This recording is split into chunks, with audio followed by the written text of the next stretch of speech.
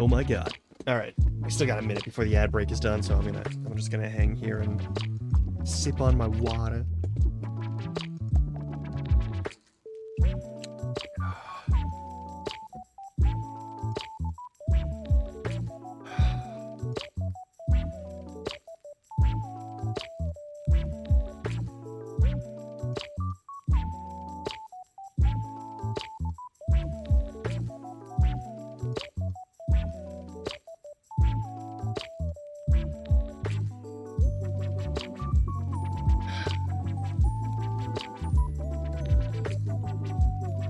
It's lovely outside.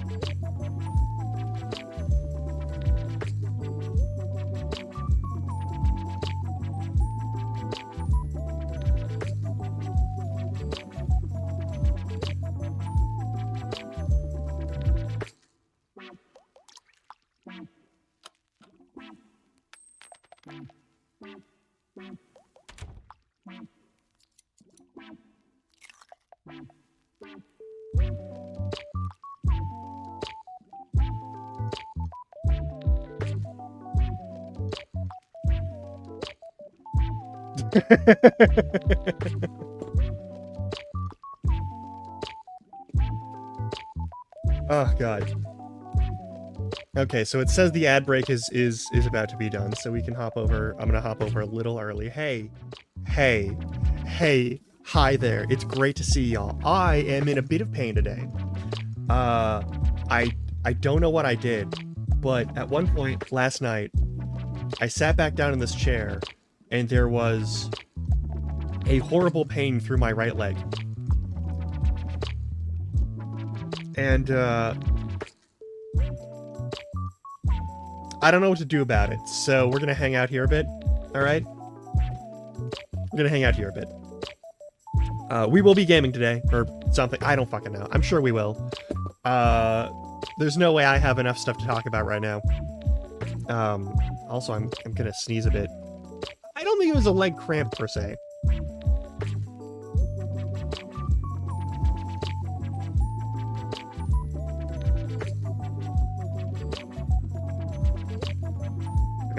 I don't think it was like cramp per se. Definitely like some tension is in there and cramping, but like it's kind of deep in the lower back, the hip, and like the butt. And it's not great. I'm gonna level with you. It doesn't feel great. It feels pretty bad still. So I'm gonna keep working on that. Part of why I'm not immediately starting with the game today is I'm gonna be working on that while we do this, while we chat. I'm just gonna like, yeah, like it's a nerve or a muscle situation almost certainly. It's like I know my hips do things that they probably shouldn't.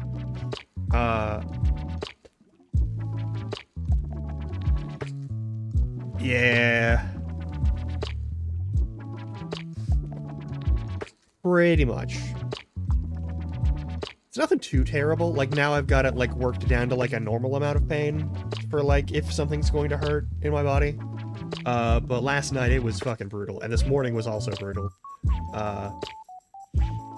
So I'm gonna be doing stretches in my chair, and I'm gonna be doing stretches on the breaks while standing up, and I'm gonna be doing stretches pretty much the entire time. So, my hands cannot necessarily be on a controller, and also manipulating this leg so that it actually, like, works again. So that's a thing. It's a shame I don't have full body tracking, because then you could see the entire nightmare situation that I'm in. But yeah.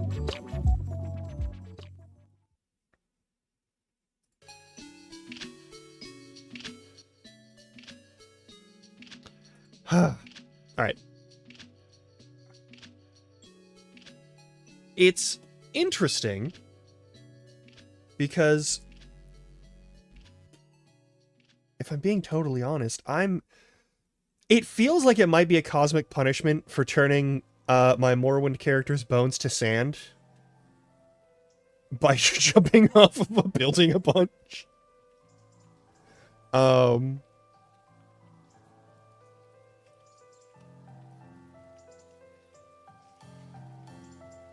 Ugh. That... Ooh, that's a nice feeling. That's a good feeling. Right there, where I'm just sort of like, my heel is basically up to my hip, and then I'm just sort of pressing down on the knee, the side of the knee, to like the fleshy part above the knee, not directly. Don't apply pressure directly to your knee if you can avoid it. I'm just gonna tell you this right now. Don't do that. Oh yeah, let's stretch that shit out.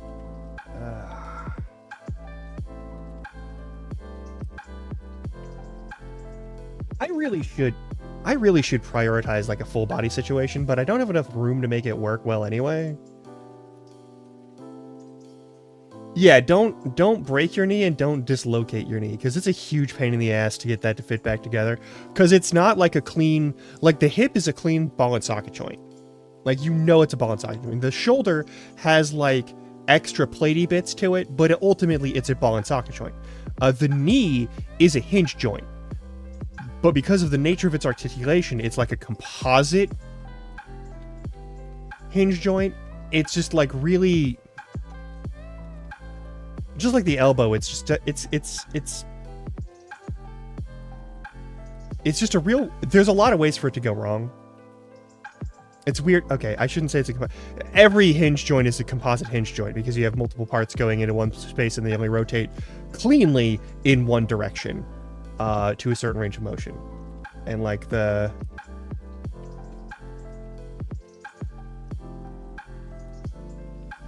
situation there is not really all that different from like the elbow. It is different from like the hinge joints in like quadrupeds. Usually those are pretty...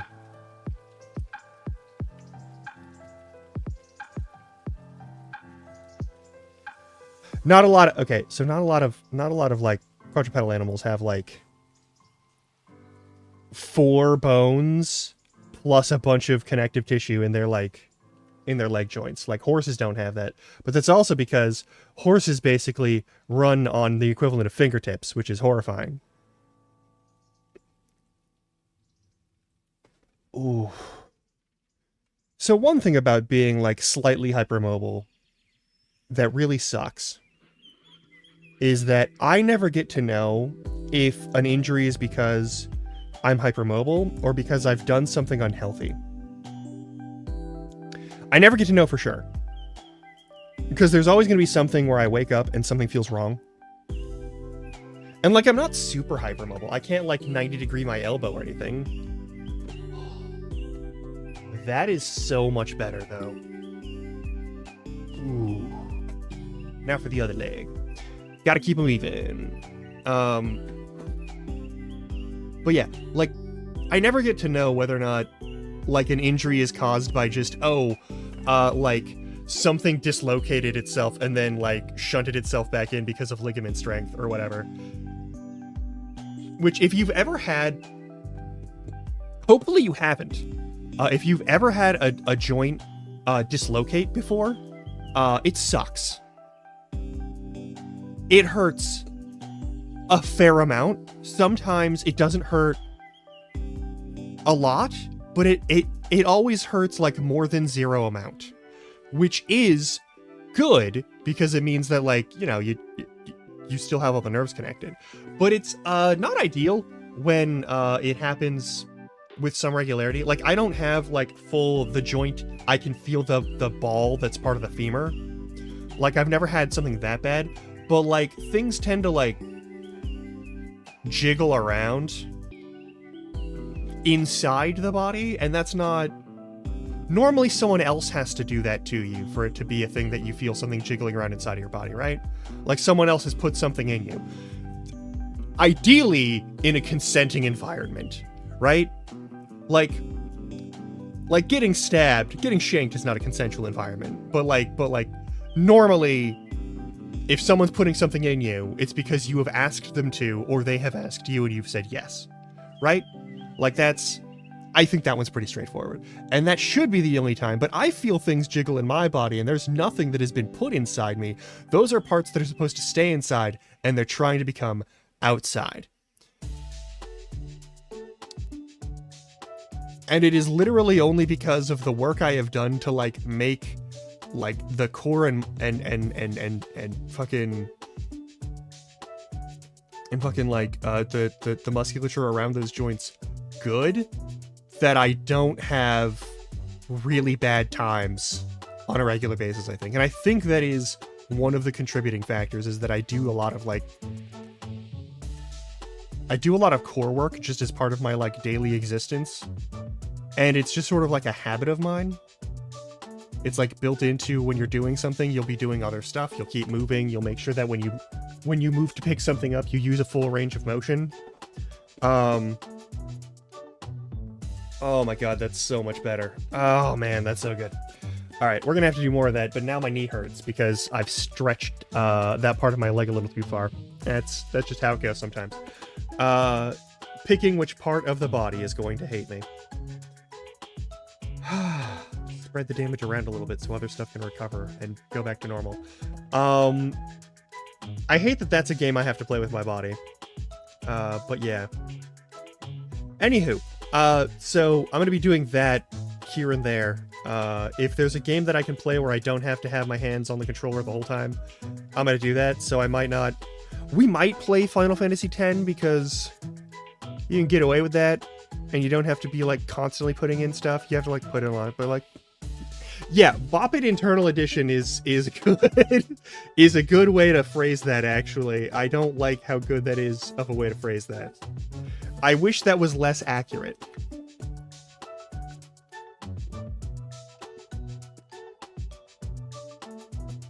Because I just had to twist it. A lot. And I don't like that. But yeah, so my right leg is angry right now. Left leg, totally fine. Completely unaffected. Like, I would think it's because I would assume it's because I'm sitting too much. Like I threw out my back or something. But my back is like pretty much fine. I've checked. The only tension is right at the waistband, like right at the top of the butt cheek. And the butt cheek itself doesn't have a lot of pain in it. So I haven't like pulled my butt. Which you can do. You can pull your butt muscles. Like you can strain those real bad.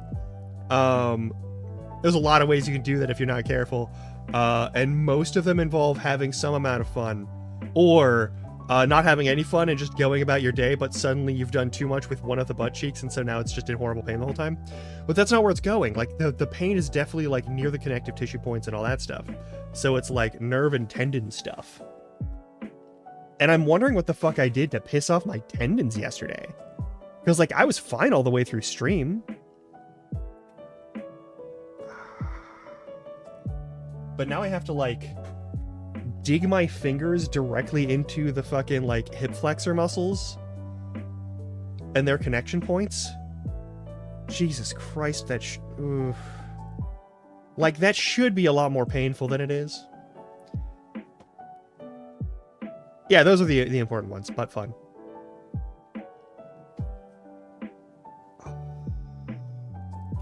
Just sort of forcing things to go into a certain direction and just, like, realign properly. But, like, if I pull in any way on my leg, I can feel it all the way through my hip and my, like, and my hamstrings and my quadriceps. Like, something is fucked up in the leg and the hip itself. And I don't get to know what it was. I don't get to know. I don't get to find out. I don't get to understand. I just get to feel pain. And then do things until something works, kind of, to make it hurt less. Which is bullshit. Oh my god, it's such bullshit. Anyway, I'm not here to whinge about, like, my body not working. I will be doing that, but, like, that's not what I'm mainly here for. Come on, where is it? Where is... Okay. Yeah, alright, so that's just really angry. Yeah, pretty much. What I really hate is people are like, yeah, well, you get old sometime, and I'm like, I've had these problems since I was a teenager. Don't hand me that. Don't hand me... I've had these issues forever.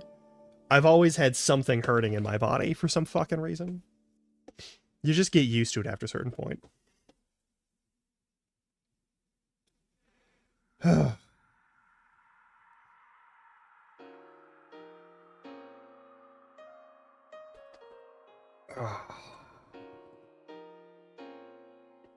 gonna shift in my seat. Yeah, like the back is totally fine. The back's totally fine. Like, you think, because I have one of these stupid fucking... It was the only chair that I could really, like, put on the throne at the time. Like, there weren't any good chairs. Yeah, like, it's the same people who are like, oh yeah, you should lose some weight to help deal with, like, X or Y, and I've been like, hey, I've had this exact same problem with the same intensity when I was 130 pounds.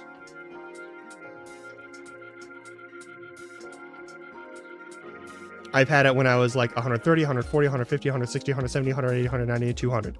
Alright, I'm at 200 pounds right now. I'm actually a little over 200 pounds, but that's not the important thing. What is important is, like, I've been in every weight class, and this has always been a problem. The issue is not the weight. You can be a shitbag about it, but it's not for that.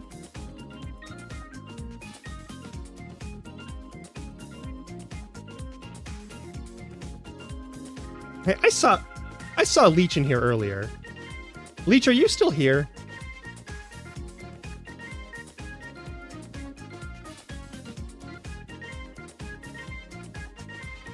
I need to ask you something.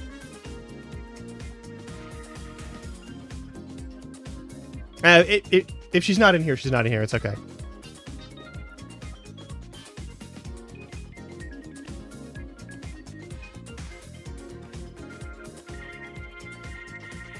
I can ask this in private. It's not a big deal.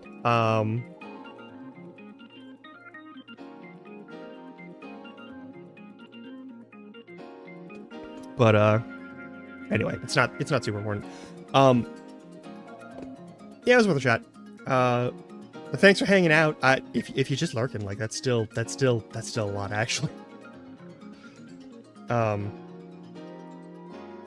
I appreciate that y'all like hanging out here. Oog. But yeah, so, we started playing Morrowind yesterday.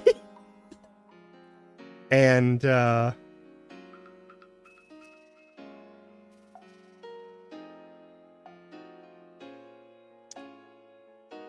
so one thing I noticed, in the Knight class in Morrowind, for some reason, one of the main weapons they give you is Axe. They give you Axe as a Knight. The Knight class has Axe as a weapon in their major skills. And I don't... You get Longblade and you get Axe. But, like, Knights ride horses.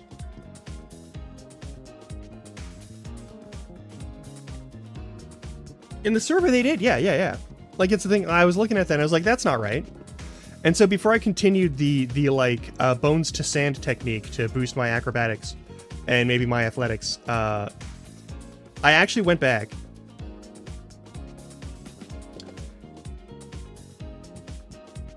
and I started the same fucking character, but I made a custom class and I just replaced Axe with Spear because Spear makes more sense for a knight to use. Like, Axe is the least knightly weapon. That's like, that's not a... Like, if you're talking about, like, the Dane Axe is like an extra long axe. That's a polearm. Like...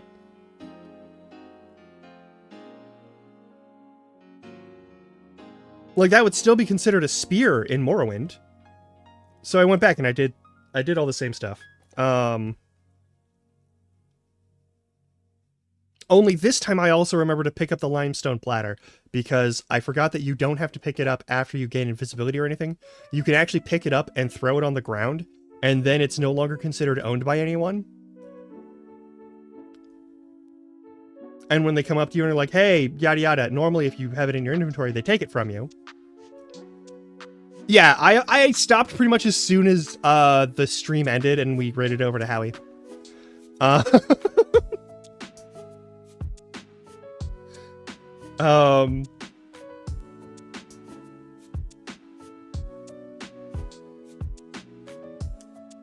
Yeah, I stopped and I was like, no, wait a second. Because I looked at, like, the skills that I could, like, level up to actually level up. And I was like, why is it, like, blunt weapons, a hammer, like, a warhammer, that's certainly a knightly weapon. In, like, later medieval periods. But, like, axe isn't.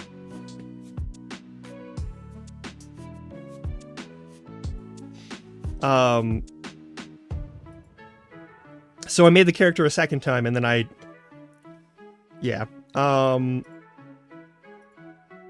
You didn't miss much. I did get a level up, and the Dark Brotherhood attacked me, because we're playing the Game of the Year edition, which has all of the DLC built into it. Which somewhere in my home or in the world, I have my copy of Morrowind, my physical copy of Morrowind, with all of the DLC.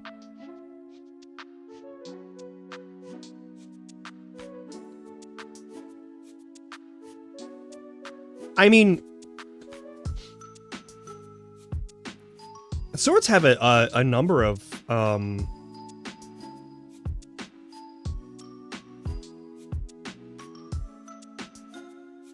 like, it really depends which sword. Like, there's classes of sword that, like, regionally they come from, like, one type of weapon that just sort of got built into a different thing. And then there's other swords that got built out of, like, just having a knife get longer.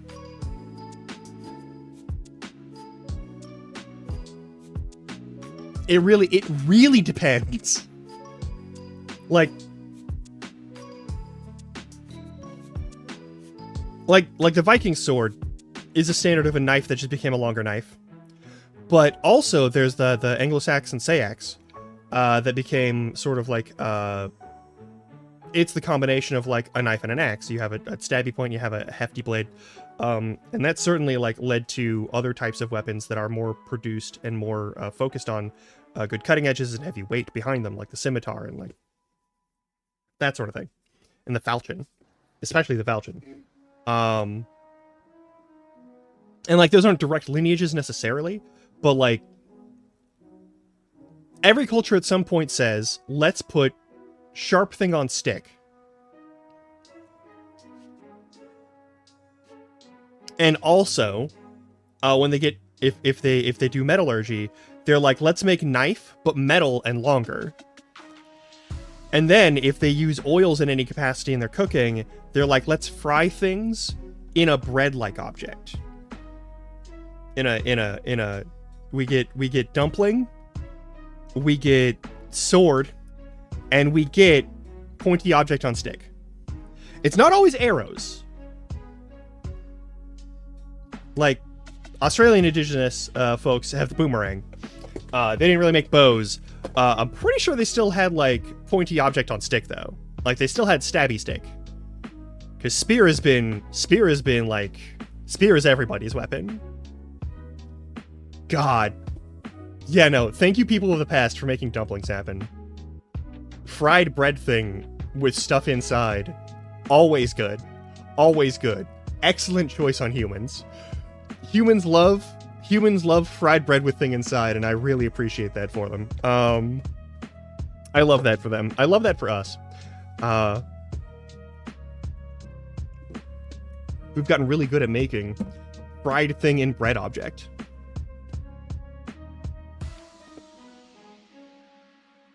But also, long pointy stick, also really good.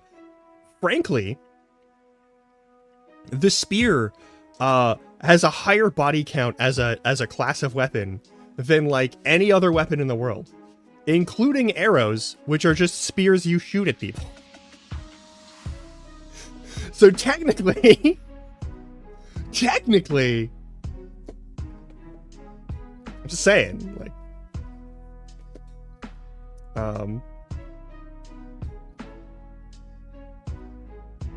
it's good stuff. Bows are great. So many cultures developed the bow. So many cultures developed bows. Bows are like bows and spears are like the oldest weapons that almost every single culture has produced in some fashion or another.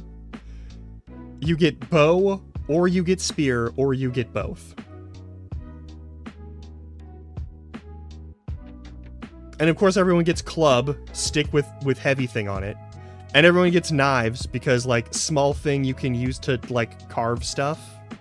Like, old school materials are just varied. Old school weapons still stay as, like, good weapons for humans pretty much throughout the world up until, like...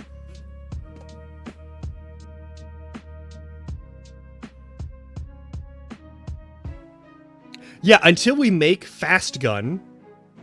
Until we make gun that shoot many bullet fast. Spear is still, like, top tier weapon. Spear is still top tier weapon. You can fight so many people with a spear. You get a spear, you can change your, like, position with it. It's a long stick, so you can get people far away. You can, like, shorten up your grip on it to get close to people. Like, there's so many good ways to use spear. It's also why it's looked down on as, like, a vulgar sort of, like, rudimentary peasant-style weapon. Because, like, anyone can pick up a spear and be good to fight someone. And you can get real good with spears and be able to fight people who have, like, much fancier weapons. But yeah. Oh my god, I can actually, like, lift my leg up and make my knee touch the bottom of the desk. And I feel the strain, but I don't feel, like, horrible pain. That's really nice. It's the one thing that bugs me about, like, the thing that really bugs me about vanilla Minecraft is that you can't make a spear. Like, the thing that fucks with me in Subnautica is you can't make a spear. You cannot fashion a spear by hand. I understand that you can't use the machines to replicate it, but you can't fashion a spear by hand. Every human knows how to make stick with pokey thing on it. It's, like, built into you. You know stick with poke. Longer range, better for you. And they don't... Like, you don't lose a lot of efficiency of a spear in the water. Because you're not doing sweeping attacks with it. But you can't have a spear in Subnautica. You can't have a spear in vanilla Minecraft. They gave us maces. They gave us bludgeons. Thanks for the stretch to hydrate. We're definitely doing that. Like, we got heavy thing on stick before we got pokey thing on longer stick. Before we got rope. Why is there no rope in vanilla Minecraft? It would make so much sense that you need to have rope. It's why every time I play Minecraft, I try to do it modded so I can have, like, the wall jump so I can, like, scramble up and, like mantle things. I add crawl because you can crawl. But I always try to find a mod that, like, gives you, like, rope. That's why I like Farmer's Delight so much. But yeah.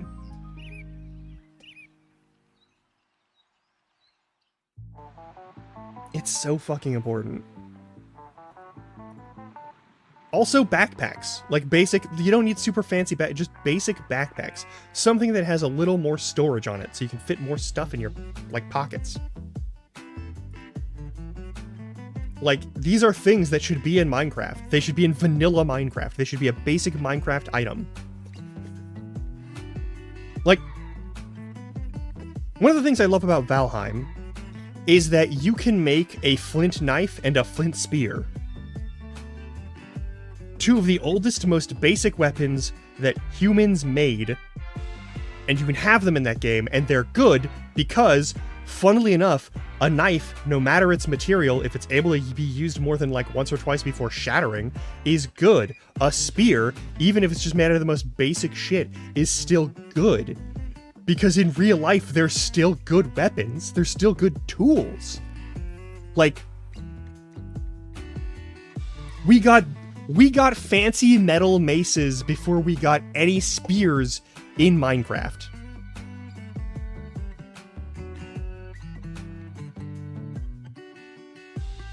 Why?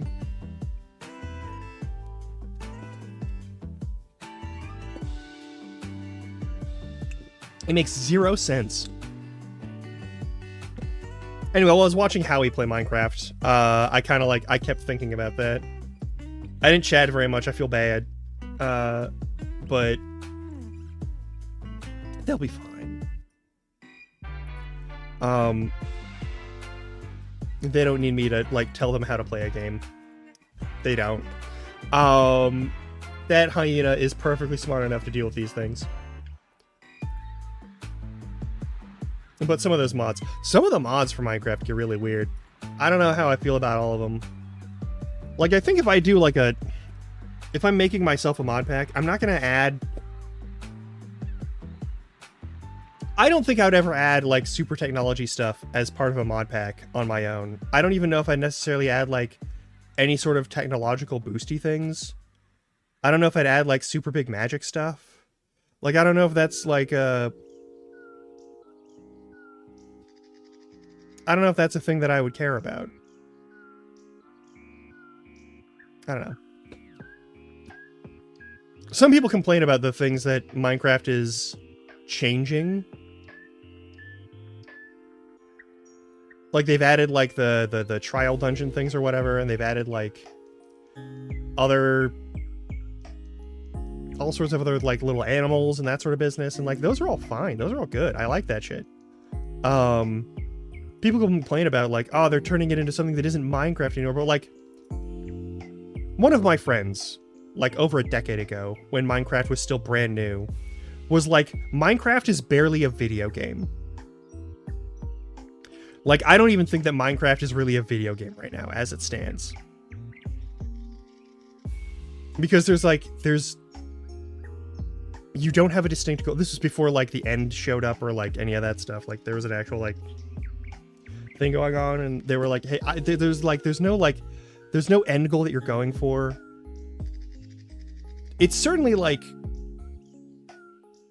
in the strictest and broadest sense, it's a video game, but, like, it's not like any kind of, like, completed thing. It's like half of a game that you can fuck around with. And at the time, I was like, yeah, that's part of the fun of it. That's part of the goofing off fun part of it. They have a bunch of mechanics and things, and they don't really have any specific goals, so it lets you, like, yeah, it's a sandbox. You get to goof off with it, and it's good stuff. And as it's progressed, I've never asked him about, like, any follow-up opinions about this fucking thing, because, like, I'm gonna be honest. 2011 and 2012 Minecraft wasn't a complete game. It wasn't. Even when the end showed up, it wasn't a complete game. There was a goal, but it wasn't like a... There was a lot that was, like, missing in terms of, like, processes, mechanics. There wasn't a lot of reason to explore beyond, like, find two things. You find a woodland mansion. You find the stronghold. You don't even need to find a village. And they've never fixed how villages get built, which is a huge pain in the ass. I hate that. I am still mad that villages can spawn in such broken, shitty ways, and there's nothing they care about doing to actually fix it. Like, make your fucking villages make sense for the land that they're built on or into. You know? Like, have separate rules where, like, X number of chunks are... Like, also that, like, villagers should be able to do stuff. We shouldn't be the only person building things. And I get that would be a lot of, like... If I'm being totally honest, one of the best things about Java being the main method through which Minecraft is experienced by most people, who are on PC, is also the thing that keeps it from doing a lot of things, because Java is not the most efficient engine to do things with, but it's very accessible. It lets people learn how to do things. It's a great training wheels programming language. And I do not say that with any sort of condescension to the notion of Java, because Java works everywhere. Java is used everywhere. Java is actually good and functional, and when you don't need to worry about, like, super high security endpoints and that sort of thing, Java is great. When you don't have to give a shit about, like, something getting networked, Java is amazing.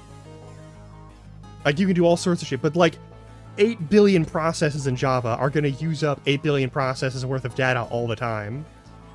And like, it's going to be a thing. And I'm not a programming expert. Most of what I'm saying is sort of stuff that I've heard actual programming experts get like parrot out at me. And now I'm saying it here. But like, from what I understand, from what I've done of like Java, which also I want to be clear. Oh God. Java is not the same as JavaScript. Those are two different things. Okay? But Java, as a thing, it's solid. I love that Minecraft has Java, and that we still have Java Edition. I know that Microsoft would love to just delete Java Edition forever, and they would burn all of the goodwill with everyone who loves Minecraft the second they do that. Because Java is actually an important edition. Like the Windows and Bedrock and all that stuff, that's good stuff, but you can't... You have to let people mod Minecraft. You have to let people fuck with it. It has been an integral part of the game since its actual full release. It's such a big part of it that you can like tool out and like change up so much stuff. And the thing is, a lot of the time when you do build that and you do optimize it properly, because the problem with Java is that like you have 8 billion processes and you have to have like at least one like kilobyte of data assessed to that thing even when it's not running so that it still has a way to point back to it when something does activate it. That's my understanding. That's true of most programming languages, but with Java, it gets like what counts as a discrete object that you need to have a pointer for. In my limited understanding of Java, I might be talking out of my ass here. I do want to be clear about that, but my limited understanding of Java is that is a thing that like it adds up a little bit faster in Java than it can in other programming languages. There is a limit there on its efficiency, which is why you have things like the Forge mod loader, which takes like a bajillion years to like load out a bunch of stuff, versus the Fabric mod loader, or like the NeoForge, or like fucking so Fabric has changed up pretty significantly from like original Fabric and current Fabric. And there's like the Quilted or whatever there's like a bunch of other versions that are like sort of off zone of Fabric, and then the people who were like playing on and dedicated to Forge saw the cool stuff the Fabric was like, well, we can't do that in Forge the same way, so we should change up Forge. And they finally did, and now we have New Forge. We have NeoForge, which is great. I'm actually very excited to see what happens with NeoForge. I would like to see that become a thing, because like Forge, my only big complaint with Forge is that it has to preload everything. It upfronts everything. So like loading in and reloading, if you have to do that for whatever error or whatever thing happens in the mod, if you have to shut down your like your instance of Minecraft, if you have to kill your Minecraft and start it up, it can be like another anywhere from 2 to 10 minutes waiting just to see if you fixed the thing, which fucking blows for fucking troubleshooting. Like, Forge is great. Once you have everything loaded up, it's all good to go, and it'll stay pretty stable the whole way through, so long as you're not fucking with the things that Forge can't reasonably fuck with. And I don't know all the things that Forge can't reasonably fuck with, but I know there's things that Forge can't reasonably fuck with without having a whole lot of problems. And the same is true of Fabric. All right, there's no perfect loading system. I'm not here to say, like, this was... That's not how it works. I prefer Fabric because it doesn't make you wait 10 minutes when troubleshooting. And if there's something that goes wrong on a server, I want someone to be able to like poke things and like take parts out and like reload things quickly. I feel like that's an important element, even if you lose some of the advantages that Forge has over Fabric. That's just my personal preference, and I don't think that there's like, I don't think there's a moral judgment to be made on people who like Forge over Fabric or Fabric over Forge. Like, yeah, that's the thing. Fabric has a bunch of stuff where you plug it in and it doesn't...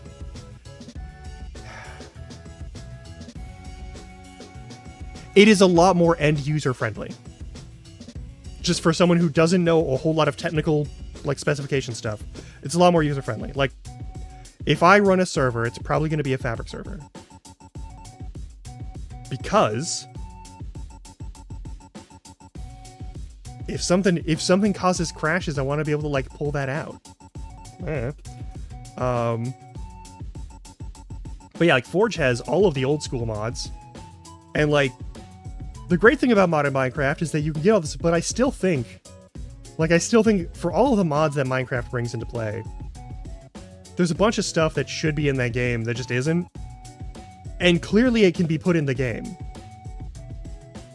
Like,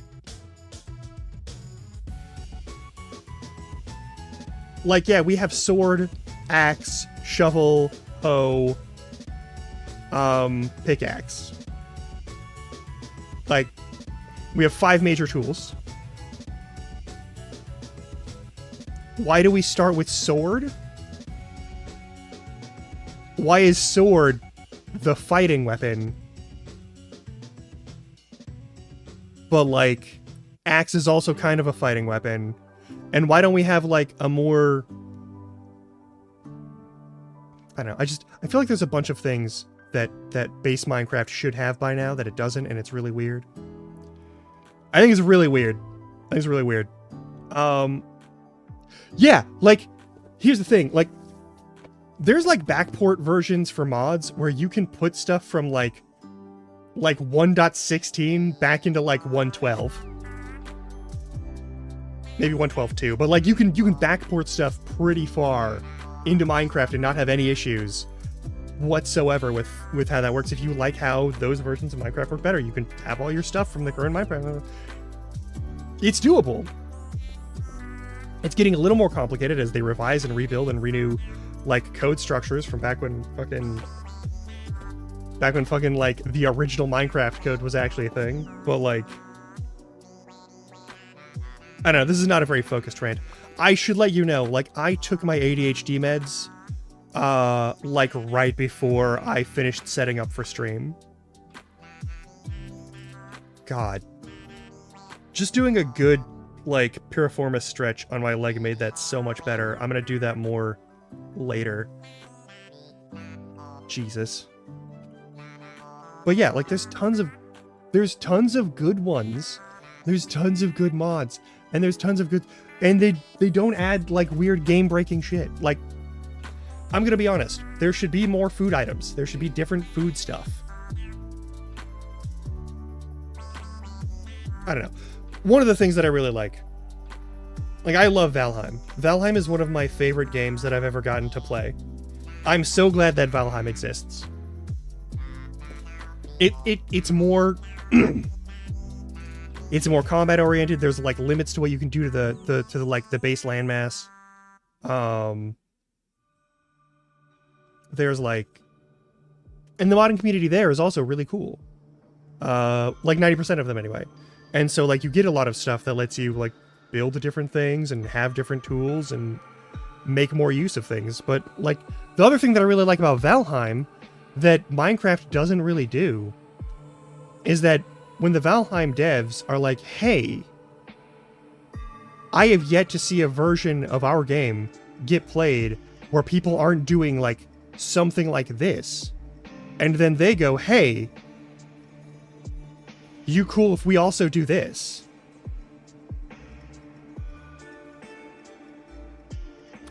Like, Slowfall was sort of like a test mechanic that they had, and then, spoilers for Valheim if you've not gotten to the Mistlands, they have magic. And part of magic, I mean, I don't think it's actually spoilers, because, like, it's in every bug patch. It's in every patch for that game. They talk about magic and how that works and how things do. But, like, there's a cape now that you can use to slow your fall speed so that you don't take fall damage, which is really fucking good. I'm looking forward to when they build more waterproofing for stuff, because that's a thing that everyone likes. Not necessarily as, like, a base mechanic where they just cut the water and, like, weather damage to things. Because I also understand why that might be a thing that someone values as, like, a realism thing. But, like, Valheim is a survival crafting thing. Does a lot of cool stuff, but they also, like, when they look at the mods and the mod makers of those games, they're like, hey, you're using stuff that was built into this game as, like, a spitball concept, and you're making it really cool.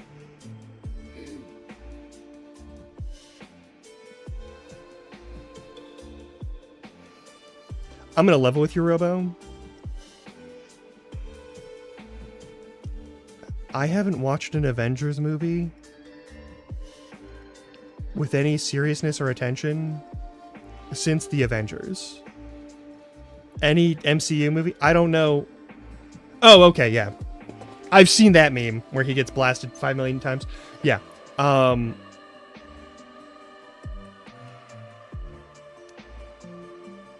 yeah. I really like that Valheim actually like they pay attention to what people are wanting from mods. And like if there's like 50 mods that do one thing, they're like, hey, is that something that we would want to actually... They actually like consider adding the thing as a base concept in some capacity, and they don't just like blatantly copy off of the fucking homework of all the people who are modding. They're like, oh, we should probably do this like our way.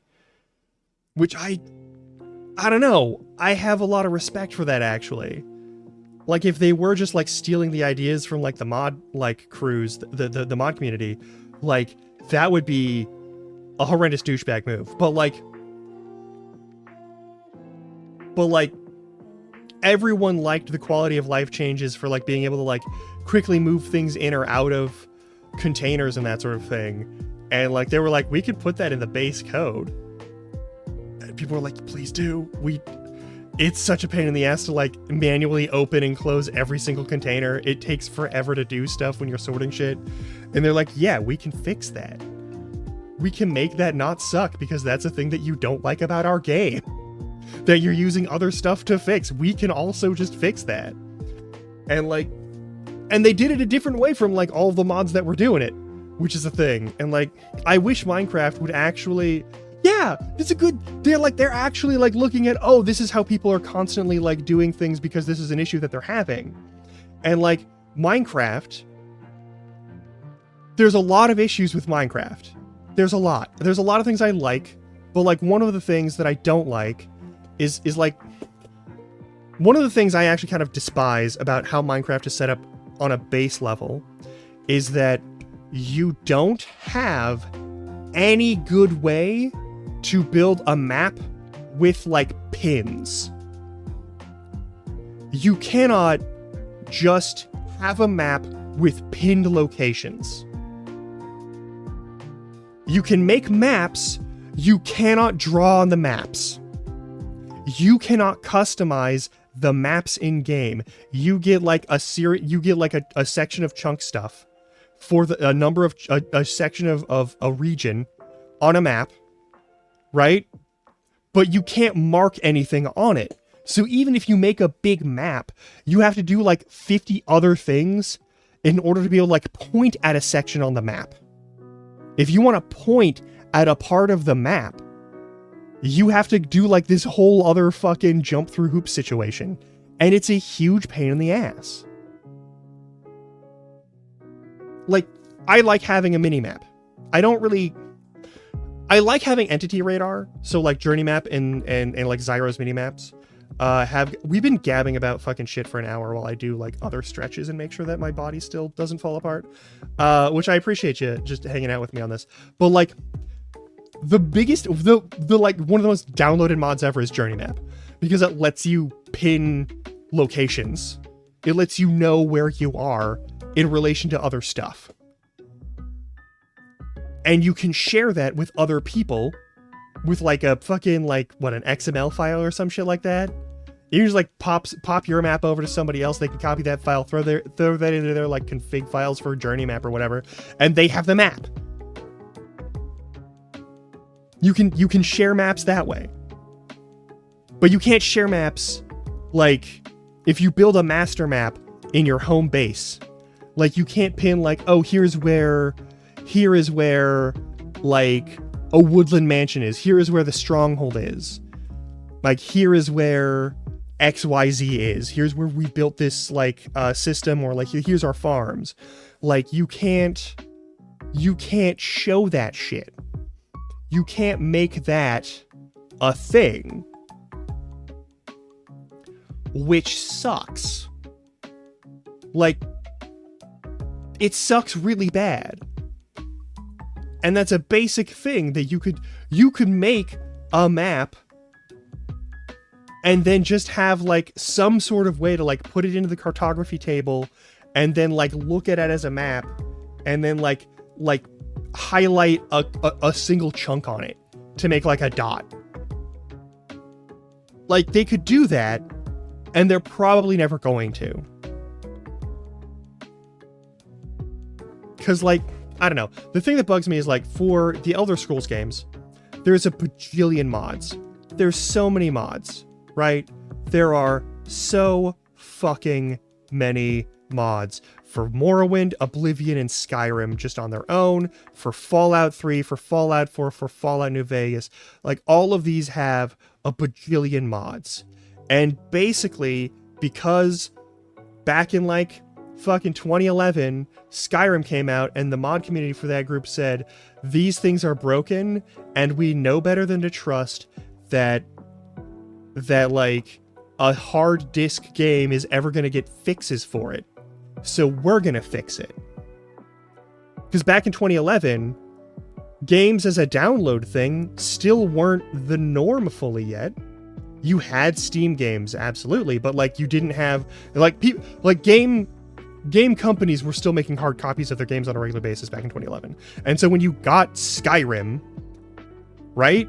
When you got Skyrim, it was as is, and when there was a bunch of bugs and shit, like they decided we're gonna make this game work. It was the same with like Morrowind and Oblivion, and so they're like, fuck it, let's do this. And so what they did is they were just like, hey, we're gonna do this. Minecraft has never been like a hard disk game. It's always been like it was like a browsery game, and then it was just like a Java standalone thing, and it's been that way forever. And so like it's always been online, and so like they've always had the opportunity to change stuff and make stuff better. And a lot of the patches do genuinely make things a lot better.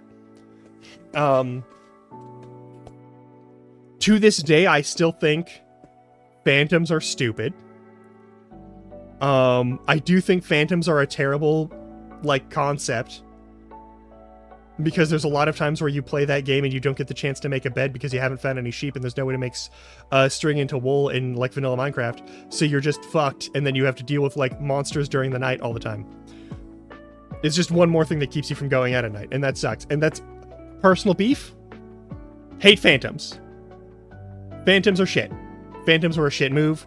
I know a bunch of people advocated for them, and I know at least half of those people are like, phantoms were a terrible idea, and I don't know why I like this idea. But like,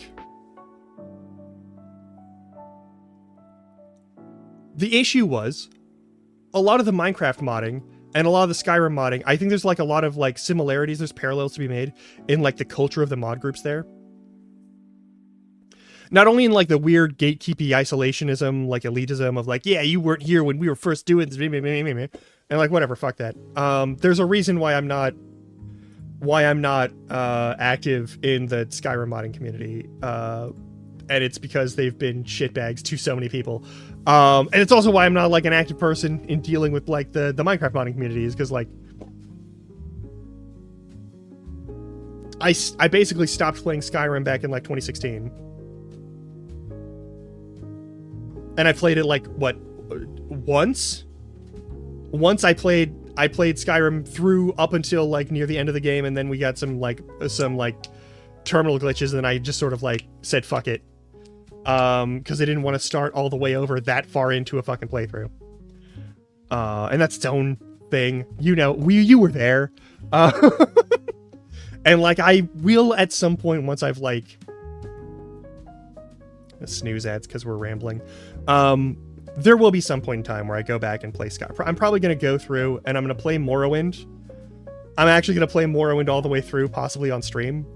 I feel like yesterday when I did that kind of on a lark, but I was like, okay. But like, yeah, like I kind of want to get... The thing for me is, like, I played original Skyrim at 100% of Skyrim, right? And I did that of my own accord because I was like, I have over 1,000 hours in this game. Legitimately just for like, not just for like mod testing reasons, I have at least like 500 hours in Skyrim. And then I have another like 500 hours in Skyrim where I was specifically testing mods and like doing Q&A and QA shit. And like going and hunting down bugs and like helping people repo shit and like that sort of thing. Repro, not repo. Though Ms. Barini got me a repo, and I need to play repo with her. That's important. We should do that sometime. I keep meaning to do that, but yesterday I was like, my legs are very grumpy. My legs are very grumpy. I do not know why my leg is very grumpy. I need to fix that.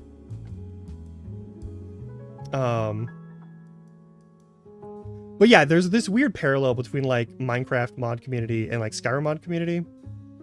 Because like Skyrim mod community started because there wasn't an online system through which you could get easy access to the game and fix all the stuff and patch it. Like Skyrim released a major patch, like released major patches for things. Only after like online versions of the game became like really commonplace, like on Steam. And like were like a major sale point. And there was an easy method through which they could like introduce that. And even then they were like really sluggish with it, and they still haven't fixed a bunch of shit that's wrong with Skyrim, even though they released it like how many times has Skyrim been re-released? And there's still like how many times has it been re-released versus how many actual like soft lock and game breaking bugs are still in the current versions and re-releases of Skyrim? Because they haven't fixed a single point of that game past like when they put out the Dragonborn DLC. Like, how many? How much money do they specifically owe Arthmore and everyone who helped Arthmore make the fucking unofficial Skyrim patch? How much money do they owe me and all of the fucking, like, jackasses on the ground who are actually, like, doing shit with Arthmore and co. to make the unofficial Skyrim patch? Like, how many people, how many pages of fucking Nexus mods, back when that was the thing, like, how many pages of the fucking Skyrim Nexus? How much money do they owe the people in there for unpaid labor for making their game actually functional past a certain level?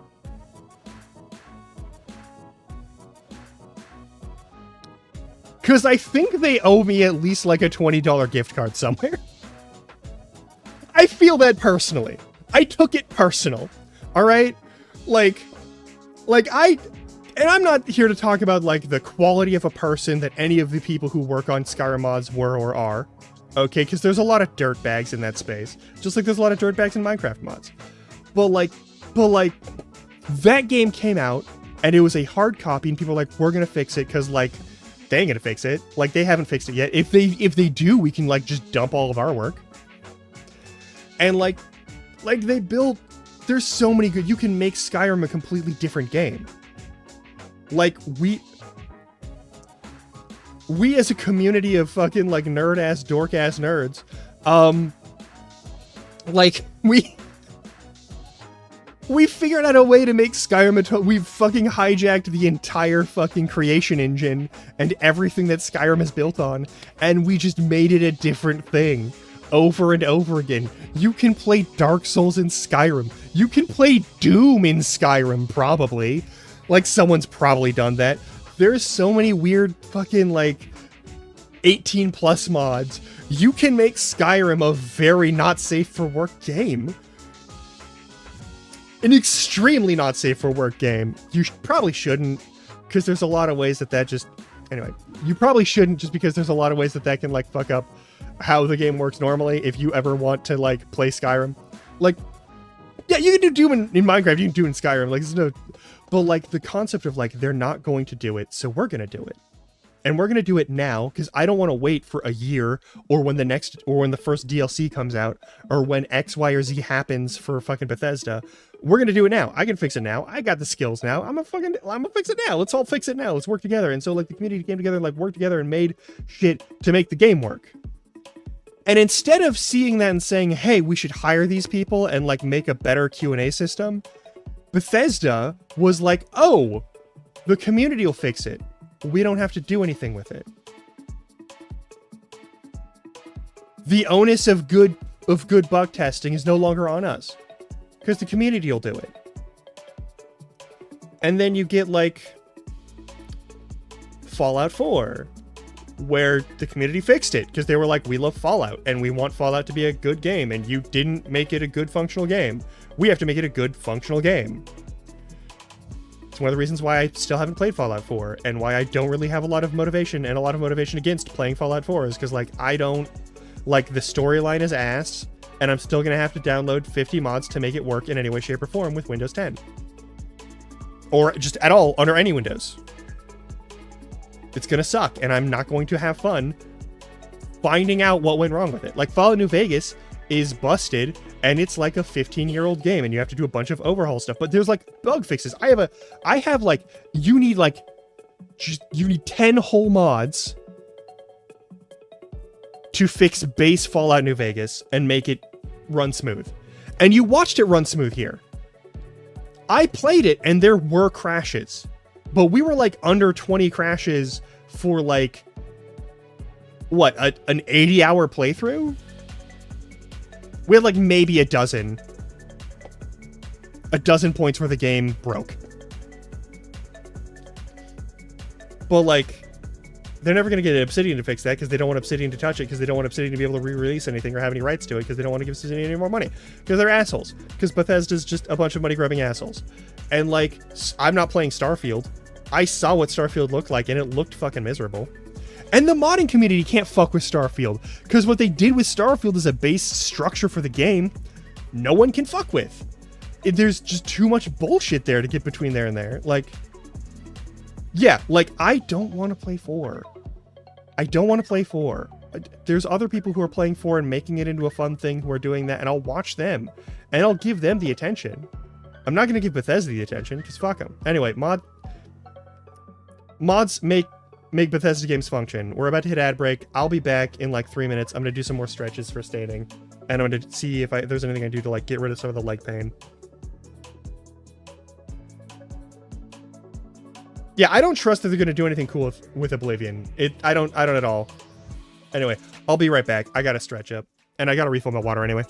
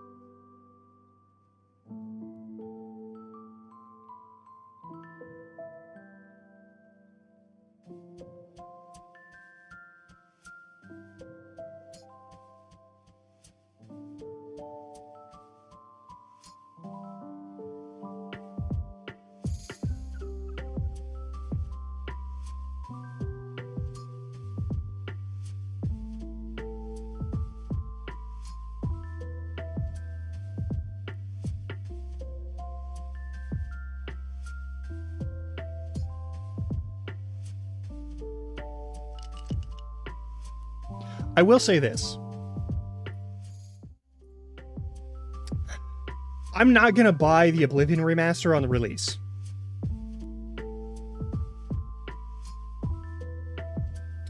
If, against all odds, they actually make a good remaster of Oblivion and give it a better like engine structure for the game, I will consider then, after seeing what people do and how people who actually like know Bethesda games, how they review it, I will consider maybe buying it at some point. The odds of this are effectively 0, but in that scenario, I will consider buying it.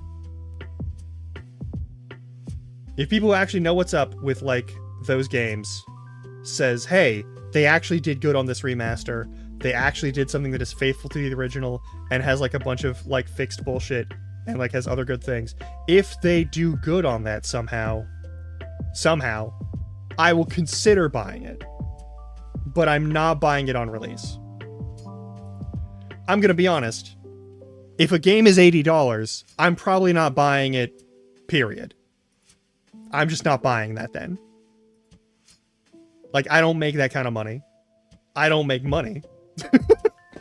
Like, I'd love to make money, but I don't make money. So like,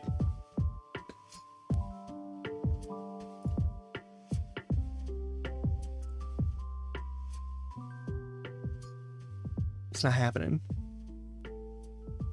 Like, Nintendo wants to release shit for $80 US. And it's I'm not buying it. Like, I don't have any interest in getting a Switch 2. I don't have any interest in $80 first party titles. I don't have any interest in any of that shit. Like, if you're parceling out, it's bad enough that people like that game studios are like parceling out base game functions as DLC and then selling it. Like, that sort of rent-seeking sort of nonsense is garbage. You deserve nothing but disdain for that. One of my biggest complaints with fucking Infinite Wealth. Never mind the fact that on the current patch of Infinite Wealth, I literally can't open the game because something has gone wrong with something in the game. Like, literally, the Steam copy of Infinite Wealth does not run on this machine, even though it used to. With no change to anything that I've done, something in the patches for Infinite Wealth, and probably also, like, NVIDIA graphics cards, make it so that that game won't open. Yeah! Remember, I finished Lost Judgment, and we were gonna move right to Infinite Wealth, and I went to click the button to play Infinite Wealth, and it looked like it was starting, and then it never started.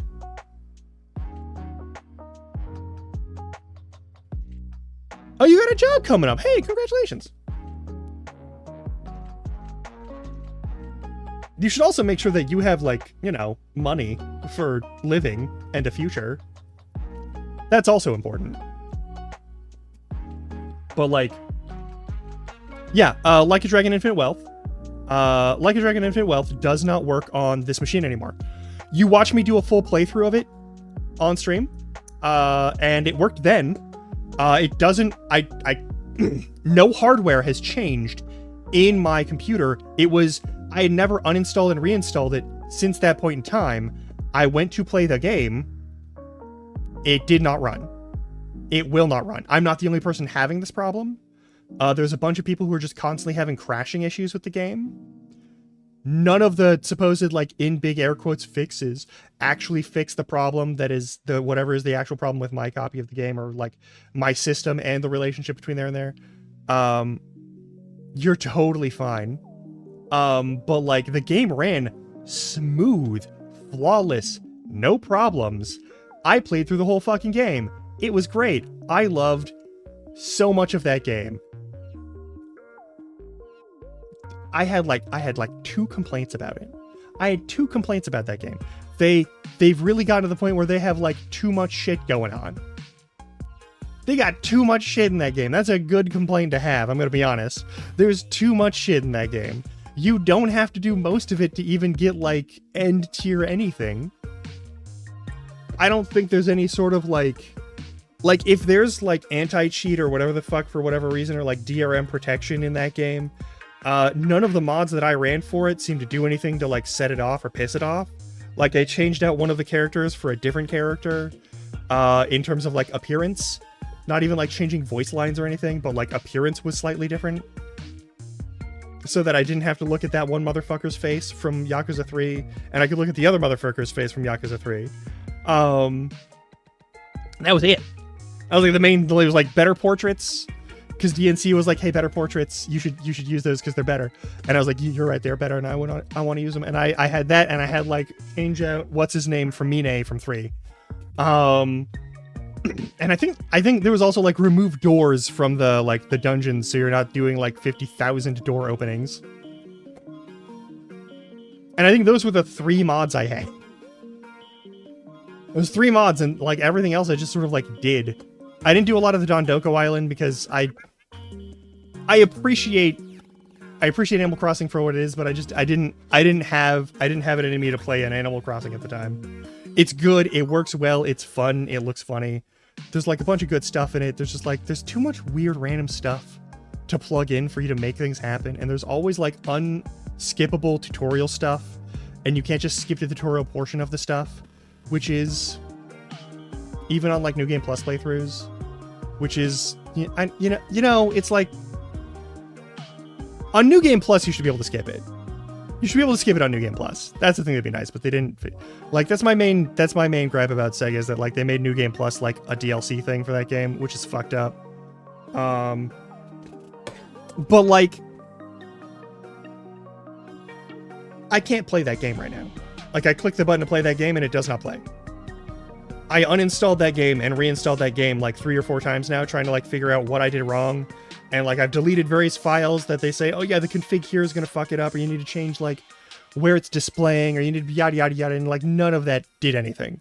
None of that changed anything for how the game worked. I was completely unable to get that game to function at all. It just didn't happen. And so I can't continue my legendary playthrough of all the Yakuza mainline games because number 8 doesn't run on PC. And I'm salty about that because I was really looking forward to it. I was genuinely excited to play that game again. And now I can't play it until they do something to fix it, or someone does something to fix it. And I've been keeping an eye on like Nexus mods. I've been keeping an eye on Steam discussion boards. Like I'm looking around to see when someone figures out how to fix this problem. I haven't found one, which sucks. But yeah, like I have no faith in Bethesda to do the right thing, or to oh, I didn't grab my water. One sec. I'm gonna grab my water real quick.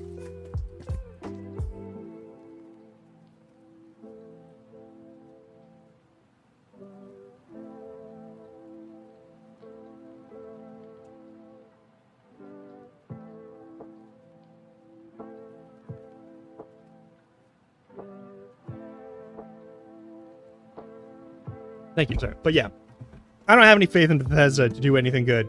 I've kind of lost faith in like game companies as of late. I don't know if that bitterness has sort of like shown up on stream very much. It's definitely shown up once or twice, but like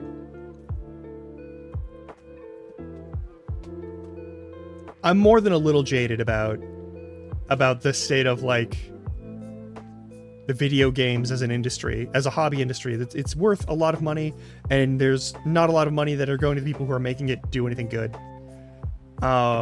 Which sucks. You're getting people like the people who made Repo. Person or people who made Repo. And like that's great. That person has so much money right now, and I'm very pleased about that. And you've got good games made by shitty people. That's always going to be a thing. Like, there's a number of games that I'm never going to play on here. Just because I don't want to give them any sort of free advertising. Yeah, that's the thing. Like, but the problem is...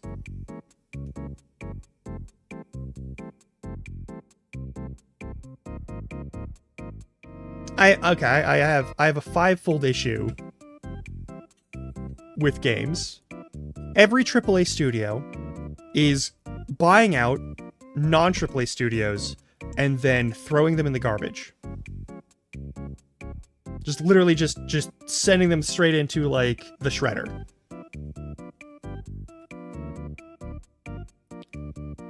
You've got, I love that Girlfriend of Ipanema is playing while I say this, but, like, you have AAA studios buying out non-AAA studios and throwing them in the shredder. You have those same AAA studios adding more and more hostile shit to their games, more microtransactions, more systems that don't work, and when people rail against them, instead of saying, hey, we fucked up, they just throw the whole game in the trash and write it off.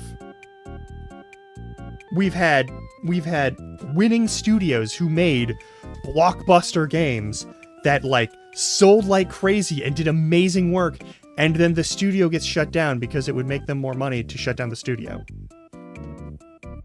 Like the fucking Hi-Fi Rush is a great example of that. That was a studio that did great work. That is a great game. I can't buy that game because that game will give money to someone who never even did anything for it other than fired everyone who ever made it. Yeah, like Zaum Studios, which fell apart because, like, corporate bullshit and, like, the corporate trust system that was there. And also just because, like, all the people who made Disco Elysium were fucking like weird high ego motherfucking like hipster artists, which you have to have someone who's, like, mildly insane and has a bit too much ego to make a game that up its own ass, but also to make that game good. Like, I'm not here to pretend that anyone from Zaum was, like, cool people on the day-to-day. Yeah, we could have played as the biggest asshole in that game, and I would have loved that. That would have been perfect.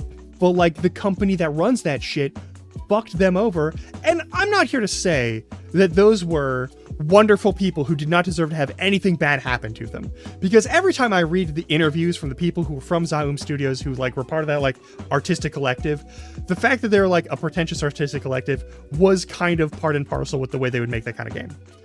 They were gonna be douchebags. They did not deserve to get the rug pulled out from under them like that. I'm not here to say that. They didn't. But, like, they weren't amazing. They weren't amazing people. They were kind of dicks to each other. They didn't really like each other.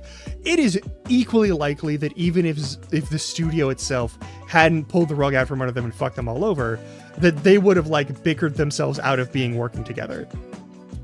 Abso-fucking-lutely. 100,000%. That is very much a possibility. That could have happened even if there wasn't corporate shittery, like, at play there. But the corporate shittery happened. And now we have no way of knowing if there would have been anything, if there would be a cool follow-up to that. The world building was amazing. The art style was fantastic. So much cool shit was in that game.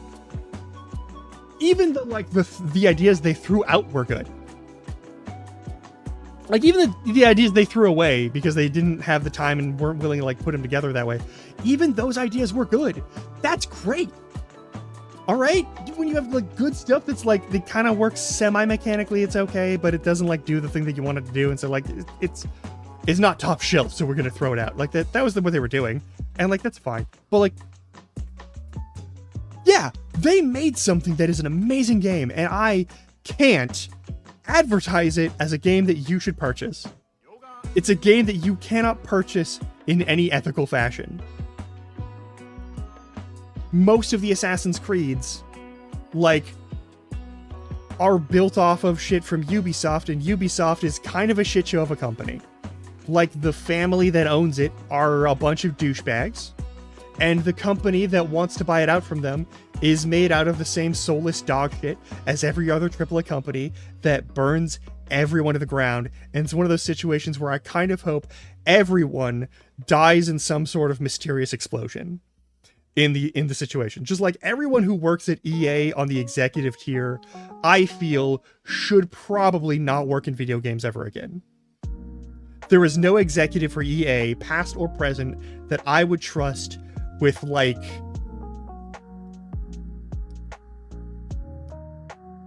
a coin-operated right outside of a supermarket, or like a claw machine game company. I would not trust them to make a horse that goes round and round. without doing some fuck shit to it, right? Like, some dog shit would occur because they are a part of the system and they demand that it goes that way. Like, that's not how it should go. And that's like every AAA company is doing that. Nintendo is now doing that. Nintendo has always been the poster boy for like, let's treat every community that likes our games like dog shit. Let's shit on every single project, every single fan system, every single community that forms around our games, because God forbid anyone own any element of what makes Nintendo games good that isn't us. And we would rather burn it to the ground every time than ever let anyone do anything creative with our work. This is why Palworld was such a fucking contentious thing. Like, people thought that Palworld was using AI to generate all their shit, and it didn't. Like, here's the thing. Palworld did not use AI-generated anything in their work.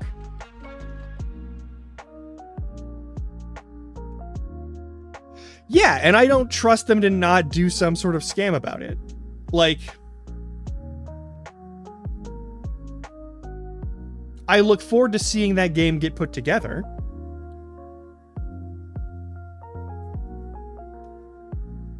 I look forward to seeing what they make, but I also look forward to seeing what crimes they might commit for funsies. And I have to make peace with that before I put any money to any project that they make. Like one thing, like, everyone wants to talk about Silksong. Everyone wants to believe that the next big whatever announcement for any video games there's gonna be a Silksong update, surely.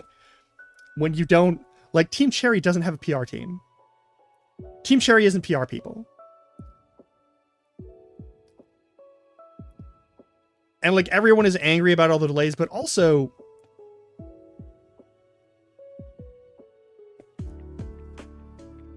if I recall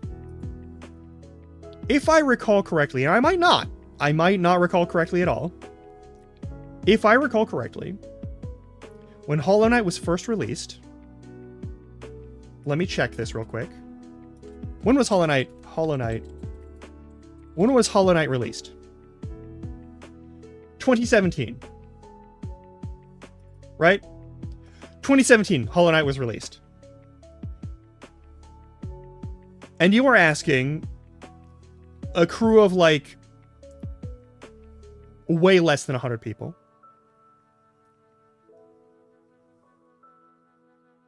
go from making a DLC with Silksong where you played as Hornet to making a full game where you play as Hornet. Right? And the minimum on that I would expect to see anything would be 5 years. Minimum. I didn't expect to see a single fucking thing about any updates or any like follow-up properties or any concepts or games or anything come out from Hollow until minimum 2022. All right? Back in like 2018, my expectation was we might see something in 2022. We might see something in 2022. And then in 2020, some shit happened. And kept happening. And kept getting worse. And kept getting weirder and worse and weirder and worse. And then wasn't ever actually resolved. And it was a turning point in the way that all things of that entire category of thing would be handled by public health and like general community and like general like international community, like health awareness and giving a shit about like keeping people alive. And it has not stopped happening. It literally has not stopped happening. COVID is still around. The fact that COVID is still around at all is very bad. But I don't care how you do your work. I don't care if everyone is like off in their own little homes, doing their work at their own home offices, which I don't think was the case necessarily for Team Cherry. But like everyone had all their shit get turned upside down when COVID hit. And my expectation for 2022 did move to like 2025, 2026. If they got really on top of it, nothing weird or bad or strange happened to games as a medium, to the systems that are used on games, to like everything that happens with gaming as a whole, if nothing else big and crazy happened, you could maybe still expect it in 2024. But like, they were making a whole new game starting in like 2017 to 2018. You were gonna see it in 2022 or 2023. Mostly 2022, probably 2022. In 2023, things went like really weird at some point. That's what I expected.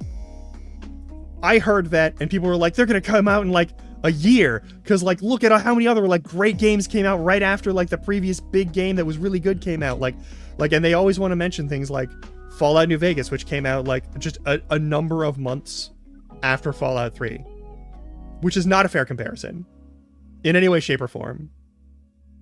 It is not even remotely a fair comparison.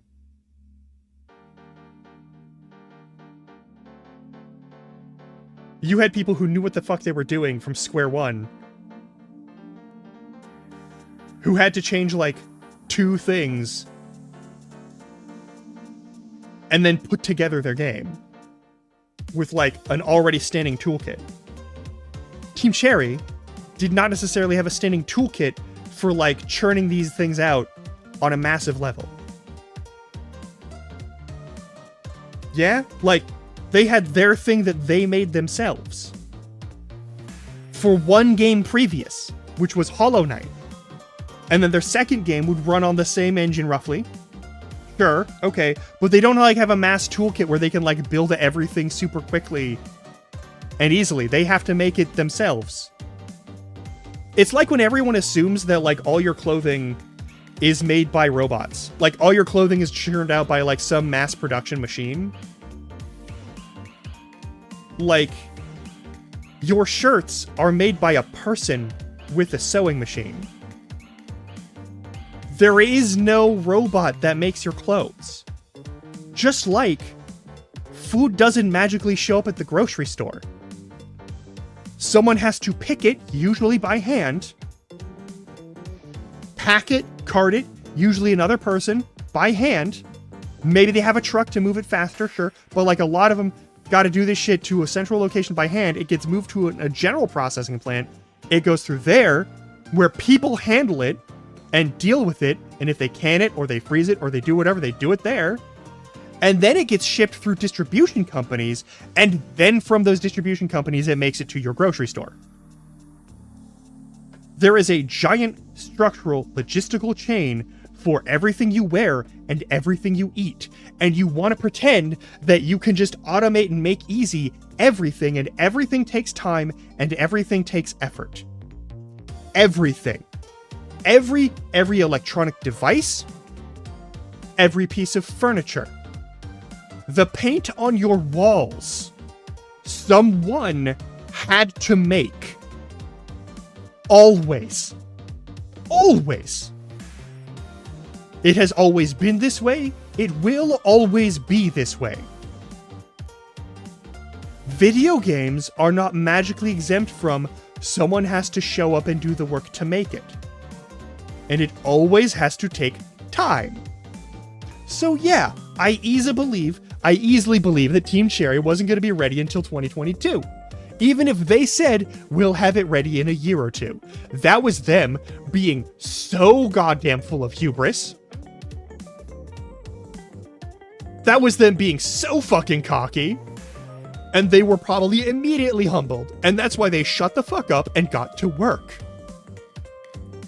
And now in a fucking Nintendo Direct, we've gotten signs that Silksong is actually releasing. Before Team Cherry said a fucking word about it, Nintendo was like, we have that game.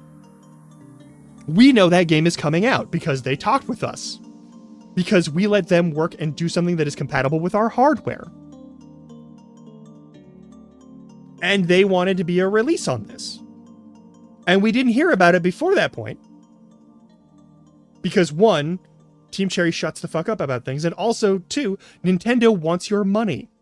More than they want to make good games. And more than they want to do anything that makes anything less than hell for their endpoint consumer. They want you to own nothing and thank them for it. And suck their dick for it. And I'm not here for that. So personally, I have no interest in buying a Switch 2 when it comes out. In like, what, a month and a half, 2 months? I have no interest in paying $80 for first-party games that are not advancements or improvements on the engines that those games are made off of, like Mario Kart and Mario Party, which are, you know, first-party games. That's a thing. And they're going to be $80 or $90. And that's not acceptable to me. They're going to sell, what? The fucking Breath of the Wild and Tears of the Kingdom for $80 too, probably? I don't trust that. I don't respect it. They're not going to do anything cool about it. The only thing they didn't do anything to optimize or improve the games in any way, shape, or form. They just put them on slightly better hardware. I'm not paying $20 extra for the privilege of pretending to own a game. I'm not doing that. And when companies start putting things on Steam for $80 base with no extra DLC, and then it's $100 to $120 with the DLC, I'm not buying those games. I'm not. Not because I don't want to, not because I want to make a political statement about it, because, like, I literally can't afford that. I'm not doing that. And a lot of other people are not going to do that. Not because they don't want to, or because they want to prove a point, but because, like, I can't do it. Yeah, like the Duskblood game. If the Duskblood game is $80, I'm not playing it. If the Duskblood game is only on Nintendo Switch, I'm not playing it. I'm sorry. Not because I don't want to, but because I can't afford a Switch 2 and $80 per game. I can't afford that. And a lot of people can't afford that. And it's just going to price a whole bunch of people out of the entire genre of Nintendo game. And, like, the last time I saw any sort of graphical or conceptual update to any engine of any game that Nintendo ran off of was the Wii? Like, since the Wii, Mario Kart hasn't looked really any different or better.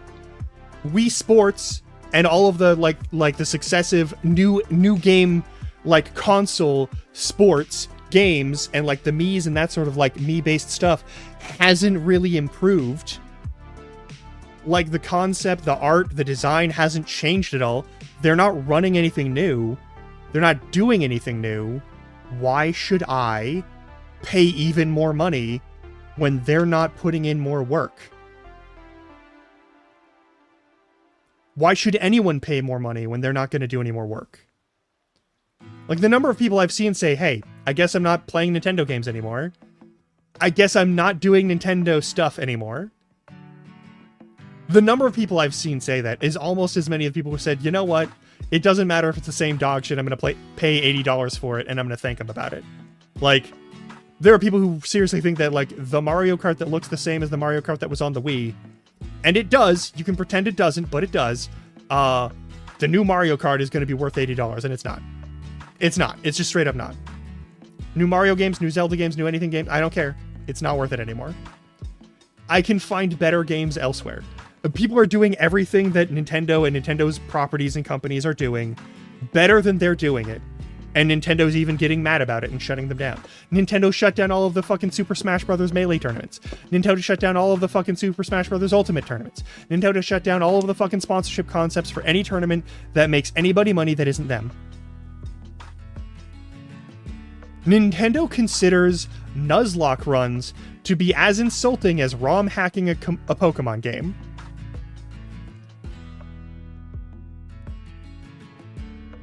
Literally looking on with horror and disgust at the idea that someone would play a game not in the way that they built it. As the same as someone who is pirating the game or hacking and cheating in the game. You cannot have that kind of, like, culture or concept of your stuff and make good games anymore. I don't trust it anymore. Like, I stopped at Tears of the Kingdom. I have wanted to like Tears of the Kingdom the whole time I played it. But I'm gonna be honest, I can't really have fun playing Tears of the Kingdom. I just can't. It just doesn't feel good. There are games that feel better to play. This isn't even like the Depression talking where nothing feels as good. Like, I enjoy other games and playing those other games. And those games are, strictly speaking, better. Breath of the Wild was cool and did do new things for the Zelda genre. It didn't do new things for games in full, but it did do new things for the Zelda genre. And I think that's actually pretty neat. And that was worth playing and worth enjoying. And I played through Breath of the Wild a few times. I had a great time with it. I had an okay time with Tears of the Kingdom, but I don't ever feel the need to play Tears of the Kingdom again because I already beat it. And like some of the new Pokemon games have interesting stuff, like Legends Arceus, however you want to say it. Like that game has cool stuff that happens in it, and I would be willing to play that game on here. Despite the fact that I'm probably not going to play many more Nintendo games on here ever again. Just because, like, I don't have the money for $80 per a game that might go tits up as soon as the Switch 2 goes tits up. Like, I don't have that kind of money. Just burn and, like, be like, it's fine if I never touch that again. Like, that's a thing. Like, I'm sorry, but, like, that's just, I can't do that. I would love to be someone who had so much money I could just throw it in the garbage like that, but I can't. I got bills to pay. I got shit to do. I have student debt to pay off. I have shit that I gotta take care of, you know? Anyway. And like to lead this back to our previous main topic, because I just went off on a Nintendo hate rant. But like every studio in gaming is becoming worse and worse, and I feel like it really started in earnest back at Skyrim, where Bethesda, a game company, said we don't have to do QA testing anymore because the players will do it for us. And they'll fix it, and they'll put out the patches, and we'll just let them do that, and we don't have to care. We can just do whatever the fuck we want, and they will pay us millions of dollars, and we don't have to put any effort into it, and we don't have to care. And then we can shuffle systems, and we can sell off assets, and we can fire people to save money and boost our stock price forever and ever, because that's the only thing that matters to us. And every company, some companies had already been doing that, and they were like, you know what, you're right. We don't need to care about whether or not we put out functional anything in our games. We can just put out dog shit that doesn't work. And if they don't like it, they don't have to buy it. And they'll buy it on the quality of the brand. And that's why Call of Duty has like 30 games in the series. And that's why Starfield is the way it is. And that's why fucking the current Assassin's Creed games are the way they are. And like, the newest Assassin's Creed game, I think, is good. I've seen people play it. I think it is genuinely a good game. I'm actually proud of what they did. I'm proud to see them actually doing something good with their game. People are gonna whine about the fact that they had like a historical character in that game.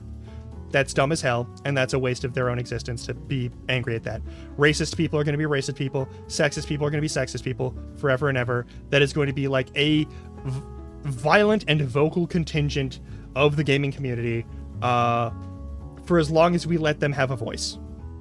And there's a lot of people who have a lot of interest in letting them have a voice. So that's a thing. But like, I want Minecraft. I want the people who are making Minecraft right now to actually put work into making Minecraft good. On Java, on Bedrock, everywhere. I think they should retain those things. They should not get rid of Java Edition. There's always the discussion that they're like 2 steps away from getting rid of it. And I think that would be the worst mistake in their lives. They would be missing out on so much shit, and they would burn a bridge with everyone who is in the has ever played modded Minecraft community. Like, you shut that down, none of them are buying whatever product you sell next. I don't think they will ever go to regular Minecraft. I think they will stop giving you any attention, any money, any fucking advertisement on YouTube. Half of Minecraft's fucking like income easily comes from the fact that there are so many people who are making content about Minecraft on YouTube specifically, and like you shut those people out and they're not going to play nice with you. And I think the people at Minecraft know that. I think that's why Java Edition still exists at all, and I think it's why they still have that stuff. But it's like, it's always 2 steps away from that ending, and then them just like losing Minecraft as a thing, which sucks because Minecraft is like conceptually like a wonderful game that can always be made different and better and new. And burning the spirit of that will burn it itself. I will still play some Bethesda games. I'm probably not going to play any new Bethesda games. I have very little interest in playing new Bethesda games. There are some AAA games that I am pleased with, that I have enjoyed, that I'm gonna just... Exactly, and like it has to. Like that's the kind of the spirit of the game itself in mechanics, and it's also the spirit of like the company that owns it right now in terms of like the devs that are on it. I don't think Microsoft is a company that continues to adapt. I think Microsoft is a company that really wants you to believe that, though. That's my own thing, though. But like a lot of AAA studios are just doing what Bethesda did to Skyrim forever, and they're thinking that's a good business practice in any way, shape, or form, and it's not. And things are going to get a lot worse in this space before it gets better. It's going to get so much worse.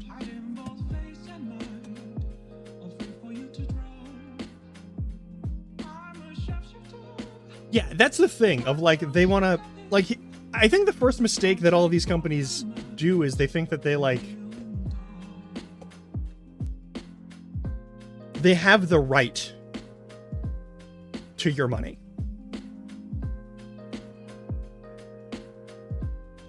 They act like they have the right to your money, and you do not have the right to demand goods and services equal to the value of that money. And they think that the people who work for them do not have the right to be paid the wages that they have absolutely earned by making the things that they have made for those companies. And a lot of things need to change really fast if that's going to change at all.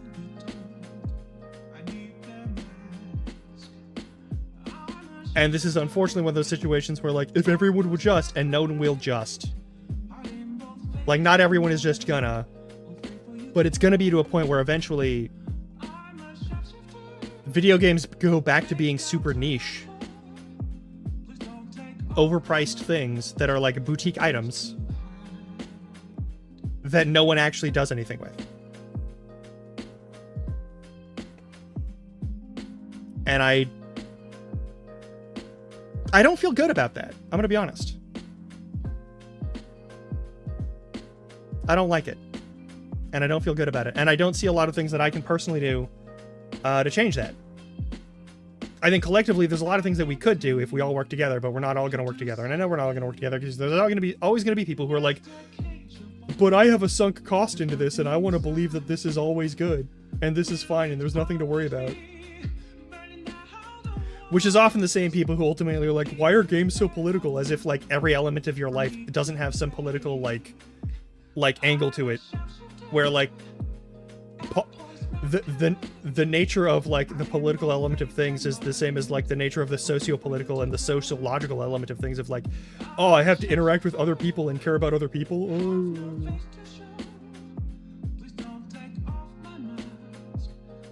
And then we could go into a huge rant about like the horrifying elements of like American cultural hegemony in societies across the globe and how like the weird hyper-individualism and like me first and me only elements of a lot of parts of like Americanism just sort of like destroy people's ability to work together at all.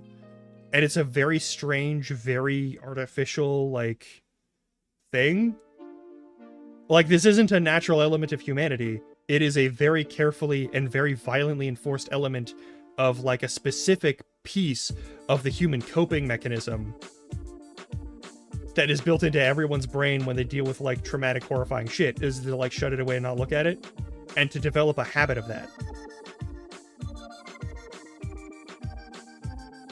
And thankfully, that is not a majority of people being forced into that. We're not trapped in that system, but like, there's always going to be someone who's trapped in that system for as long as we allow it to be maintained in any capacity, and we're not destroying it actively. And we have to destroy it actively. And unfortunately, all of these things are connected by the fact that, like, humans are doing stuff. And if your version of politics is like, humans are doing stuff, then obviously it's not gonna work. When you think that, oh no, there's politics in my games because there's a historical black guy in Japan who was a samurai and they depicted him, that's just being racist. That's just being a piece of dog shit, actually, as a human being. No! It's not historically idiotic to say this is a Brit. Remember, the people who founded America were, by a significant majority, people who literally got kicked out of Britain for being too racist and too religiously extremist.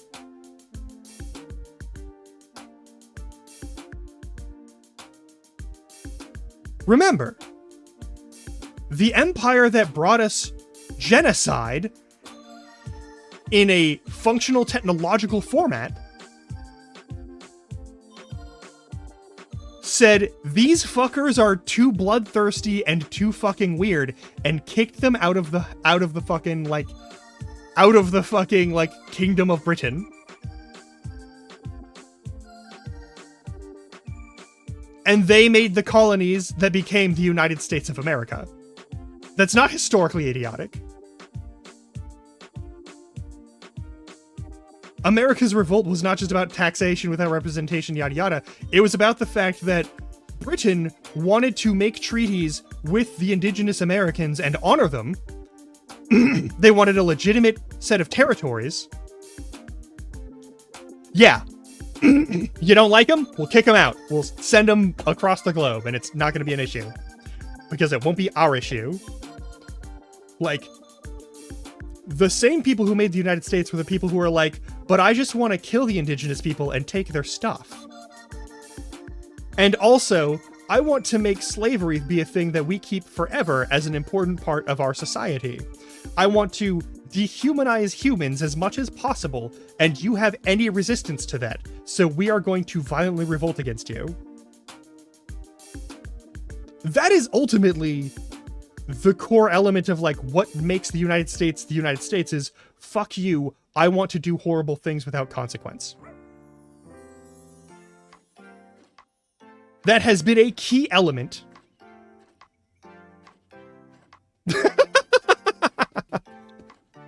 No, yeah, it has been a key element of, we love our mass murder and our subjugation of people that we determine as not people because it's convenient for us on an economic level. It makes us money to call them not people and kill them and enslave them and degrade them in all capacities. But these people are also making it weird.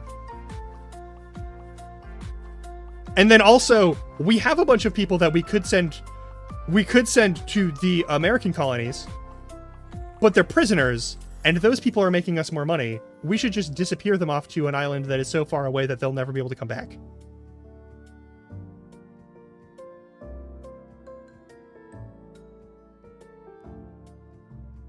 And never mind about, the British island protectorates that are elsewhere. And let's just, openly ignore the giant elephant in the room that is, Scotland and Ireland.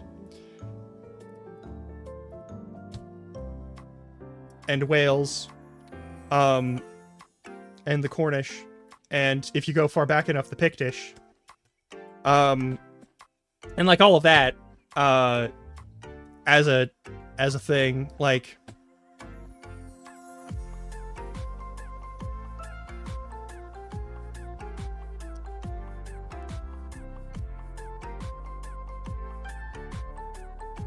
I don't want to be clear. When you live in an imperial nation, the blood is on your hands. A lot of people...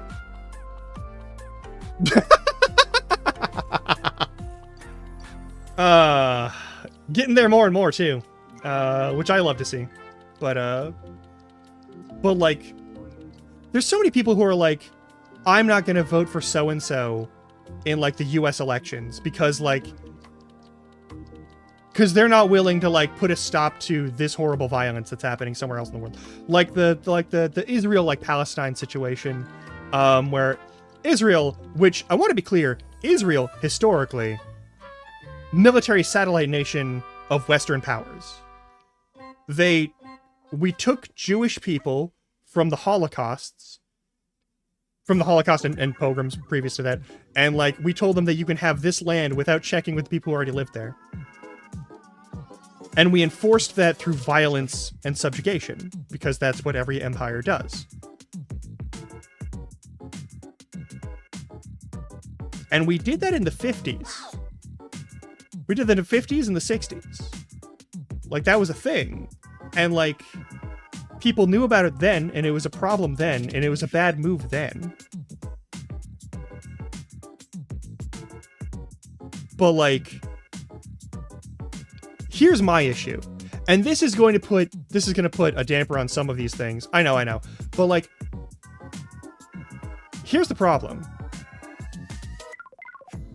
There are people who were born and raised in the nation of Israel. They live there now.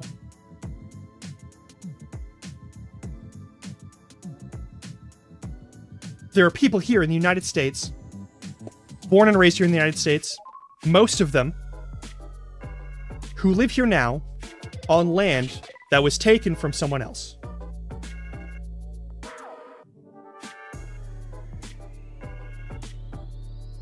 Why would you assume that any mainstream United States government official, electable official of any kind, would have any sort of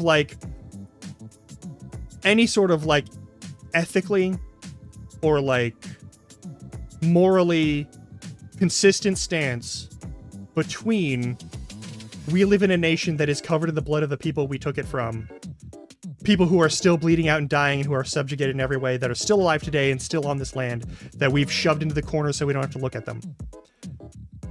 And then look over in that space where the exact same thing is happening and say, well, it's bad there, even though it's okay here, and we don't talk about it here. Like, how are you surprised by that? And how is that the clinch point for you not stopping the worst situation from happening? And now we don't even have an EPA. Now we don't even have a fully functional Department of Education. Now we have literal just corporate grifters coming in and stripping out the treasury.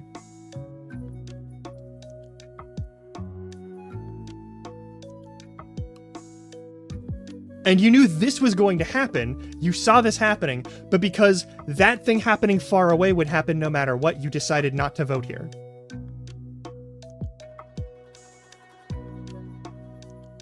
Like, again, I will say this forever.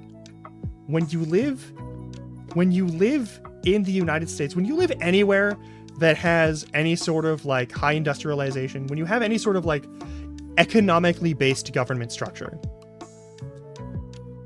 you are not voting for good people. The best people on the ballot will still be bad people compared to anyone else. There is no way to be a politician in a nation that has an army and also have that politician be a genuinely, objectively good person. Literally, it is not possible. You can also not wash your hands of the blood of the people when you live in an imperial nation that is based off of conquest. The blood is already on you. You were born on the land that was covered in blood. You crawled on that land. You are covered in blood. You live here. You are covered in blood. You are covered in blood and death. You can pretend you're not. You can pretend you're not all you want. Well, maybe not that. Like, I mean, you're not in the US, you can say that, but I don't know if I can condone that one. There is no president who's ever been, like, just a good person objectively. The best presidents were still bad people. A lot of presidents who get called good people were horrible people. Just objectively. But, like, to think that you can say, I'm morally clean of the violence that's happening with the taxes I still pay, and, like, and like the people who are still hired through the government to go do these things, and the propaganda that gets paid for that other situation, and like all that shit. You can't say my hands are clean.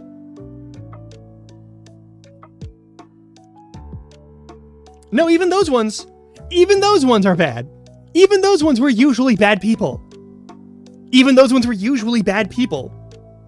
And either they got killed because like someone disagreed with them, or they died of illness. But they were still doing bad things because they entered the highest office of one of the biggest imperial nations in the world. Even if it wasn't the biggest empire at the time, it was still building itself toward that, and it's still doing a lot of murder that didn't need to be done. Like,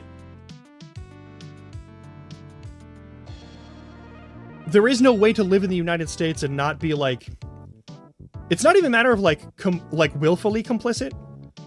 Like, I am not here to say that like anything that the US military has done in the last like 50 years was in any way justified or necessary at any point in time. There was no point in time where these things needed to happen. There was no point in time we needed to send people to kill other people. In like the last 50 years, I can't think of a lot of situations or any situations where like that was absolutely necessary that we do. None. And anyone who wants to say otherwise probably bought into some propaganda that was said at the time that the thing happened and the military was sent in that location. And they are invested in that propaganda for some reason. Or they just got duped by it. I don't care. But like, I'm not voluntarily complicit in the murders that the US has done, but I still was born and raised and still live here.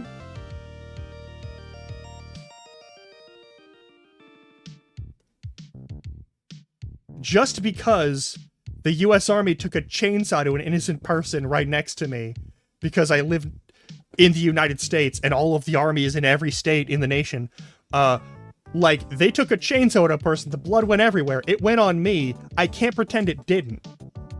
Right? Like, that still involves us? There's stuff you gotta do. And like, just because you vote for the person who's gonna do the same thing as the other person doesn't make you better or worse. When you are voting, you are always choosing your opponent to anything in terms of social progress, justice, or equity. That is how elections work in empires. Forever. There's a whole rant I said on Blue Sky where, like, the people who refuse to vote, I don't think you're a bad person for saying, like, I don't want to be complicit in a process that ultimately chooses which face is put on the, like, which signature is put on the things that get people killed. But, like, getting to choose your opponent is an advantage, and you are throwing away an advantage by not choosing the easier or more predictable opponent. Like, we could have had someone who is just an asshole, who's chill with, like, signing their name to a bunch of murders. We could have had that. And I'm not saying they did themselves any favors with the way they handled their shit, because they didn't. They fucked it up real bad. But, like, we could have had an easier fight today, and yesterday, and yesterday, and we could have had an easier fight for tomorrow, and tomorrow, and tomorrow, and we don't. And part of that is because a bunch of people stayed home. And didn't put their name to anything to, like, give the people who are usually negotiating to fight that. And if you never vote, and you're never gonna vote, then there's no reason for any politician to listen to you. None. There's already barely a reason for them to listen to you when you have a vote. And the fact that that goes from 0 to 0.02 or 0.01 reasons for them to listen to you is still huge. Anyway, I'm done ranting about all this shit. We're gonna go on break. I'm gonna grab some food maybe, and we're gonna play a game. All right? I think I'm gonna play. I don't know what we're gonna play, but I think I'm gonna try and set out to play something once I have food. Anyway. Yeah, voting is anywhere that you live in a nation where you're able to do a vote, you should do a vote. You should vote every time. You should vote anytime there's a thing to vote on, you should vote on it. You should also go to anytime there's like general meetings and stuff. That's neither here nor there. I'm gonna go. I don't want to get like super political here right now. But I'm gonna go. I'll be back in a bit. All right. Enjoy the game, chops.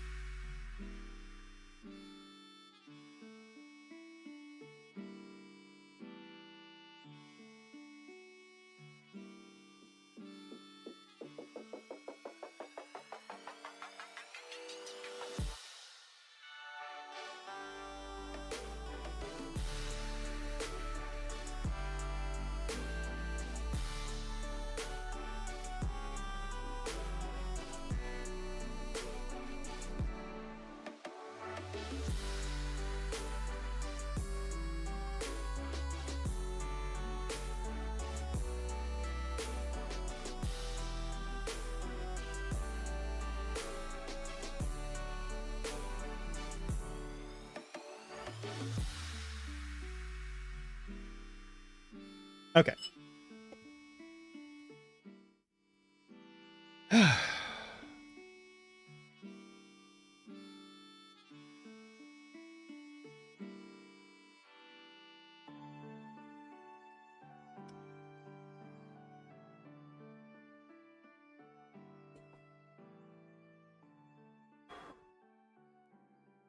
Rich, don't mind me.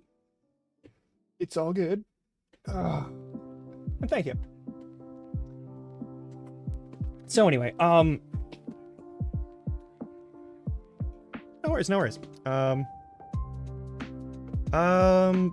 We were having fun with Morrowind. I think I'm gonna...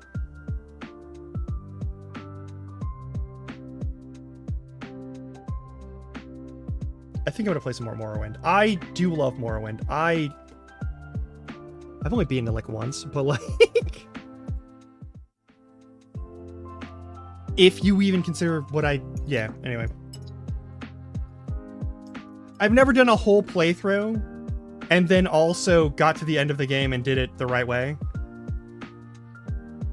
The only time I ever beat it was in like a super glitchy run.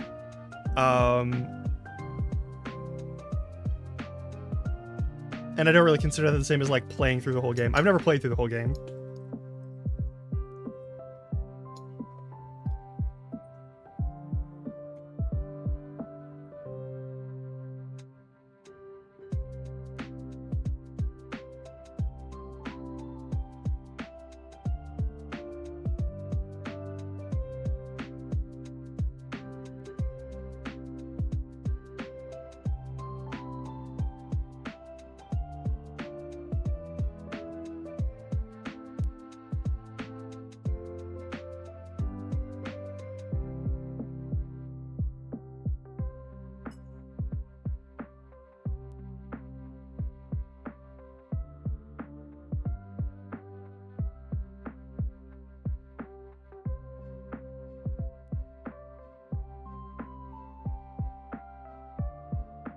You know what?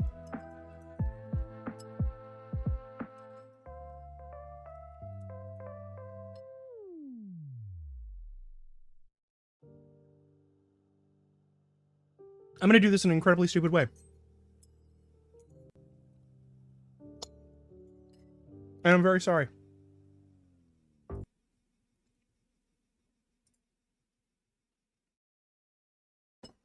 Turn off the music so I can listen to other stuff, but we'll have the music back on in a moment. I just need to go over here so that I can grab that and move it to the corner so that I can actually see chat.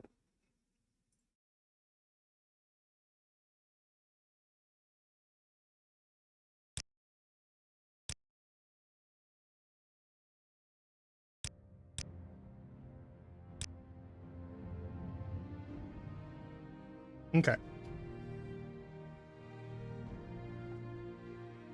So we're going to do a bunch of goofy shit.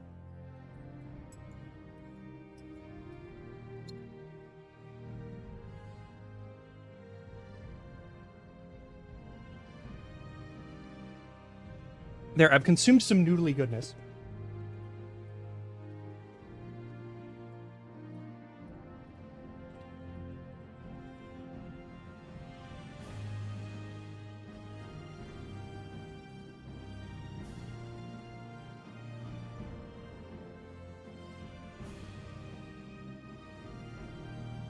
Hopefully this will be fine. I might do some more mods on this just to mess with some stuff. But I think also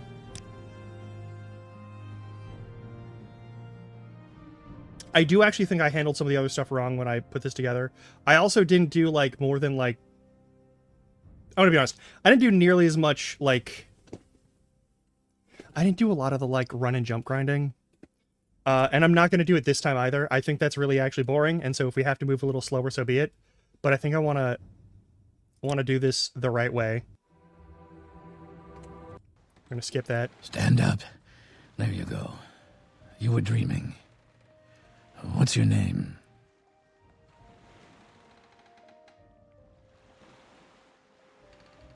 Well, We're gonna start Last over, night's storm so I can could wait. show you the things that I was I heard doing them say we that are reached like the tricky Morrowind. bullshit. I'm sure they'll let us go. This is important. I think showing off the Quiet. cheese Here comes methods the and the car. bullshit is actually This kind is of where key. you get off. Come with me. And I didn't really make any like in-game progress, so like, who gives a shit? You know?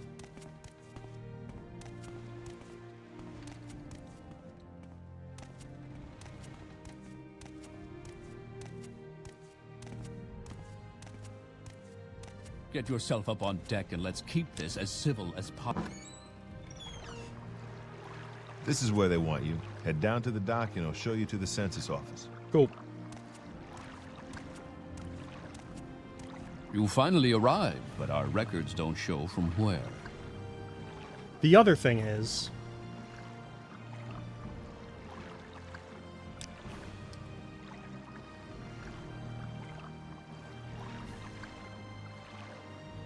I think I do want to start as a wood elf.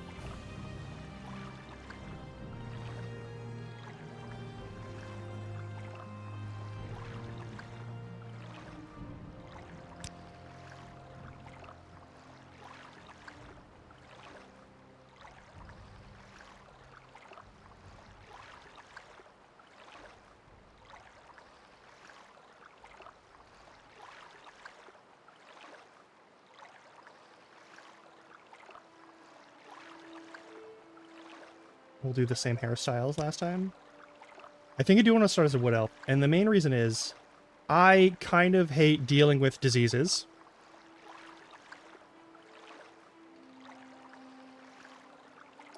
I'm still tempted to do this.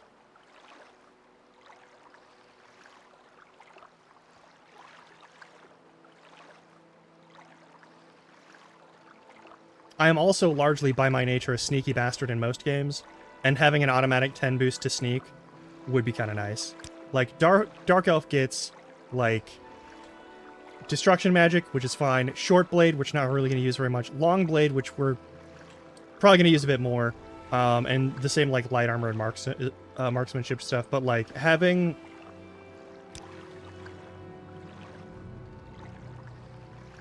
more acrobatics and having more sneak is actually kind of important to me. And I think I would like that.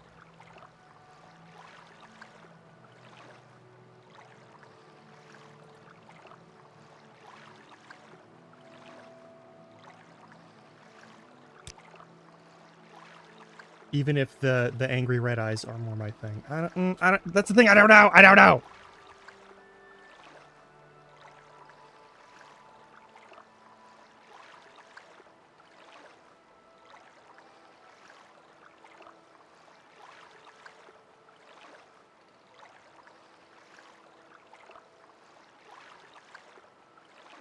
Because, like, I never really use whatever the, like, secondary powers are. Like, I don't really use Ancestor Guardian pretty much ever.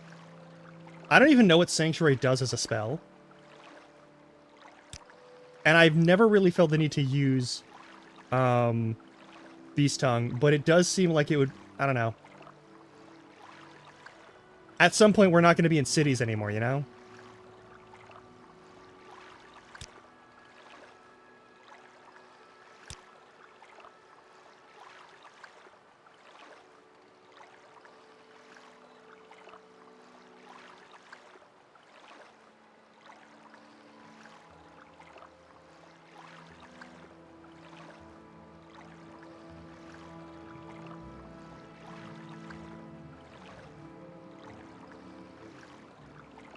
Yeah, fuck it. Hello! I think... So here's my thing. I was starting up as a Dark Elf last time.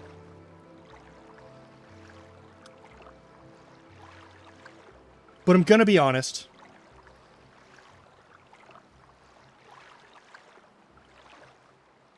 I think this might be the better move. Being a Dunmer is fine. But I don't think they're going to see me as, like, someone from Morrowind, right? Like, I'm still an Outlander no matter what. And, like...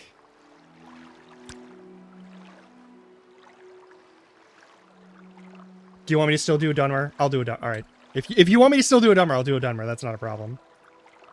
It's not that bad. It's just like, I was like, I could do this a little differently. And it would be, but nah, we should stick with the Morrowind experience is getting Bone Break Fever and having no no agility or strength. But also, like, I don't give a shit about Ancestor Guardian. Okay. Because, like...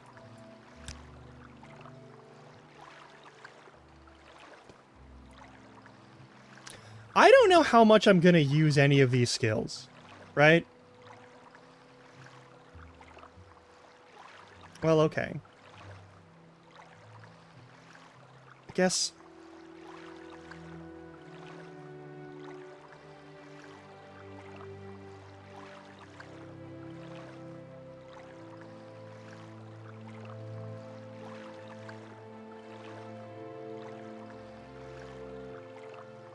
Because I know which sign I'm going to take this time.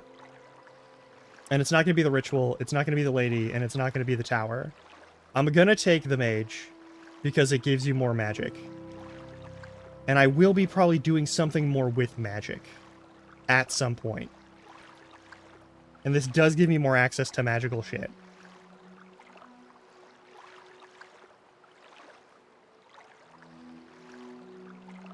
Yeah, fuck it, we'll stick with this. Great. I'm sure you'll fit right in. Follow What? me up to the office and they'll finish your release.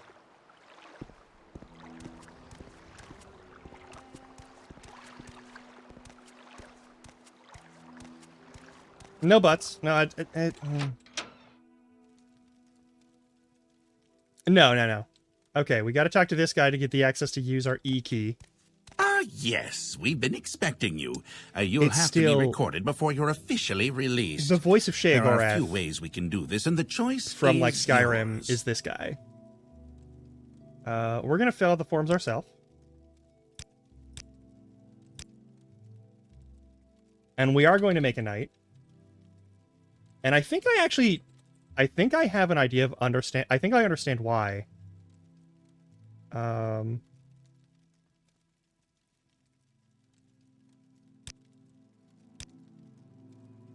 We'll click knight. So we have knight. All right. So you get long blade and you get axe, and both of those are strength. Speechcraft, heavy armor, block. So it should be like block, heavy armor, long blade, whatever else. And then I'm actually going to write this down real quick. Hang on. We're going to do this alphabetically, and we're going to see if that changes the lineup for skills. It probably doesn't, but I'm going to do it. Night Elf Mohawk?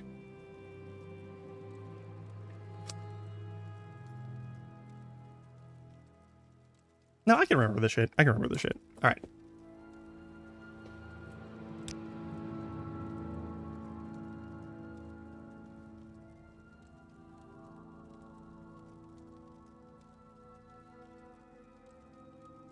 Or maybe, maybe it should just be something other than that. Is there like a... This is strength endurance.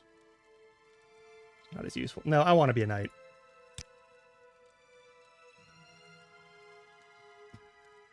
I usually do custom class and do some dog shit, but, because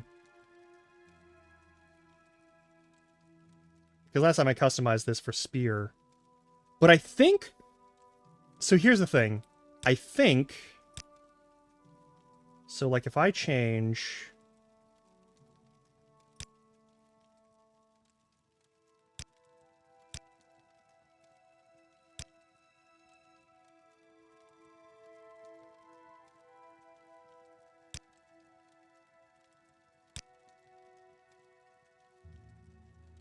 And what was the last one? Speechcraft?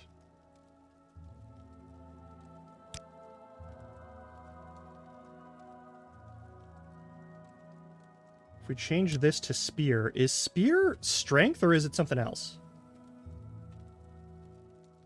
That's why. That's why they don't make it. Okay.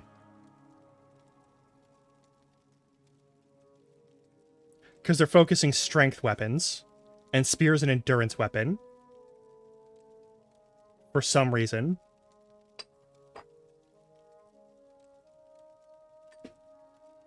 That's probably why, because there's only so many skills that you can have outside of the thing for specialization, especially if you want to boost your endurance. And they probably wanted to give you a weapon that you could level up without having to care about that. I still think that's the wrong choice, and it's weird that athletics isn't a primary skill, but it does give us an advantage or two.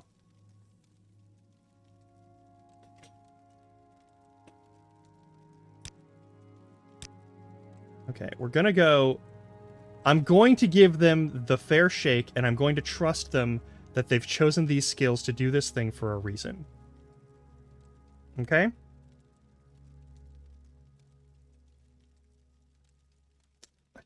Don't know why strength is so big here, but it'll be fine. And we'll just need something better than what we currently got on tap.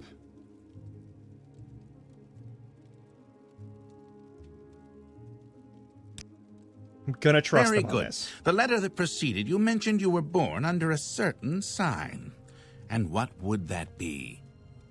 Almost all of our spells are going to be restoration. Like the primary casting is going to be restoration. We'll go into other magic later, but all the stuff that gets us leveling up is restoration. So, I'm going to take this because it gives us more magic, and you always need more magic in this game. Interesting. Now, before I stamp these papers, make sure this information is correct. Okay. We're going to have to boost our endurance really hard, and I think being able to, like, go to a trainer for a spear is going to be helpful for that. Also, the internet says bless you.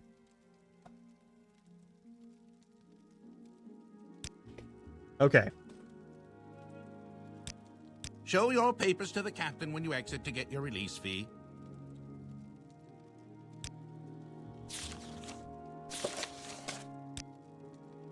Okay.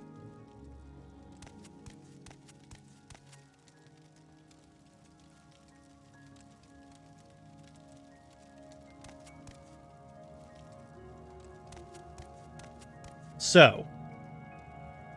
Continue through to the next building and talk to Sellus Gravius. There are some items we can steal from here that are worth a lot of money. And we're going to steal them. Do you take me for a fool?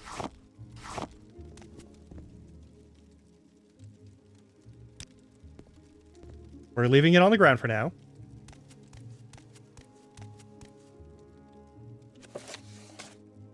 Do you take me for a fool?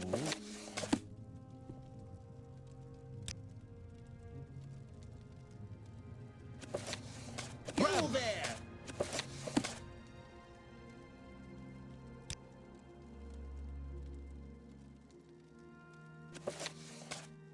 You've made your last mistake, thief. I think I lost that one. Oh well. You there! Damn, took it from me. Alright, that's fine. That's still an okay haul. Because once you steal it, it loses its owned property. So now we can just pick those items up, and they're ours forever.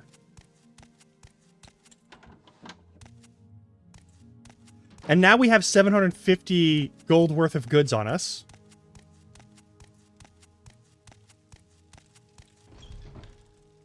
The other thing I forgot is that we don't actually have to do a lot of leveling for acrobatics and athletics. Every single time. Because there are a number of trainers that you can get access to once you start making a bunch of money that make this much easier. We're going to take all of the junk and all of the random stuff.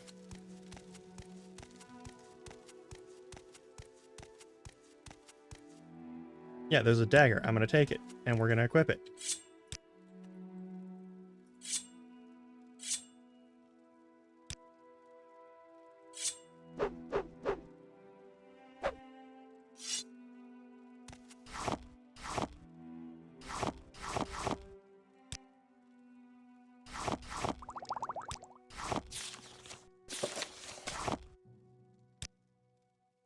it isn't nailed down, we're probably going to take it.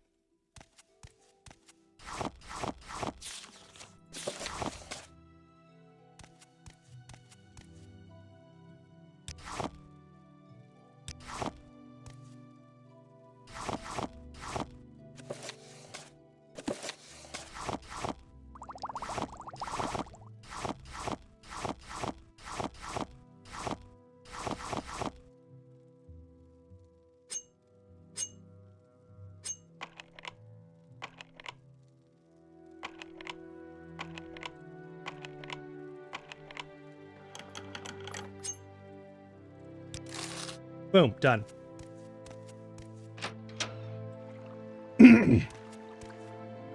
Now we have a map. We take all this stuff. Okay. Okay. Okay. Your papers, please. Now we could try and steal these candlesticks. They're not really worth it for the time and how much this could fuck us over. Nothing else seems to be really worth taking either, except for maybe the silverware plates. I don't think they are. Does this guy look at me the entire time? Don't know.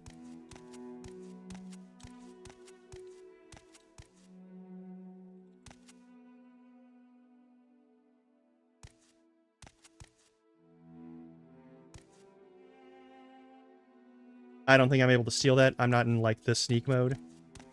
I don't see the steal stuff button, so I don't think I can take those without him taking everything I have on me. Alright. Background, Morrowind. Duties. Now we have the Caius Cascades quest. Ural Septim. Balmora. Siltstrider, yada yada. Goodbye. Alright, cool. Alright.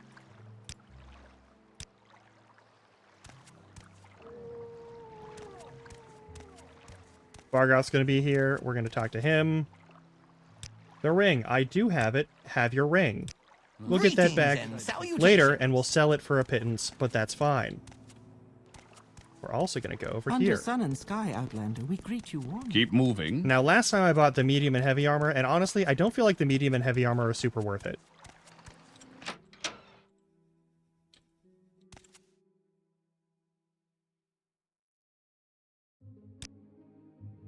So we're going to sell all of our garbage to this man.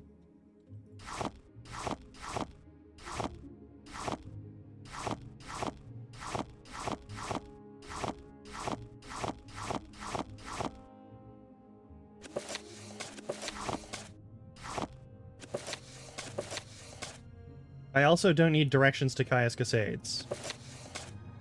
I also don't really care about most of this material that I've stolen. So even though we will do alchemy later, I feel like I can sell this and not feel bad about it, and it frees up a little more room and a little more weight in our stuff. Alright, we have 728 gold worth of stuff. I don't really need the dagger, especially if we're going to be stealing a different weapon later. And I don't need to do any fighting between here and Balmora. So all of that should be fine.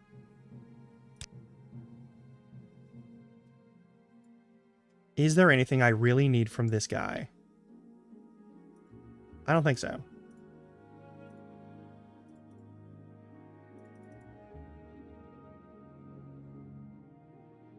Will you accept that? You will. Hell yes. Spells. Alright, I am going to want Hearth Heal. And I'm going to want Spark because it's a target spell. Got a couple of touch spells. We got Fire. Sure. That should be fine. Goodbye. Alright.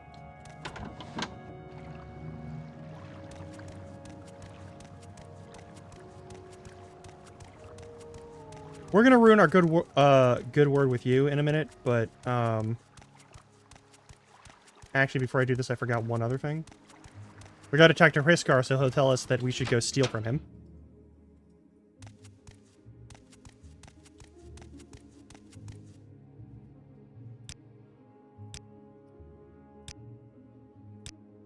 Head on.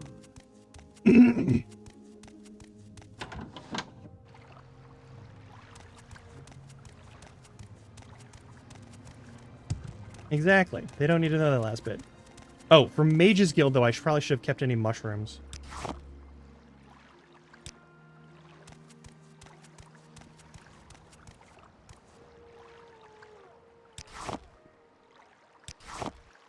I think the first job for the Mage's Guild is gathering various mushrooms, and they're all mushrooms that you can get from Seyda-Neen. Or areas right next to Seyda-Neen. I will keep this dagger on me just in case I run into, like, a mud crab or something. There's a chance I'll run into one, and since we are not playing as a wood elf, I can't just tell it to go away.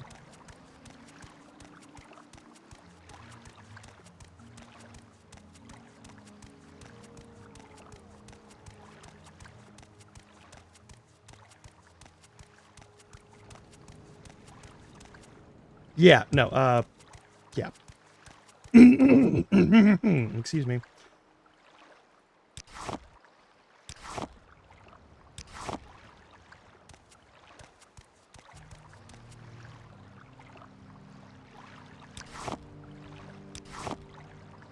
We'll sell all the extras later, but for now, we need to get our hands on this as much as we can.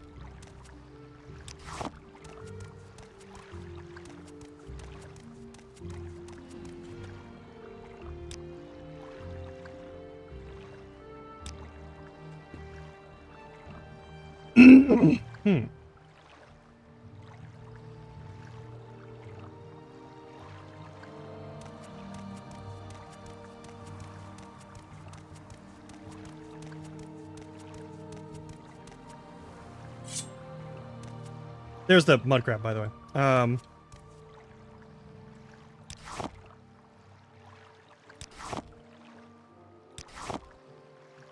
Also, it might kill us.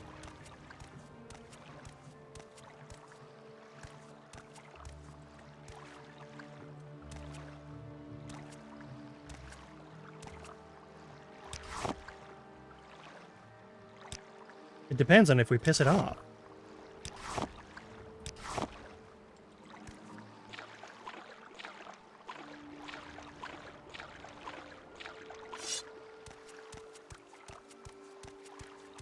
Alright, let's grab some more stuff we can steal.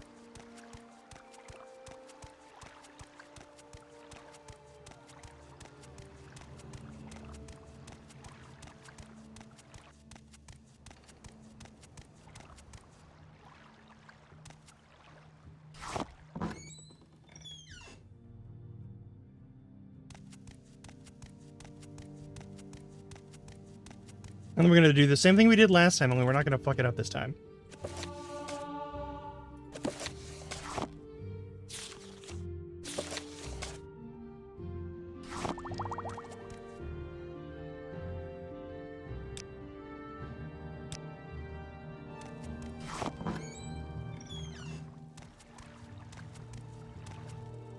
Also, if we were playing a wood elf, we'd have enough archery that we could probably shoot that mud crab from here.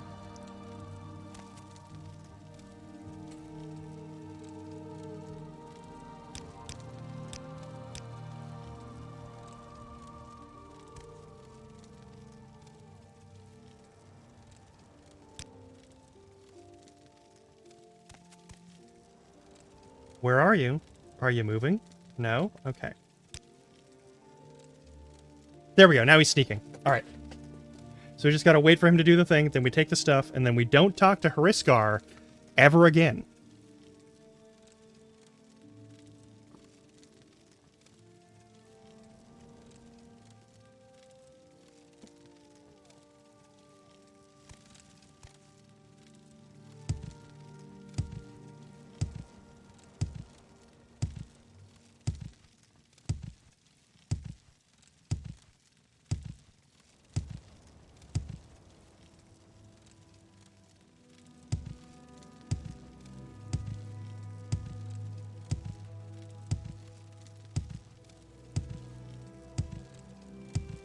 Why can we hear you from that far? Weird.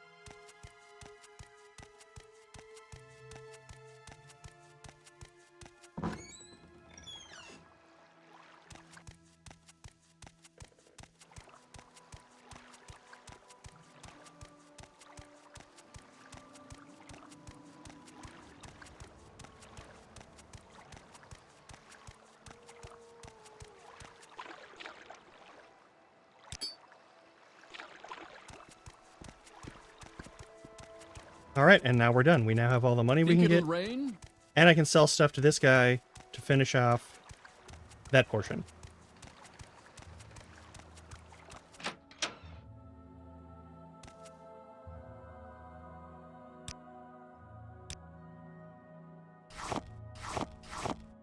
Nope. Keep that. Perfect. I will keep both lockpicks because that's important. We need a lot of lockpicks during this game. Pretty much forever.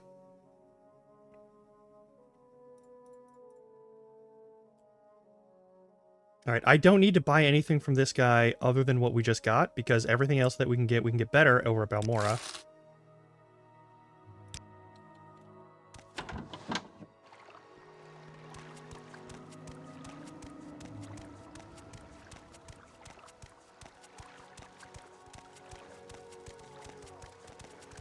I suppose I could spare a moment or two.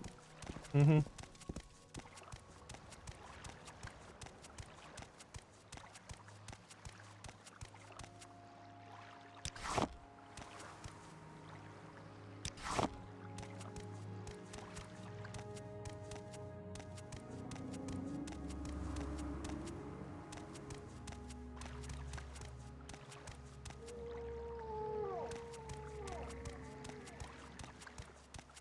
This guy, travel Balmora.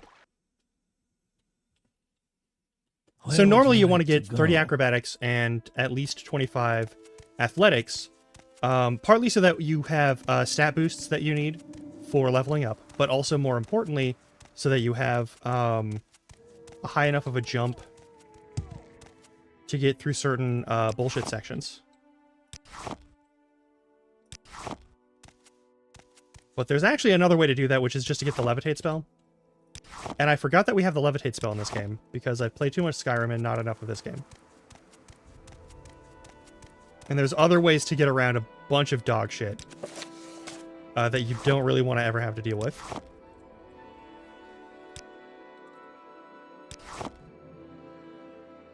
Don't think I got all of the mushrooms that I need, so hopefully we get them from this.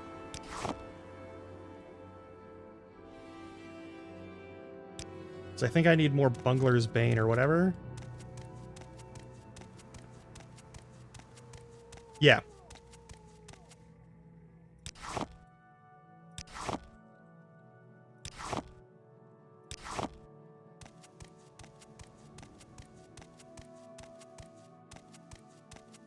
There also isn't a limit to how much you can train in this game, which is helpful.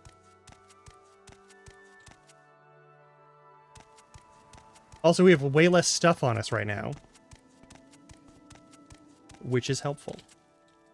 Did I already check these? Nope. Now, there's always some sort of enchanted item somewhere in here. It's so dark. It's so fucking dark. Can you see shit? I can't see shit.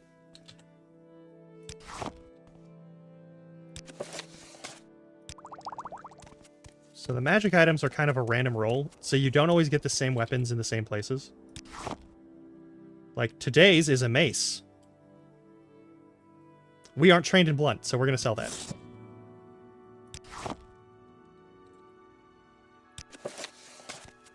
I also forgot that there's a pawnbroker. And also a weapon shop called the Razor Hole, which just sounds... It just sounds bad. You know? That sounds bad. I don't like the way the store The Razor Hole sounds. But sure enough, there's a shop called The Razor Hole.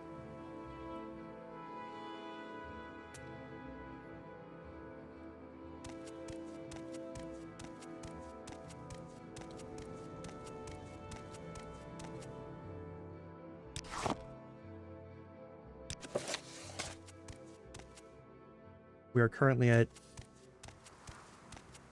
3/5? A little over? So I think once we finish taking everything from this side of the town's garbage boxes, we'll be ready to Oh, that's fantastic. Alright, now I'll go over this guy. So, one of the silly things is that people don't go to bed in this game.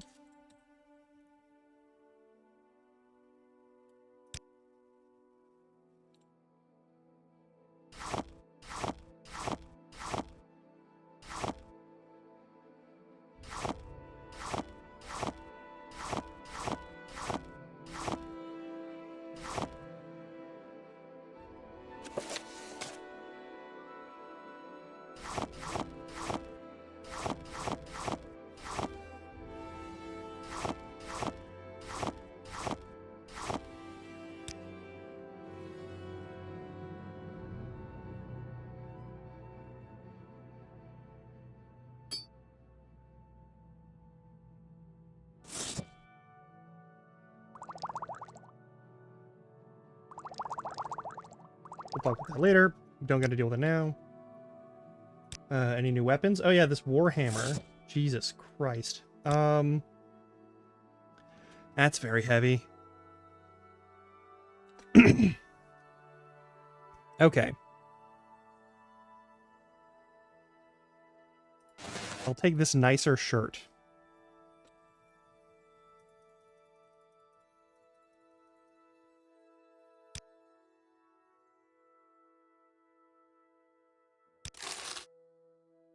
You wish to speak?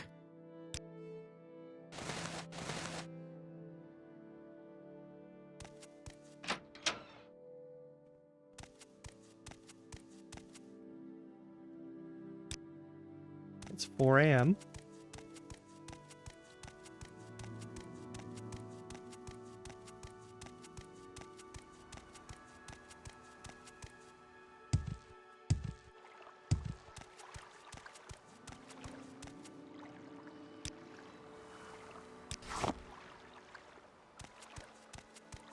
We'll go from the riverfront.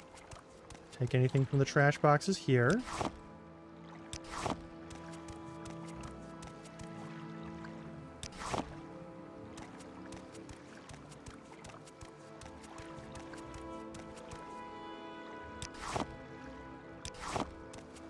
I don't know, these are owned containers, so no one will get mad at us for touching what's in them. And then we'll do the same thing on the other side as the day gets brighter.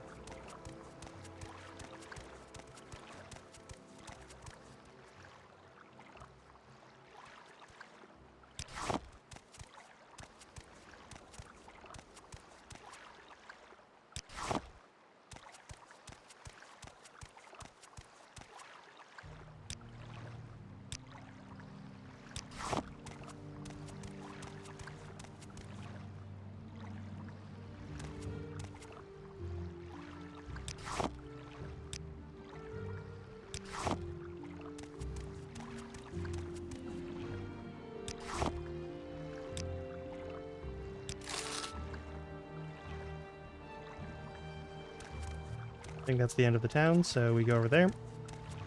We talk to the people in the corner club.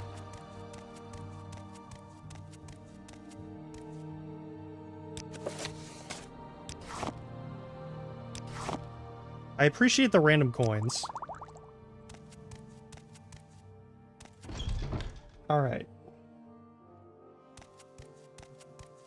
Well, All these things are owned. I'm going to talk to you. Join the Thieves Guild. Yeah, let me in. Give me a job. You want diamonds? From the Alchemist Lady. We don't actually have to steal one or figure out where one is. We can just buy one from her. But you can also do that. Yeah, Caius Casades. Because he's the guy who would know who that is. Not you. Wait. Oh, we're allowed in here. Okay.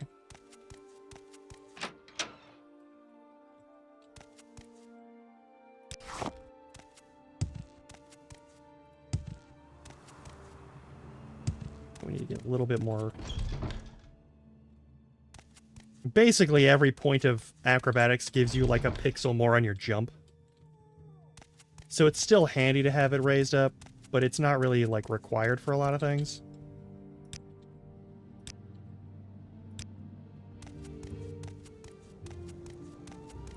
you don't get a levitate spell pretty quick, then it becomes a problem. Hang on. I still need more Bungler's Bane. Yeah. Exactly.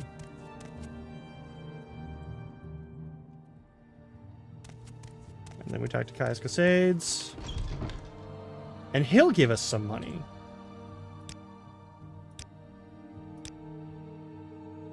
Alright, orders.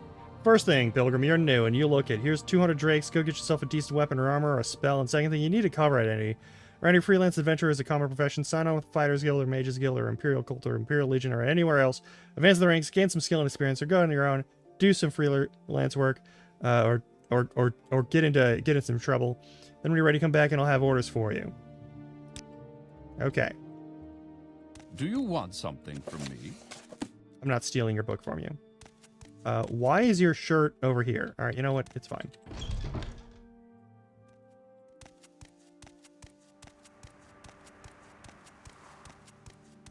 So one thing in this game that doesn't really show up in other games, as I recall, is that the quality of your clothes actually determines how much people like you. I'm listening.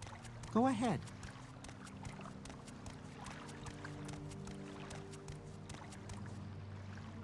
That's right. We gotta go. Do Here. I know you? Nah. Dunmer? So we're gonna join the Fighters Guild. We're gonna join the Mages Guild. We've already joined the Thieves Guild.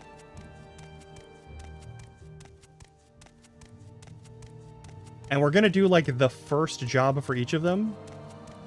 And then we're gonna leave it alone until we do like some other stuff in other towns. But getting access to like the base guilds here is helpful. And actually we don't need to do a bunch of alchemy stuff early game. I forgot about that. All right.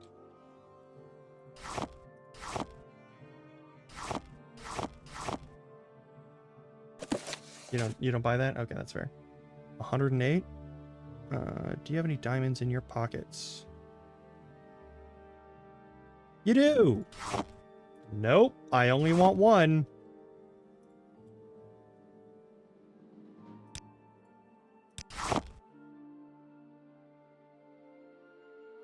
And then I want... Do you have any healing potions? Do you not have healing potions? Oh, that's stupid. Alright, well.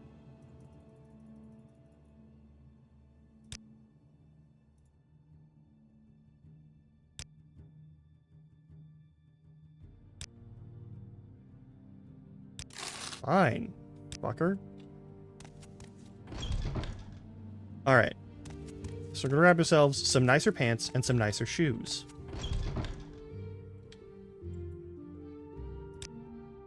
We could get these for free elsewhere, but it's easiest just to get it here.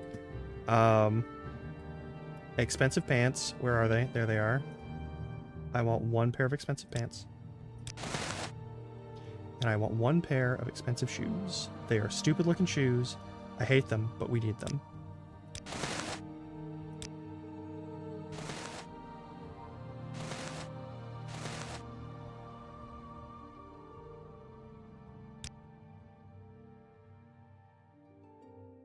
Fine.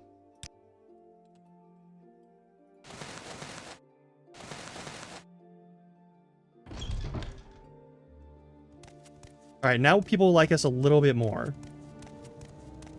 Which makes You've some got an idea, interactions a let's hear little it. bit easier.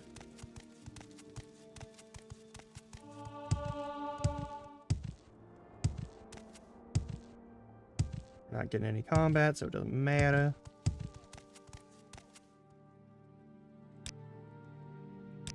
I already checked these. What am I doing? Alright.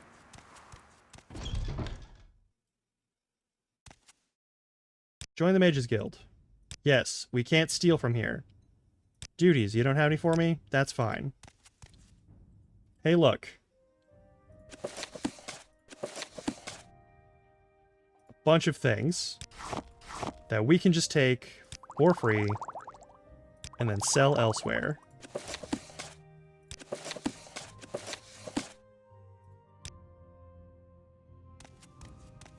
Alright, there's you. You're going to be important for later. Alright, Mages Guild. I'm an associate. In the Blades, I'm a novice, and in the Thieves Guild, I'm a toad. Alright. I can take anything from here, and it's fine.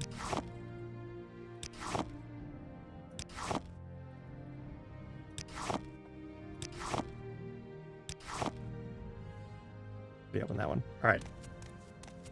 Which means more shit that we can sell for the cheap or for free. Now, we didn't get enough Bungler's Bane, I don't think. And that we didn't get any. There's all those same books. We could take them and sell them, but we don't have to. So careless, these creatures.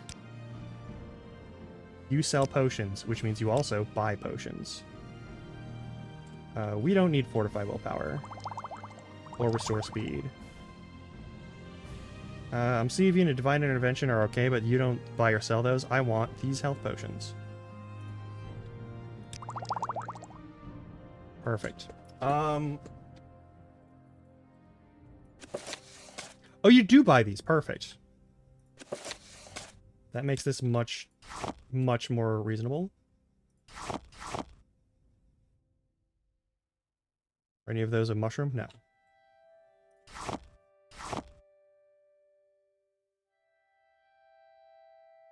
Let's take as is.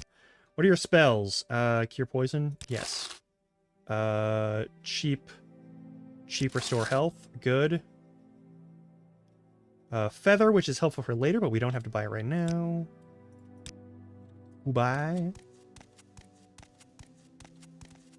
Alright, what do you got?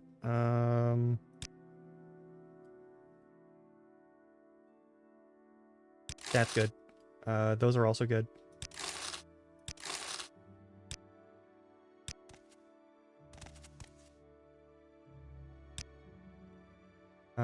You have base feather. That's really good. None of your other shit matters except for maybe one of these is a target. No, none of these are target spells. Okay. Then I think Frost on touch is 15s. Yeah, I guess those two would be good, but we can afford it.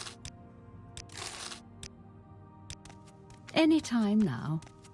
What is it, you will Dunmer? teleport us somewhere else. Don't worry about that. Duties. Mushrooms. Need samples. Easy to be revoked until you see a wooden bridge across the river. Bungler's Bane and Hypophagia. Do we have at least one of each? I think we missed Bungler's Bane. We did.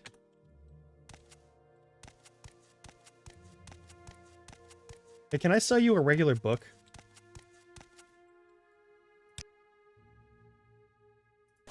Nope.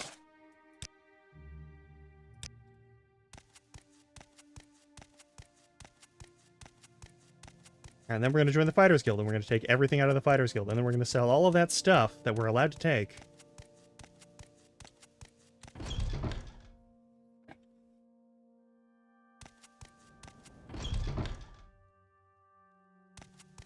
The loading speeds are so nice when you're Yes, on, like, what is it? not something that's not garbage. You don't... I talked to the lady upstairs to do this. I should probably wash up before heading home. Sign me up. Cave rats. Yeah, there's rats in a sewer or something. I don't fucking know. Today's your lucky day. Create own. So, where are you from? Take that. Take stuff from the bag. Take stuff from the bag. Take stuff from the bag. Alright, you have... Do you have a better bow? No, you don't. So we don't care. We're not even wearing armor yet. Oh, Outlander, did you want something? We're like a minute away from the ad break. It's fine. Rank Associate, I can open that and have what's inside, and no one will be mad at me.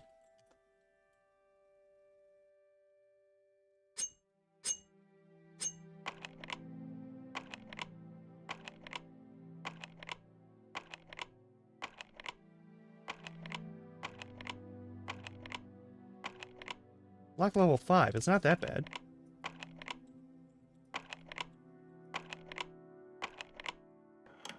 There we go.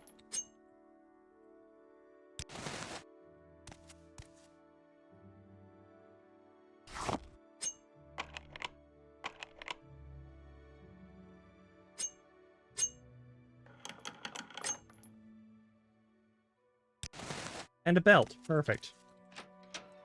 The last room has some stuff, and I think we're allowed to take some of the things in it. But I think most of them are weapons. Let's find out. That's the Fighters Guild Charter. That's all fine and dandy. I'm listening. Hang on. F5.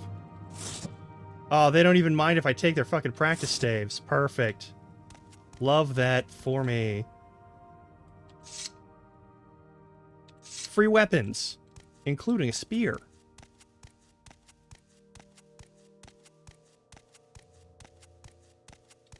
Alright, we're about to hit ad break, so I'm going to pause here. We're going to save.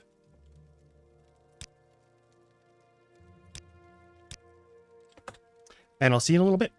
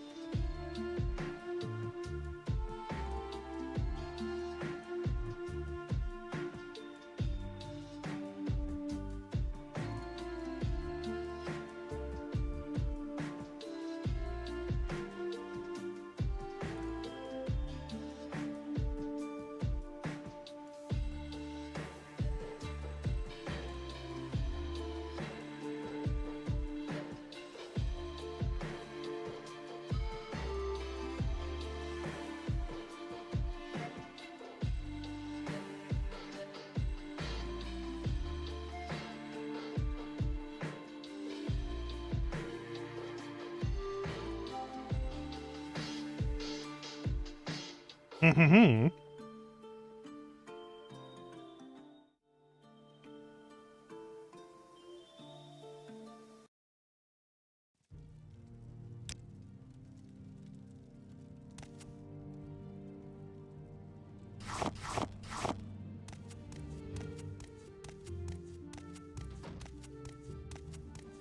Well, thank you. What's your story? My story is that I'm robbing you blind. Don't worry about it.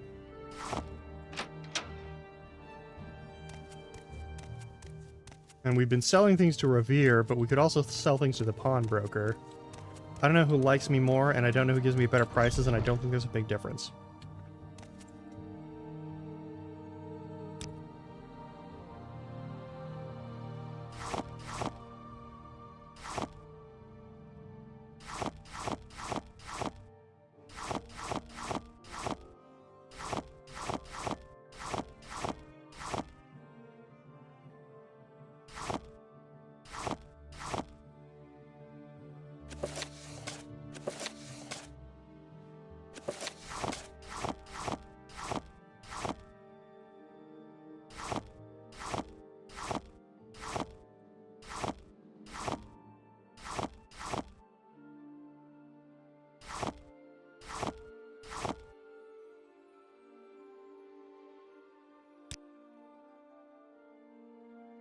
Do you have anything that fits my needs? I don't think you do.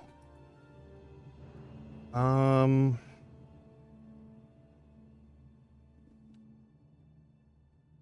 I don't think you have. I think you have precisely fuck all. So, we're gonna just take something that I know will have some useful something or other for later.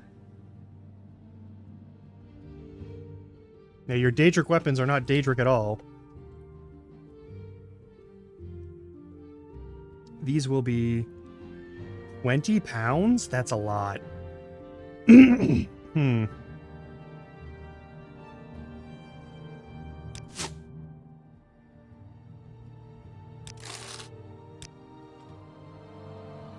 20 pounds. Jesus. Oh yeah, do you have... In your miscellany, do you have any Bungler's Bane? This is an important question. We don't have to pick it fresh. That doesn't matter. Nope, you don't. Alright, we'll check with the alchemist.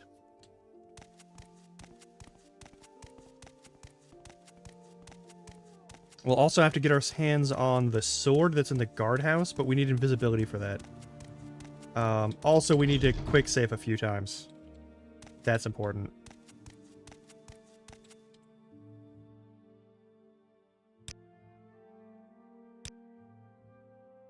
I can sell these to you for less money, but it's better than nothing. Also, oh, I could sell... I forgot to sell all these.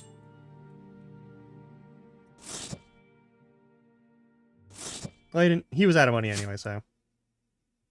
I'll keep the spear for now. Nope. Give me back my pants. Selling the common shirt, and you know I'm selling the common shirt. Stop trying to take my pants. We have health, we have magicka. I never checked the fucking... Okay, hang on.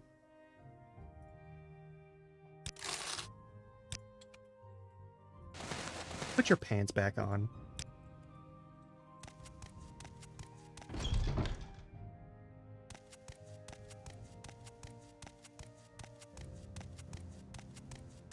But I never did the... I never cleared out the Fighters Guild chest. Which I should have done. A little bit of ADHD zip zoomins. What is it, Dom? But, that's all mine now. I can technically wear the shittiest hat in the game. Do you want to see the shittiest hat in the game? I'll show you. Here's the shittiest hat in the game. Look at that god-awful hat. It's like they wanted to make a Santa hat, but they didn't understand the kind of textures required to make a Santa hat. So what they gave you is the head of a dick mixed with, yes, a gnome hat.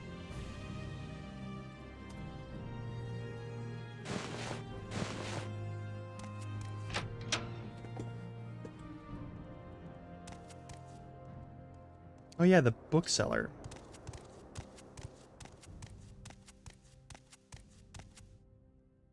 Yeah, we'll go to the armorer real quick. Because we can sell the hat to the armorer. Perfect.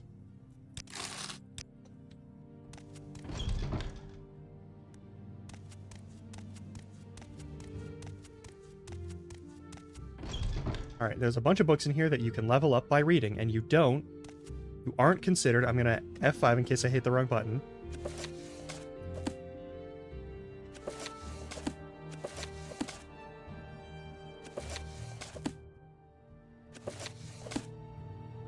I don't remember what all of the level up books are, but I know they're worth a lot of money every time.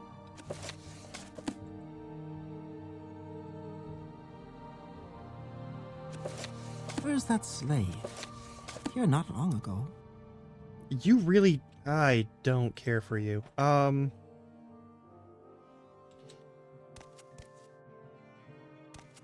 Do I know you? Nope, not yet. And hopefully you never will.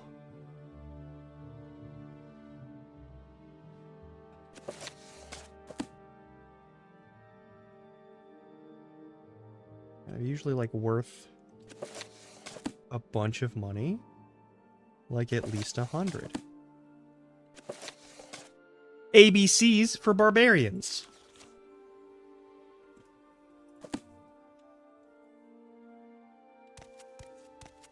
It only goes to C.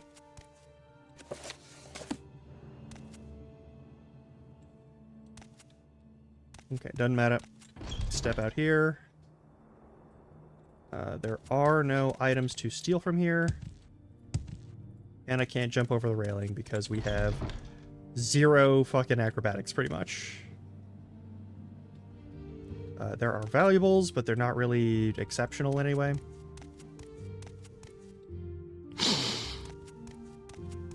I hate this sound of Outlander, that. what do you want? I want your skill books. Yeah, you're one of the people who likes me for my fucking nicer clothes now. You chump. Chronicles of the Chulift. So we would have to buy it because I can't find it. Is the only one that might be a skill book. Alright, well, we ain't doing that.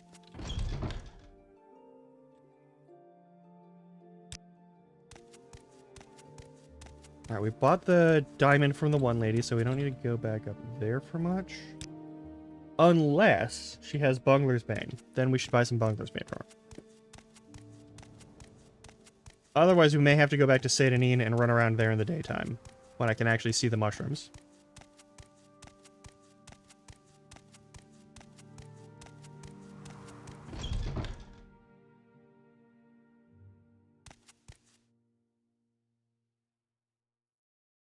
My patience is limited.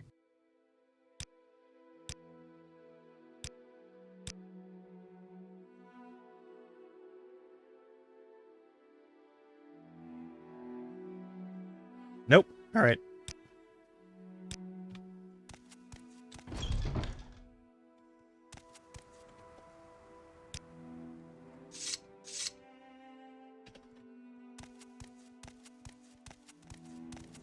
What's your story? I forgot that there's crossbows in Morrowind. Like, just by default.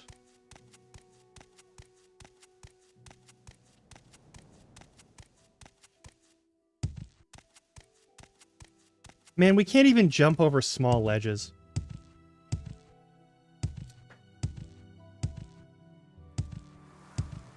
We gotta fix that.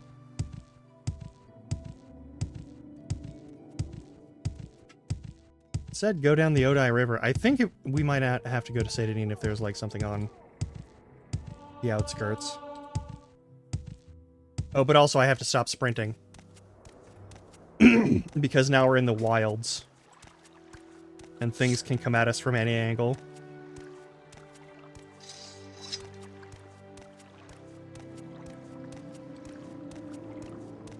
We're looking for big flat mushrooms. On trees.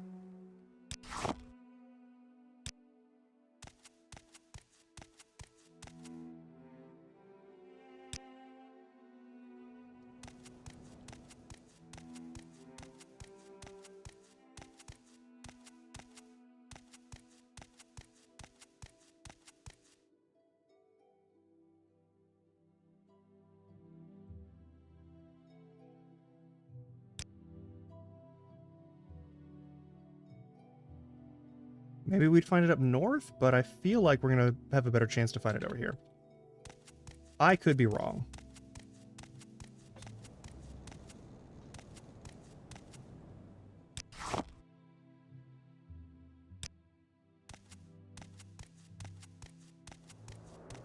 That's Fort Moonmoth. That's the Legion Fort. We could check out the Legion Fort. There's publicly available shit over there.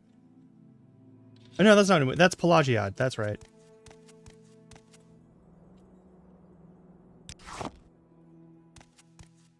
For more things to steal. Weird that the shadow of the person walking over the edge of the fort is visible there. That's not normal. I mean, it's probably normal for Morrowind, but it's not normal for, like... Anytime now. Yeah.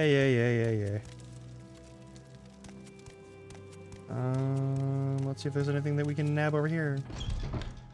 The prison tower. All this Legion shit. Oh, we didn't grab the sword yet, but we don't have invisibility yet, so that's a thing.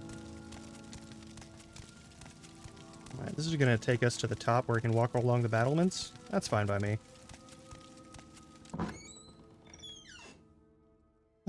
Oh, no, it's not going to let us do the battlements. Fine.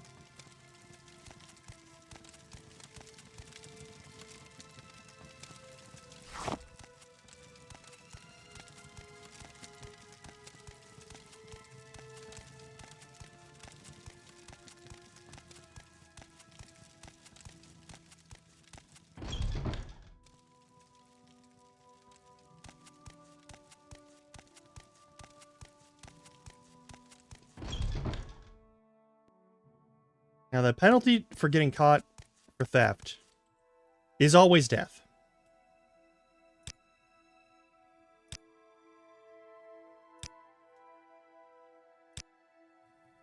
Do you have anything that I can buy off of you that isn't just, like, completely dark garbage?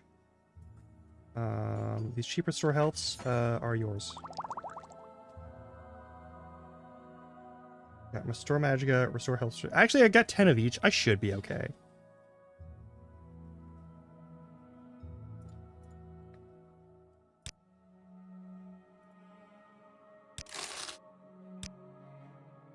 Fine, whatever. I think you're the person who can, like, Don't induct me in the stand Imperial above. Legion, and I don't care about that. Here to barter.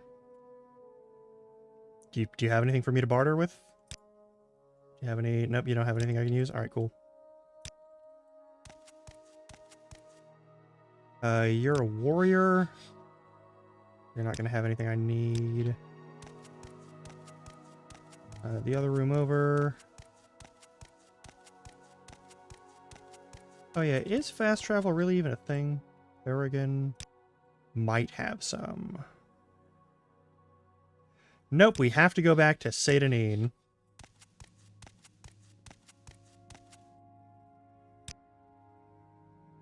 You're a temple person.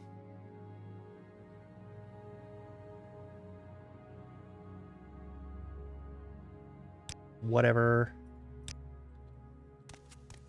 Don't care. That goes back to prison towers. But this is where everyone who has anything to sell is, so we gotta go back. Alright, that isn't how that should work.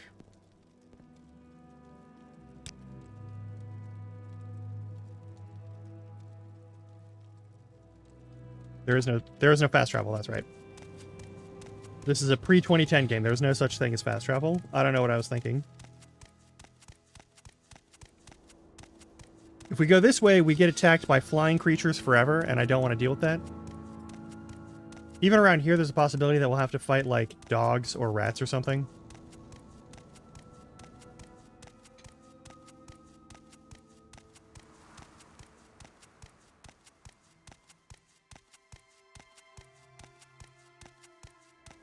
Oh, right, I have those hammers to sell. Oh, well. And our athletics is finally at 17.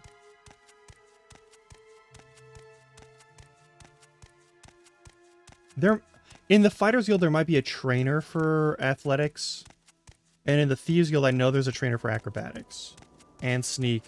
And security, which is the, like, lockpicks and probes for traps and stuff.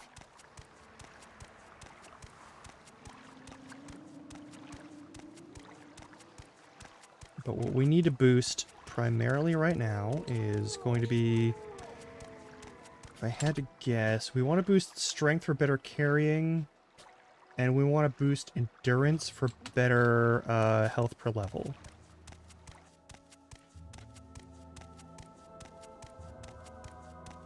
Alright, so we gotta spend some coin to go back to Sid and need to pick up some stuff. That's fine.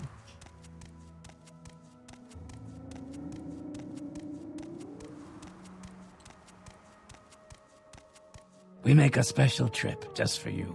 Same low price. Where would you like to go? Don't worry about it.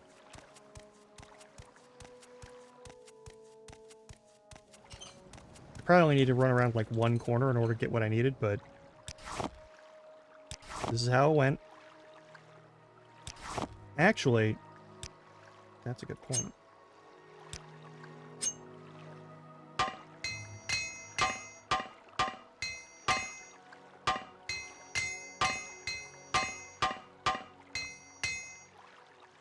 Mm-hmm.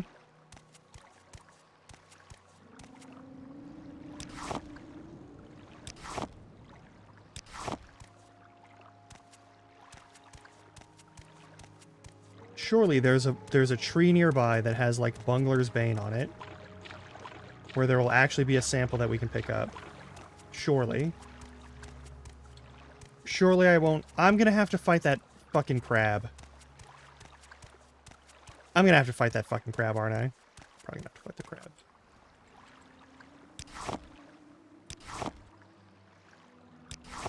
I have to go back in town to fight a crab. Weird that I have to go in town to fight the crab, but this is my life now.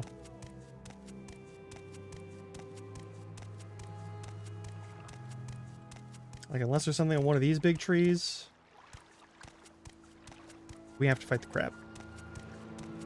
Like this one, or that one, or maybe that one, but probably not that one, because I think that one leads up to the wilds, and in the wilds, creatures are going to fucking run after me from like 2,000 miles away.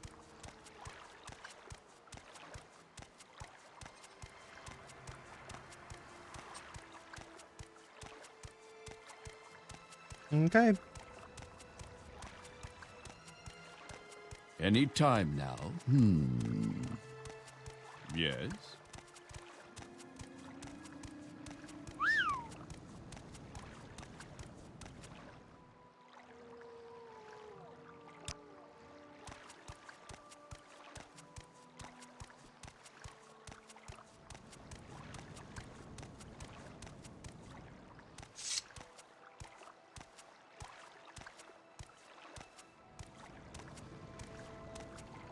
Well.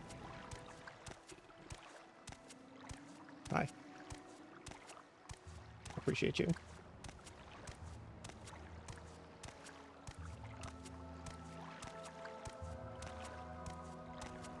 Yeah, because we got to get up there, and that crab is going to hate me once I get close to it, so one way or another, we're going to have to fight it.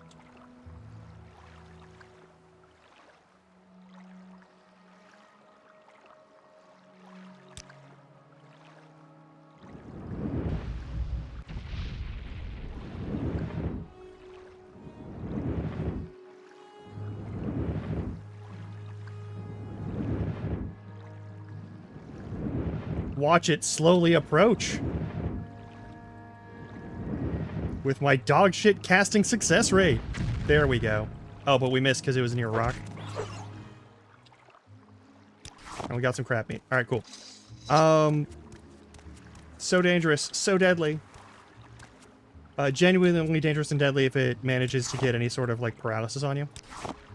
There's a couple of critters that can do that really easily here. Now remember, every mushroom is a potential inventory. So there's a bunch of Bungler's Bane.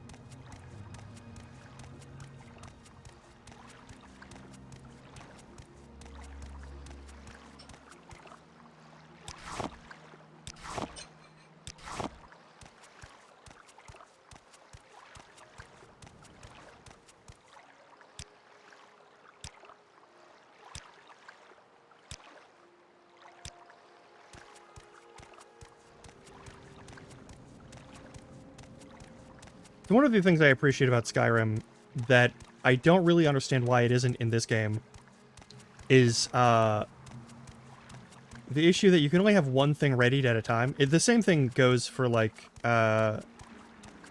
Oblivion, where if you're not doing like a one-handed sword and shield, you can just sort of go fuck yourself.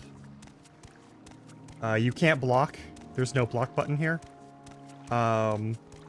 Block is a sometimes activity when you're holding a shield and at no other point in time.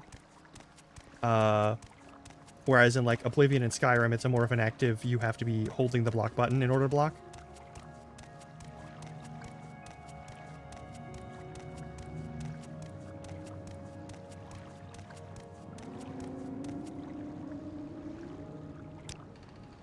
And travel back to Balmoral. We're gonna finish.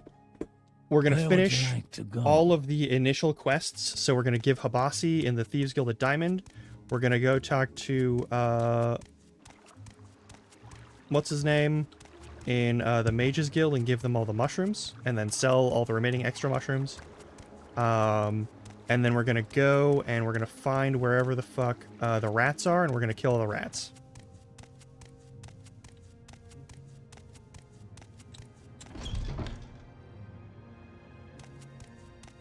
And we should be able to do all that without too much issue. I do have a diamond for you. Take the diamond. Okay, now we have exclusive invisibility, which we need to get a certain item. It's a very important item. I need it very badly. All right. Next up. Actually, we get the item here, so we can do this. This might take a couple of, like, quick save, quick load situations. We shall see.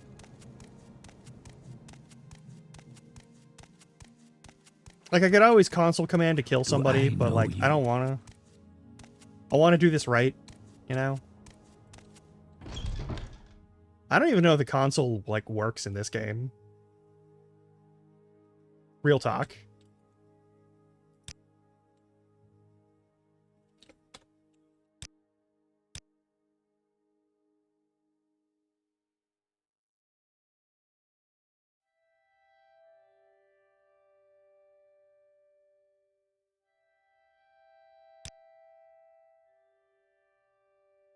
"60 seconds of invisibility.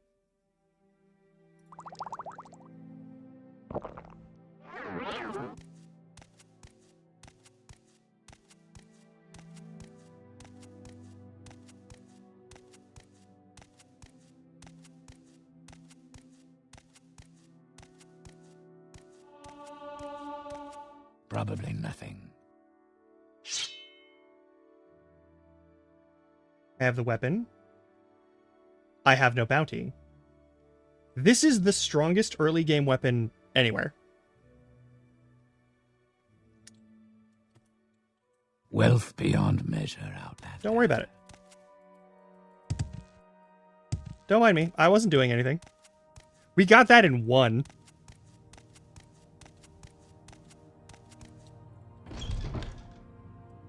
And we got a point in stealth. That's nice. Oh, also, since we're doing this, let me just burn all of my armor hammers.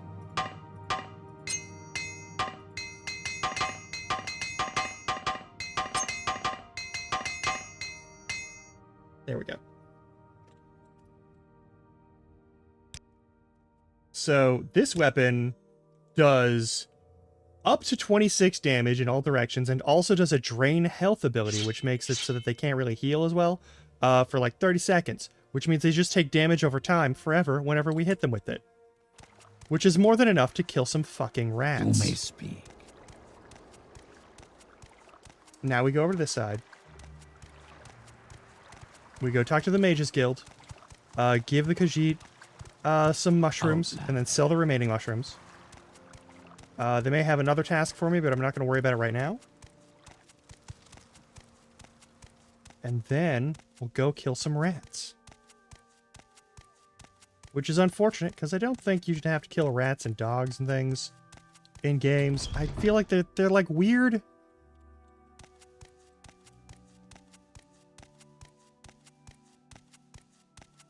It's a weird thing that you always have to kill, like, wolves and rats and spiders. Like, those are the three monsters Can you you always ask end your up killing in question weird quickly? What I do must be you going. want? things. I don't know. Mushrooms. Here they are. All right. Just made potions. Make no good. You use these. All right. So we got cheap, 4 cheap restore health, which is nice. And now we're gonna barter with Ajira. Gonna give Ajira all of our alchemical stuff, which I think is a pretty decent trade. And we're also going to sell off the cheap potions that they just gave us, because we don't really need the cheap potions. We have standard ones that we can buy off of them. What I really want is... Do you have any more? Do you have any visibility? This is the really important one, not night vision. There we go. All right, that'll be 30 seconds of invisibility. I mean, yeah, probably. Swift swim is not important. That should do just fine. I'll take your offer out of hand. You're already a bigger fan of me. Anytime now. Now we go talk to the lady upstairs, and I think she will up our rank by 1. Oh yeah, I could also talk to Habasi and get my rank up by 1, so I could be like a wet year or something like that. So, advancement. I am now an apprentice. That means very little. But, it gets us a little bit closer. Alright. Previous. Spymaster Caius Casades. Yada, yada, yada, yada, yada.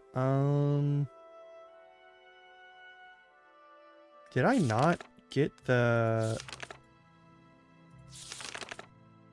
Laura, Caius Casades, Metabosman and Fargoth, gave him back the ring, Hriskar Flatfoot.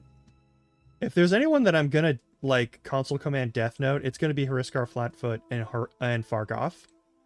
Like...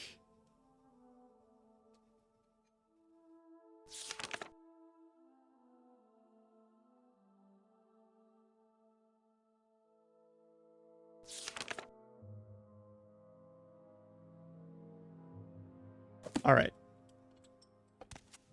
Guild of Fighters. Talk to the Guild of Fighters. Get a job from the Guild of Fighters. Can you ask your question quickly? I must be going. Man, they're so rude all the time. Orders. I have a very simple contract and cave rats. Drarain Thelis' house. It's here in Balmora along the river on the east side. Rats are coming from. Kill the rats and get your payment from Drarain Thelis. Our apartment taking care of this. Kill rats. I take it you want something. Well, Why are you so What is grumpy it? at me? Alright, well, anyway.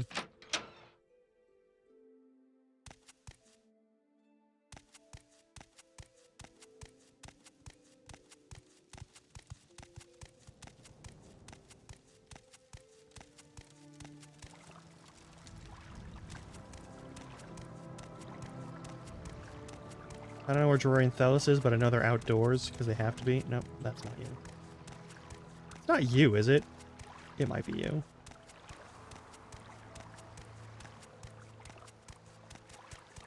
Nope. We're over on the east side. I believe it's one of the riverfront doors. Hesserind. Durlosa Athrin. Nope.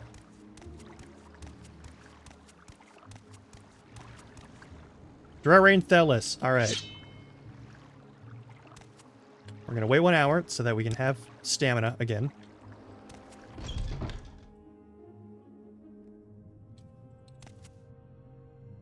Yes. Rats are a nuisance. I'm worried they'll eat all my pillows. You like pillows, don't you? Anyway, I've got one trapped in my bedroom here. The other 2 are in my storage area upstairs. Rats. Not pillows. Here's the key for that door. There are at least 3 of these beasts I haven't gotten in my good pillows. I'm listening. Go ahead. Alright.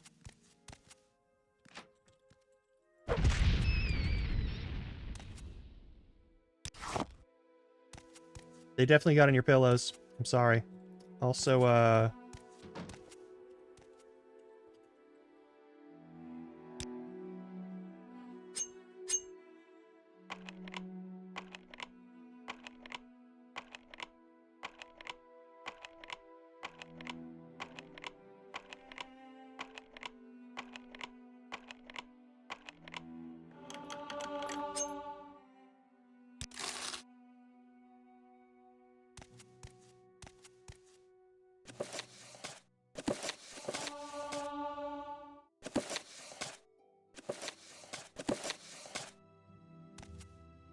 Yep, definitely got in the pillows and ate everything you own. Sorry.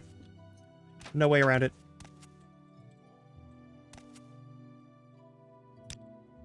I'll go upstairs and kill the other ones. Poor rats. These rats don't deserve this. You know, like the bandits don't deserve it. Except for the weird ones that are like cannibals. Sometimes, I mean, those kind of deserve it. But like,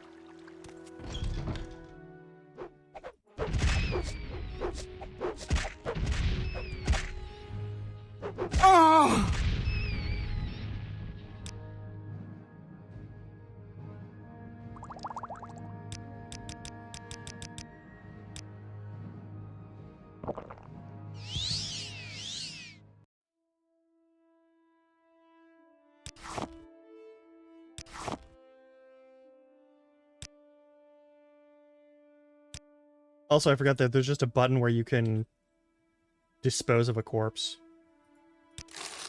Taking all your spare change. And all of your other goods.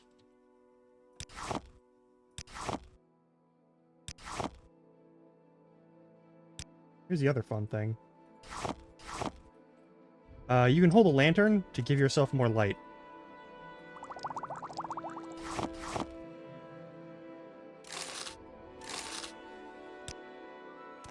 You can actually see shit.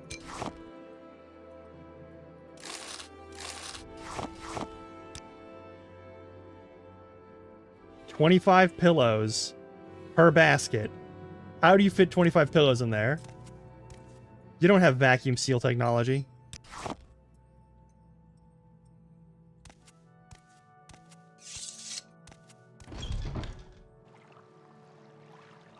Yeah, lanterns pretty much last forever. And they're like a nice little light source. And they go in the shield slot, so that's fun. Alright. I'll take your worthy cave rats are dead. Here's the summoner symptoms. Here's what we pay Fire Guild.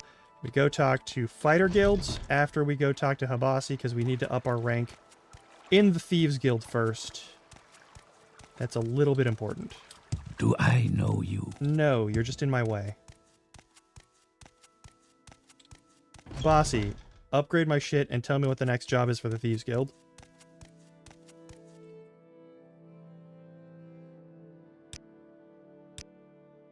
Alright, you want the key to Narano Manor. Downstairs manors are rarely locked, but Habasi wants to go upstairs secretly. Who has the key? Owner's Narano. Habasi thinks Narano's servant. Sofor Trandal at the Council Club has a key, so we need to go steal it from Sofor Trandal. That is very easy to do, but we'll make it work. In a couple of fun ways. So we can either find Narano and steal his key, or Trandal's key. Doesn't matter. Now we go to the Fighters Guild. We talk to the person. We upgrade our rank to something beyond Associate, which is probably like going to be Apprentice or whatever. And that's all fine.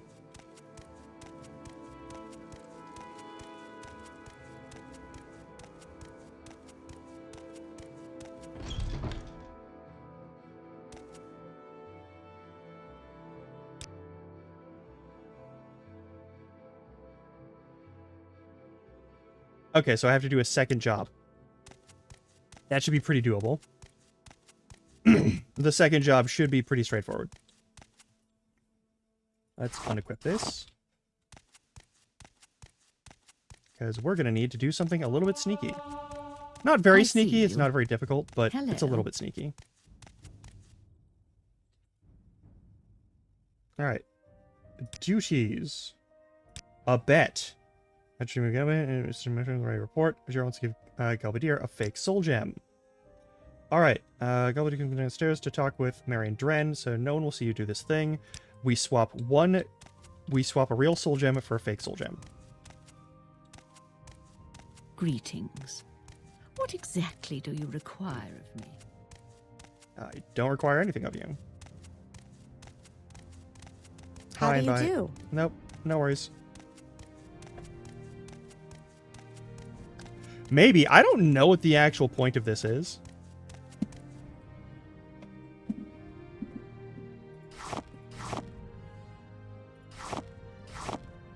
So now we have a lesser soul gem.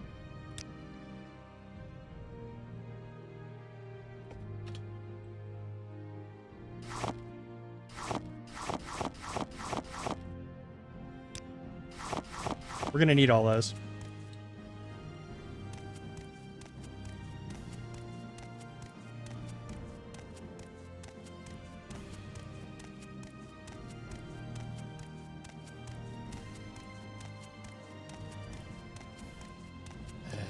Greetings.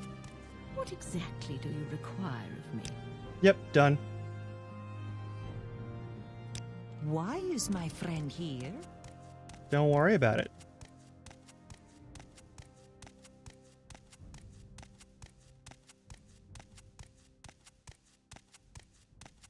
Talk to this lady, do this thing, then we go over to either the pawn shop or okay, well, advance me.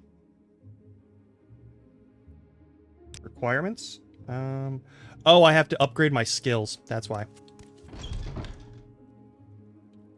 But we're now an apprentice. All right, go here. Talk to the Guild of Fighters person. Yes, what is it? All right. I'm now the apprentice. Perfect. Do you have any more orders? I already did that.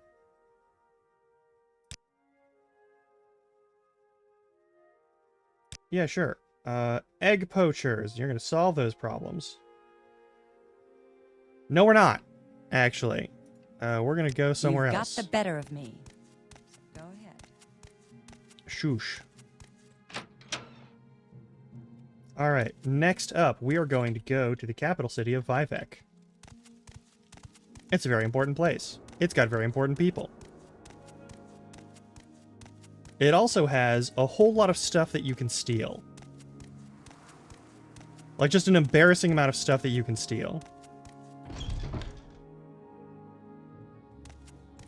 Hey.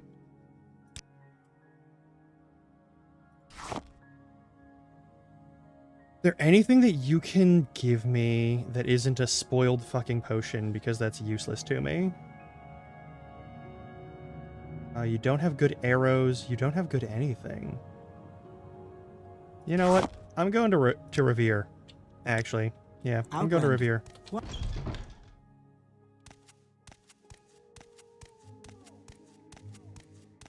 But yeah, all of those stolen soul gems are going to go into that Sword of White Woe, probably. Because we gotta upgrade a whole bunch of shit. We gotta upgrade a whole bunch of shit before we can do anything with any other items. Take this. Also, take these empty ones, and take these empty ones. Take this book, and this book. Oh, oh good, your money did its thing. Alright, we're gonna get rid of the torch. I don't need to start selling off every single alchemical item anymore. So that's probably fine. Those are fine as is. I no longer need this spear, so you can have that. I also don't need these bolts. Technically, I don't need these arrows, but they'll probably come in handy once I actually get my hands on a decent bow.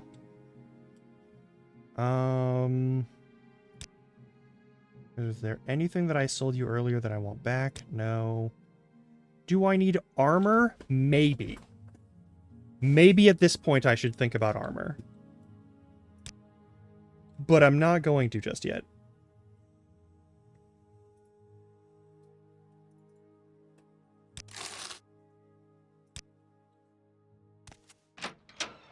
Speak up!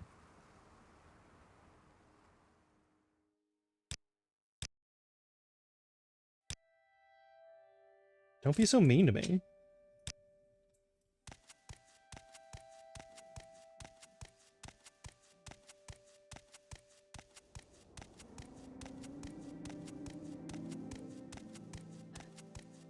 The Lucky Lockup.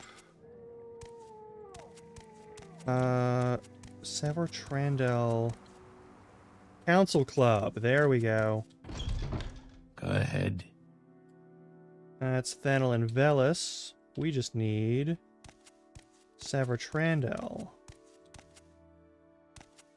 You, F5. Alright.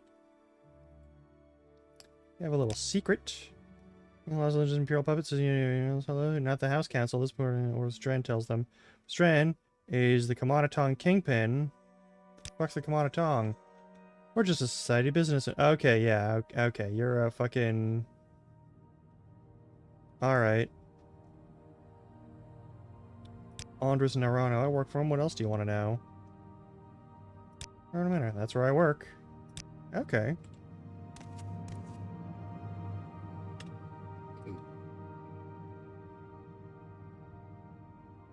That's what I fucking thought. Yeah, okay. Speak quickly, Outlander, or go away.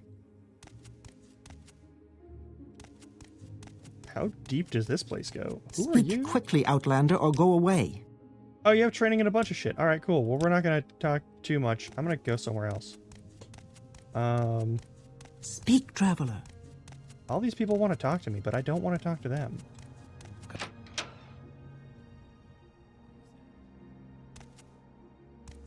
Okay, so we're not going to get the key that way. Narano Manor is on this side of town, though. It's on the upper end. People keep saying, what was that? What was that?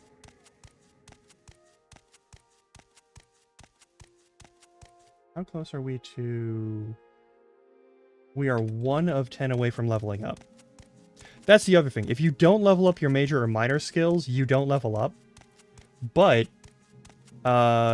the amount by which your stats increase is determined by how much of whatever key skill is, key attribute is attached to the skills that you do level up. Normally that means that you need to level up a little bit of each skill each time. Otherwise, you're wasting level ups and you're just sort of like... This is Milihastian? Nope. Narano Manor. It's probably the one... I think I know which one it is, actually. That's the Morag Tong Guild. That's the Assassin's Guild. You've got my ear. Let's hear it. Yeah. Hang on. This is Lalo Manor. Don't want that. This is one of the watchtowers, right? Yeah, that's Guard Tower North. Is there anything we can steal in Guard Tower North? Probably not. Actually, there is something. Just nothing too good. Hello? Don't mind me. Outlander. I'll take that. It's not a theft, but it is a skill increase. Another guard, a bunch of guard Where is armor. that slave? You may speak. Yeah, I want to go around you, actually. I don't want to speak. We got silver short swords, steel katanas. Oh, weeb-ass fucking guards are these?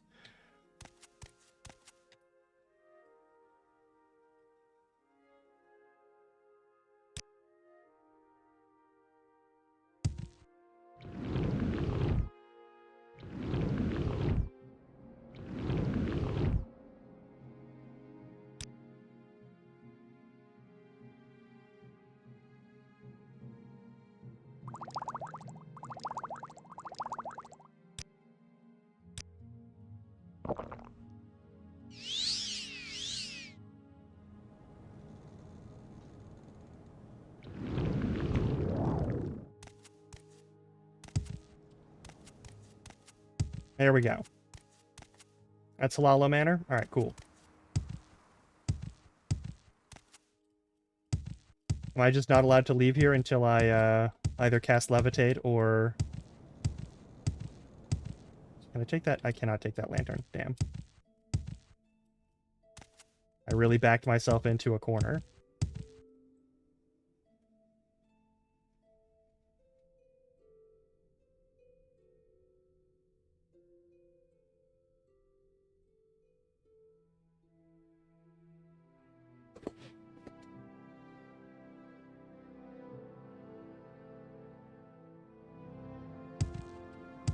There we go. Okay, where the fuck is Narano Manor? This is House Lalu's general seat. Lalu Cancel Manor. Alright. Which you can also steal some shit from there. This is Tiravel Manor.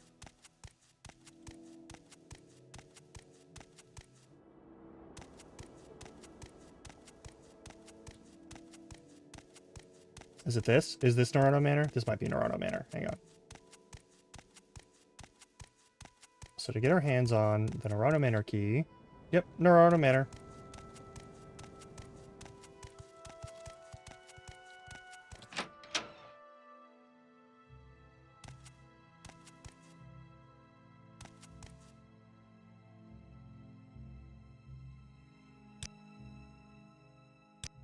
You may speak. Don't worry about it. Don't worry about it.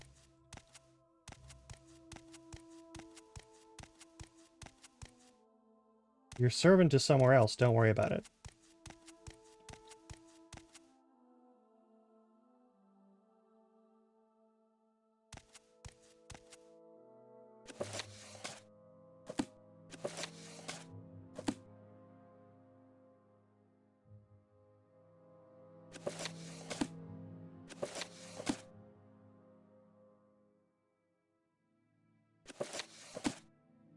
Dog water. All right. And that's the locked door. And that's also a locked door.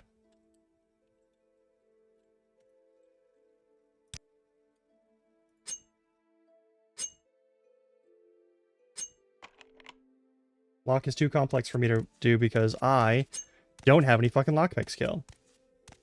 We could fix that. We should fix that.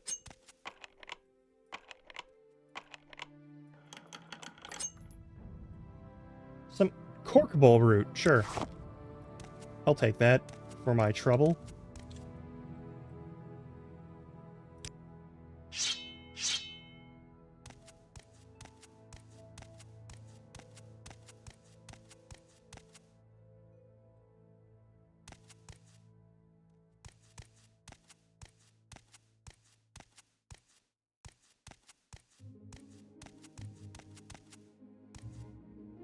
I don't have any invisibility. So... my only real options are if I have an invisibility potion, which I don't think I do. I do! Oh shit. Okay, well.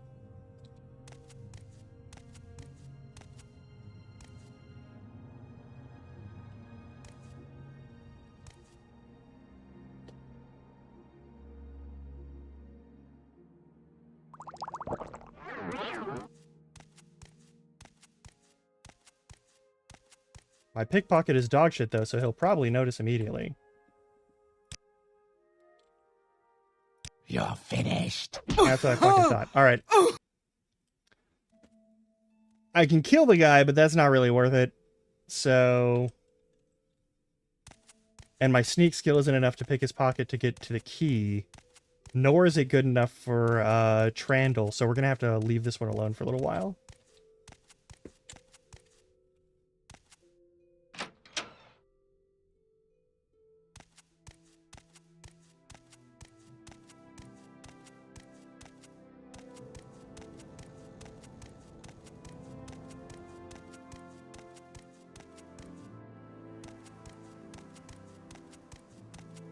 Okay, what other things can we do here before we head out to Vivek?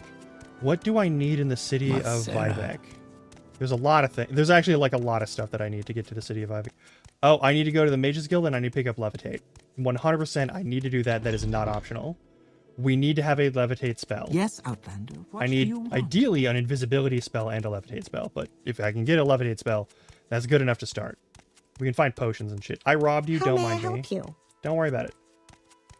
You already have, you just don't know it. Do you have...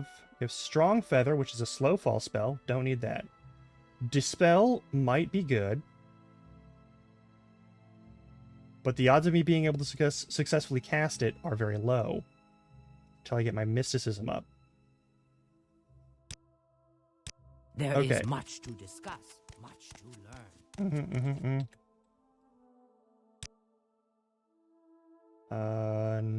No. Hello, Outlander. I hope you won't take too much of my time. Yeah. There we go, Levitate, which is very expensive, but I'll take it. Do you have...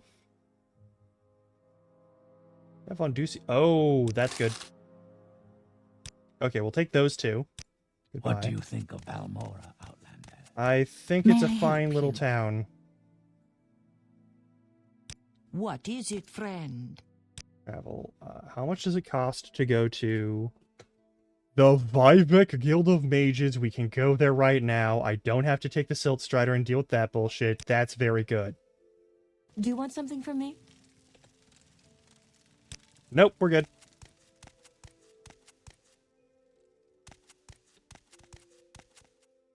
I am Archmage Trebonius, Guildmaster of Vivek. Archmage Trebonius shows up in a number of books. He is Yes, madame. a big fucking deal. What is it? These are all owned, and if we take anything, they will absolutely kill the shit out of us because these are Wealth beyond measure, expert mages. This is not a mage guild where people are like, oh, I joined the guild, so I don't need to practice. No, these are people who are actually good at their fucking magic. These people know what the fuck they are doing. Spells. Nope. All right. Duties. These archers, guild stewards, and all their involvement. Yeah, because we're too low rank. Go that ahead, doesn't matter. Outlander. What do you need? No, don't mind me. Don't mind me. Don't mind me. Rank associate to open the small chest. It's also trapped. I'm listening, please. Go ahead. Do you have anything to buy? That is invisibility. Do you have invisibility? Marisen Cuirass gives you restore fatigue. I want...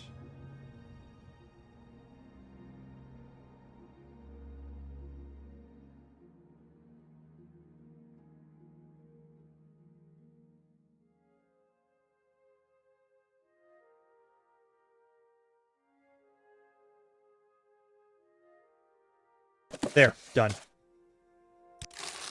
Deal. Goodbye.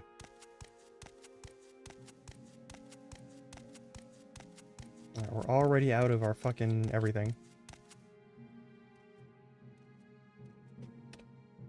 No one will notice if I take these, right?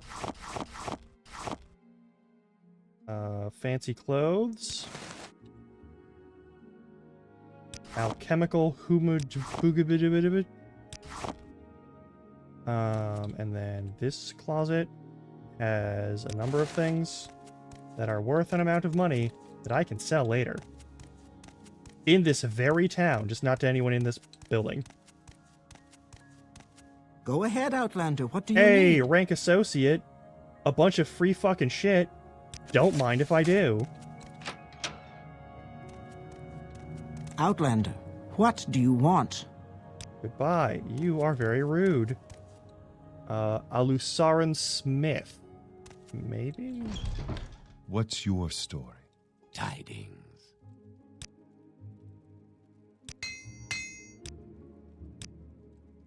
Alright, what do we got?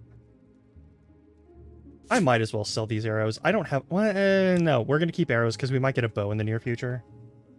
You've got ebony arrows. That's bananas. Arrow of Wasting Flame. That's really good. None of those are things that I need, though. I already have all the sword I will ever need for this... Pretty much this entire game. Is there... You don't take any of these, do they? Yeah, no, you don't. Goodbye. Oh, and we're about to hit another ad break. Can I take... Is that cool with everyone that I take things that are indoors? All right, cool. So What where are do you you from? want? Don't worry about it. We're watching you. There's the Fighters Scum. Guild. We're watching you, scum? Rude. Okay, we're gonna enter the Guild of Fighters after this. I'll see you all in like 3 minutes. It's about to hit ad break, so. Boop. Ba-doop-a-doop.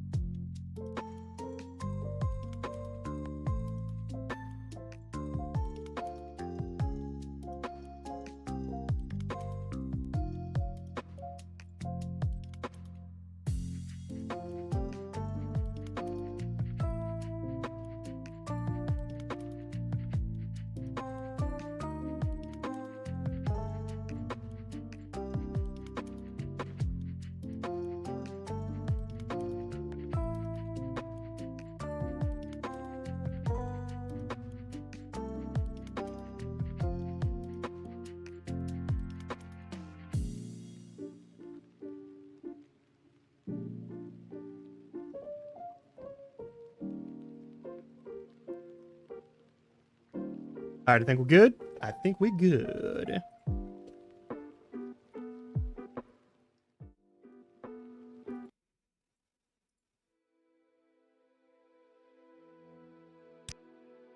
All right.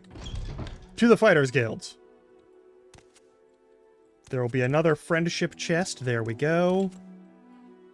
That's a bunch of stuff that we can sell legitimately without any issue. Services. If you're with an Imperial Guild, go to Foreign Quarter, which is where we are.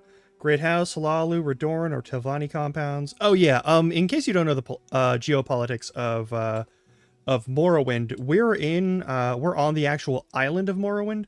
There's also just the entire region of Vardenfell, which is what Morrowind is like referred to as alternately, I think. I'm never super sure on that part, but like the Vardenfell district is a part of mainland Morrowind. So at the very least, that is a thing. But what you have is... Anything I can do for you? No, there's really not. So what you have is a bunch of noble houses. You have 3 major noble houses. Hlaalu, Telvanni, and Redoran. I'm listening. Yeah. Can you train me on anything? Nothing I care about right now. Weird that you have sneak, though. I appreciate that. No, that's owned. Faction-owned Fighters Guild. Nothing I need to care about there. This guy's cool. Greet you as a friend. Sheep restore healths. I don't really need them. Don't really need that either. So you have these 3 noble houses, and they're all Dunmer houses, because Morrowind is the realm of the Dunmer.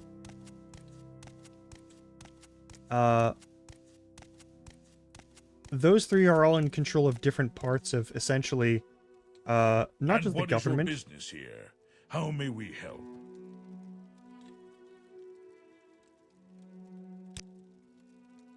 Trying to Rainstein and his livery. Go talk to Rainstein. I'll do that later.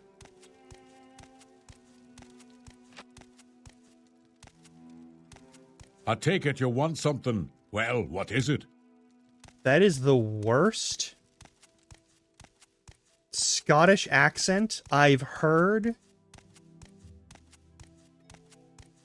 in so long. That was the most half-assed Scottish accent I have heard in ages. Oh, hey, nice.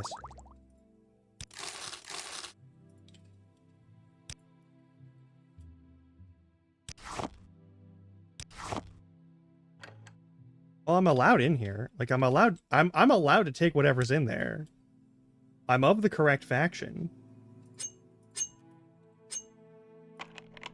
Lock is too complex at 25. Okay. We need to boost our security. We need to boost our thievery and such. Anything I can do? Alright, for so you? I have a mod in here that makes it so that you don't lose any of the stuff that you normally get your hands on. Tilver the Smith. Well, what I really want to do is... So, you have these 3 houses, and they're basically in charge of various parts of various towns. And they're all sort of, they're in like this sort of like shadow war for control over the entirety of Morrowind. They sort of work together to keep other people out, but they are mostly engaged in the task of fucking over each other. That's their shtick. That's their main deal. That's what gets them out of bed in the morning, you know?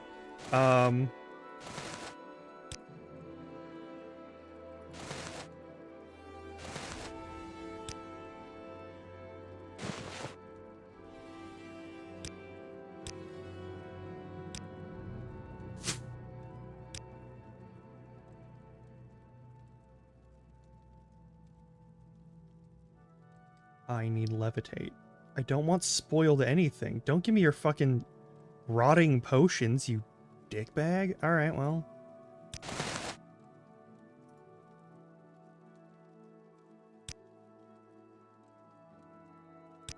There, is that gonna help anything? No? Alright.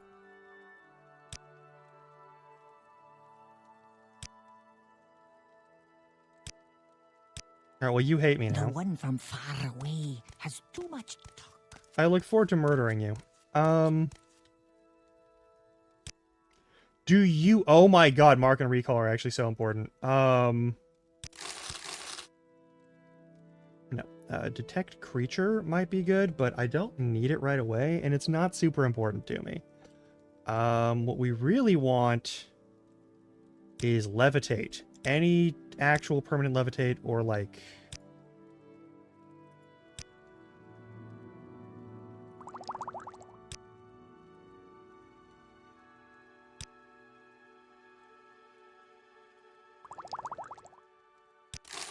There we go.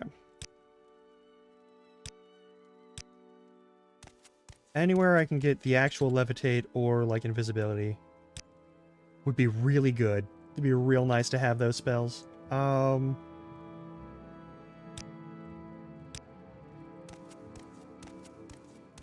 Right? Like, there should have more going into that.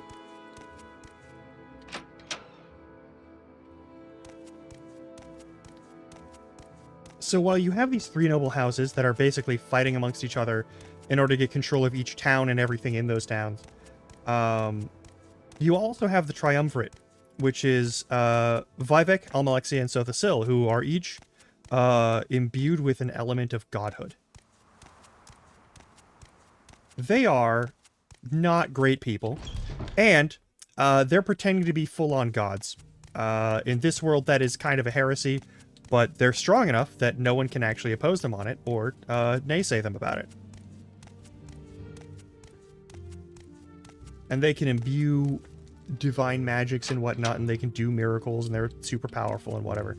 But the main thing that you gotta worry about is the fact that, like, they are very interested in making sure that no one ever gets anywhere near the volcano in the middle of this fucking mountain.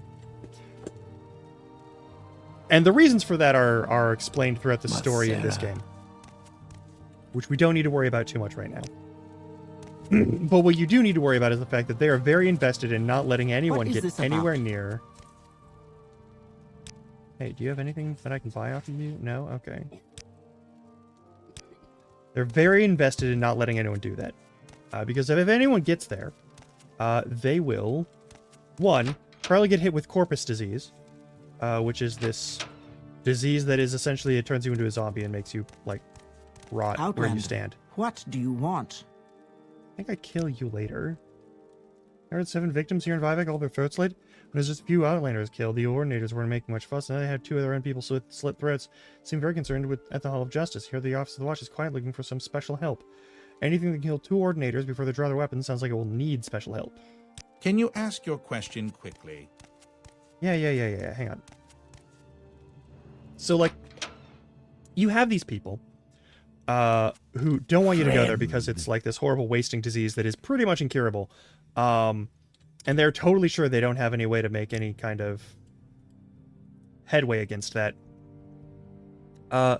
That's less important than the fact that the source of all of their power is hidden in that volcano. Which is, it is the heart of a being. And it is guarded by a specific dude.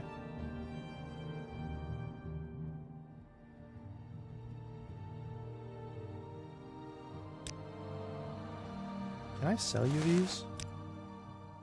I can sell you these. Easy customer store. Annoying fool.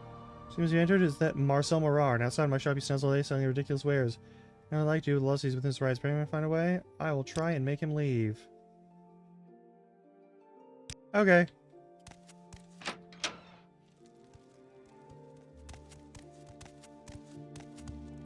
Not Hey dude, now. Yes, hey dude, come here. Outlander? Head on. Man, in my line of work, I'm an actor, at least I hope to be. I'm the poor player who struts and frets on stage, then has lunch. I'm full of sound, signifying nothing. I'm a theater troupe in this town. I can give up selling these baubles. You should leave this area. I cannot. Company of players. Only then will I be able to showcase my arts. Only then wants to pay me to act on it. All right, I'm listening. Alright, well, we'll find you someone to act with. Or I'll stab you to death. I'm not too particular.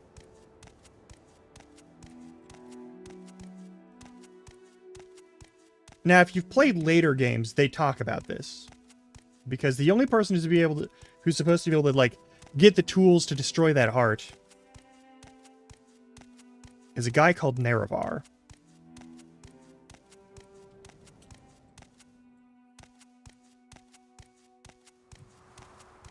And the reason that we got sent here is because we're supposed to be someone who can find the Nerevarine, aka the reincarnation of Nerevar. Now, spoilers for like a nearly 20-year-old game. I hate that I can't climb that. But we're not going to find the Nerevarine.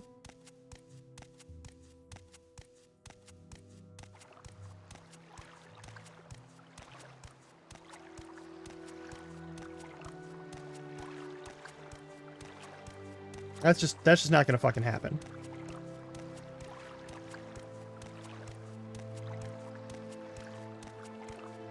But Nerevar, or Nerevarine, is the incarnation of Shor, in some cases. And is a weird sort of like god that serves the mortals. Or works alongside the general interests of the mortals more often than not. House Redoran. House Redoran might have something for me. What I really want to find... Hang on. Nope, that's not what I want. Go to the map. Go to the local map.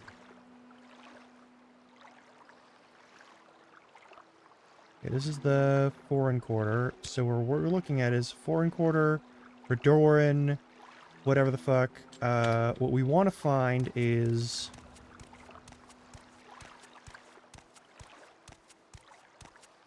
How's this? Telvanni? No, the arena. Okay. Here's the arena where you can kill people for money and not feel bad about it.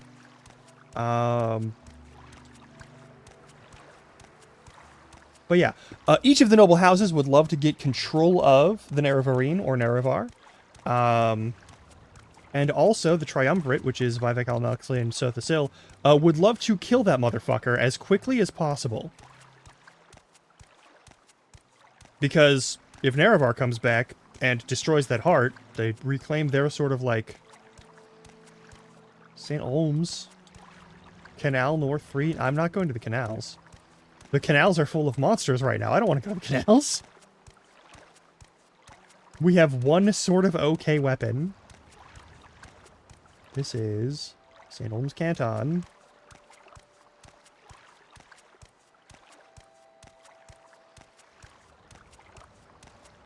That's St. Dellen.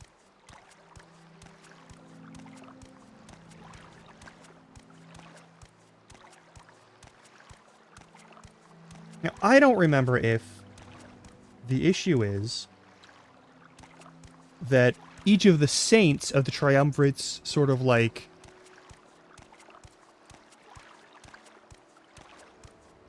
what the actual fuck? I don't know if these saints are saints of like the imperial cult or if they're saints of the triumvirate. The imperial cult is its own weird thing. Motherfuckers. I will never know peace. So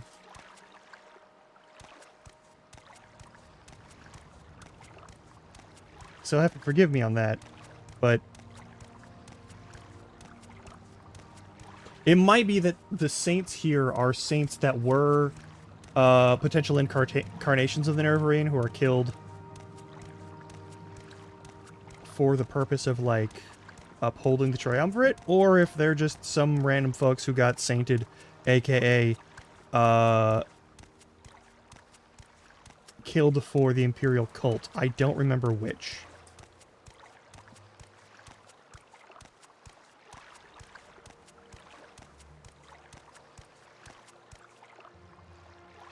How's my athletics doing? Cool, my athletics is almost to 20.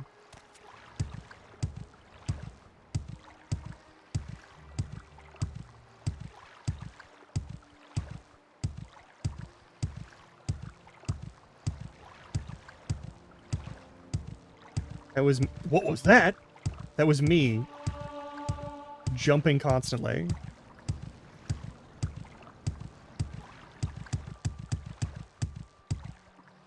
But yeah, our goal here is to find the Nerevarine. Or Nerevar if he's somehow still alive. And we're definitely going to fail at that. Hlaalu Canton. Alright, so we're close to the land. There's a civilian out here. Weird to see someone who's not, like, a guard. What you up to? I'm not don't worry if I can be fierce and we live here. Some specific place you want, or someone particular you're trying to find. Not right now. I'm listening. Go ahead. So if we head out this way, we're going to see a couple of things. But I don't want to bother fucking with that just yet.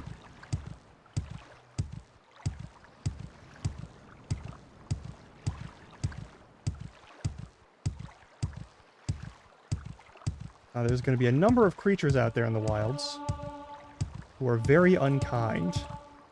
Yeah. I think I went the wrong way.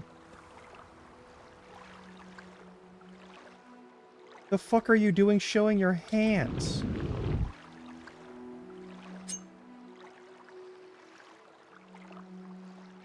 What is that about?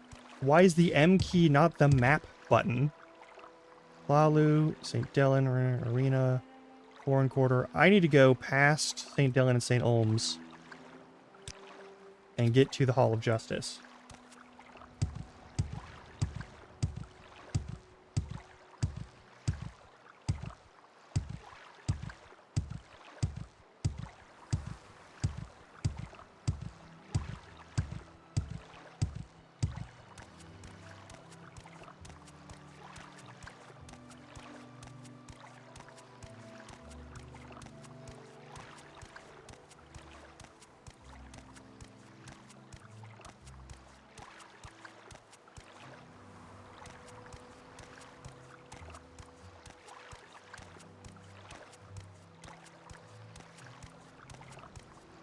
Oh yeah, one of the other handy things is that you can't level up any of your skills. So each skill has a key governing attribute. You can't level up your skills over your governing attribute. So you have to max out your attributes before you can max out your skills. Now I am tempted.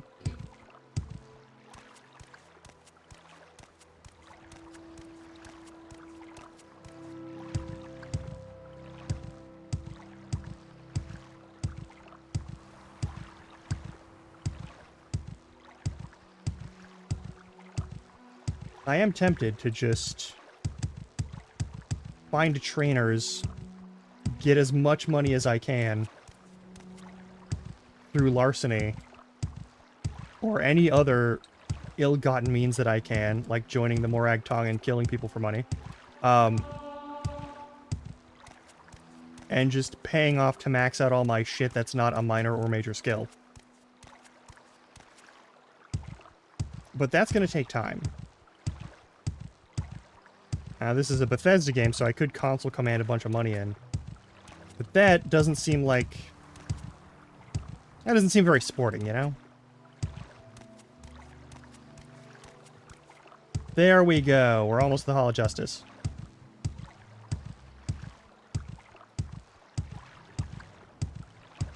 So that floaty orb... By the three, my rights and duty. Yeah. These guys are a little... They're gonna be a little gun-shy. Yeah, here we're here for like shenanigans within the confines of the game. There's the Hall of Wisdom,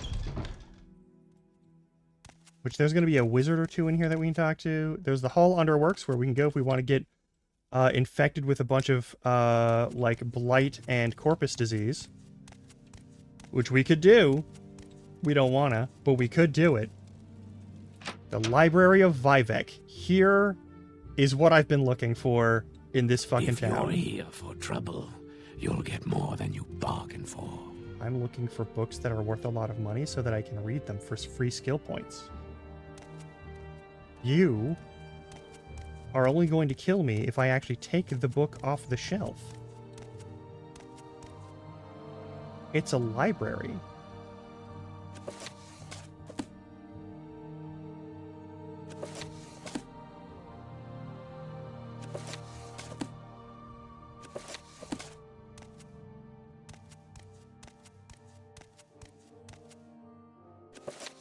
Changed ones. Well, the Atata who wanted to learn Trinimac was the... Yeah, okay. Fuck that. There's a bunch of, like... There's, like... 8 million names for everything.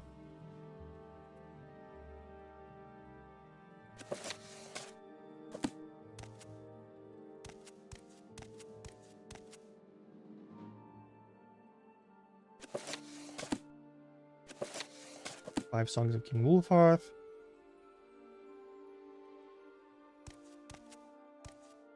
Deed to Indrel's house. By the grace of Almsivi, lords and rulers of all, know all Dunmer, who, by these words that I, Muthsera, Hlalu Velado Omani, have legally purchased the home and Sedanin of the Dunmer, Indrel, Rathrion, and the company land for the sum of 3,000 imperial drakes. Witness our hands on this third day of Evening Star, 3E 426. We're gonna steal that.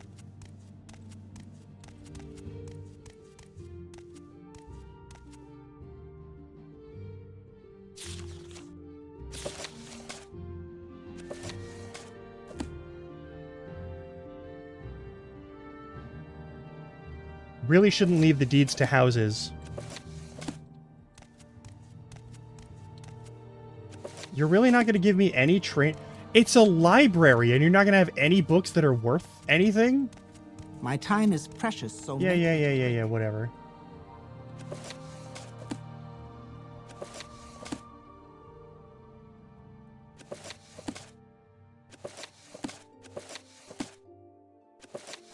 Really?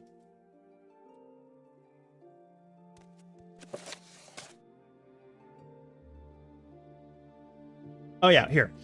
Concerning the points of the temple doctrine challenged by the dissident priests. The divinity of the tribunal. A temple doctrine claims their apotheosis was miraculously achieved through questing, virtue, knowledge testing, battling with evil. Temple doctrine claims their divine powers and immortality are ultimately conferred by as a communal judgment by the Dunmer ancestors, including among others the good Daedra, the prophet Veloth, Saint Nerevar. Dissonant priests ask whether Dagothor's powers and tribunal powers might all be derived from the same source, Red Mountain. They do. Sources of the Apocrypha suggest that the tribunal relied on profanely enchanted tools to achieve godhood. Those unholy devices were the ones originally created by the ungodly Dwemer sorcerer Kagranak to create the false construct Numidium, which is basically like a giant Gundam monster. The dissonant priests say that the temple has always maintained a public face, arisen of the Hieroglypha. The priests' writings, and a hidden face, Apocrypha, the hidden writings. The public account portrays the actions of the tribunal in heroic light. The hidden writings reveal secrets and truths, inconsistencies, and conflicting accounts, and varying interpretations would hint at darker and less heroic motives and actions of the tribunes.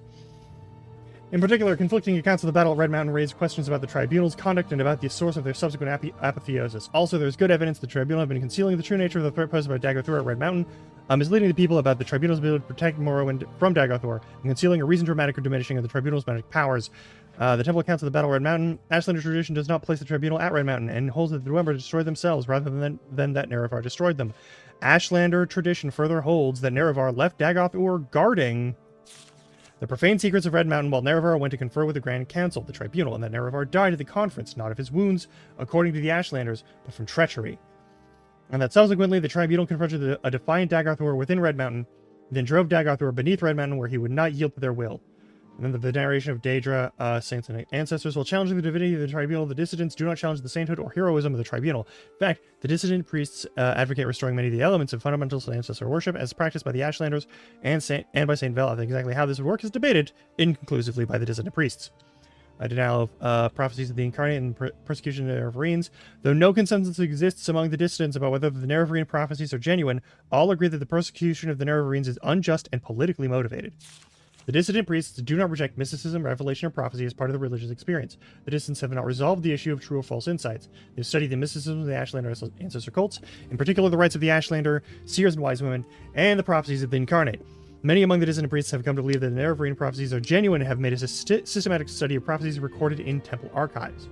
Then, on the matter of the authority and archcanon of the Ordinators, the dissident priests reject the authority of the archcanon and the Ordinators. The temple hierarchy has been corrupted by self-interest in politics, no longer asking the best interest of the temple or its worshippers. The dissident priests believe the archcanon and Ordinators speak for themselves, not for the tribunal. Yeah, whatever. The Inquisition and the use of terror and torture by the Ordinators. Within the temple hierarchy, it is an open secret the Ordinators rely on abduction, terror, torture, and secret imprisonment to discourage heresy and dissent. The dissident priests feel the Ordinators are either out of control or tools used to maintain a corrupt priesthood in power. Fundamentals of temple doctrine, charity for the poor, blah, blah, blah.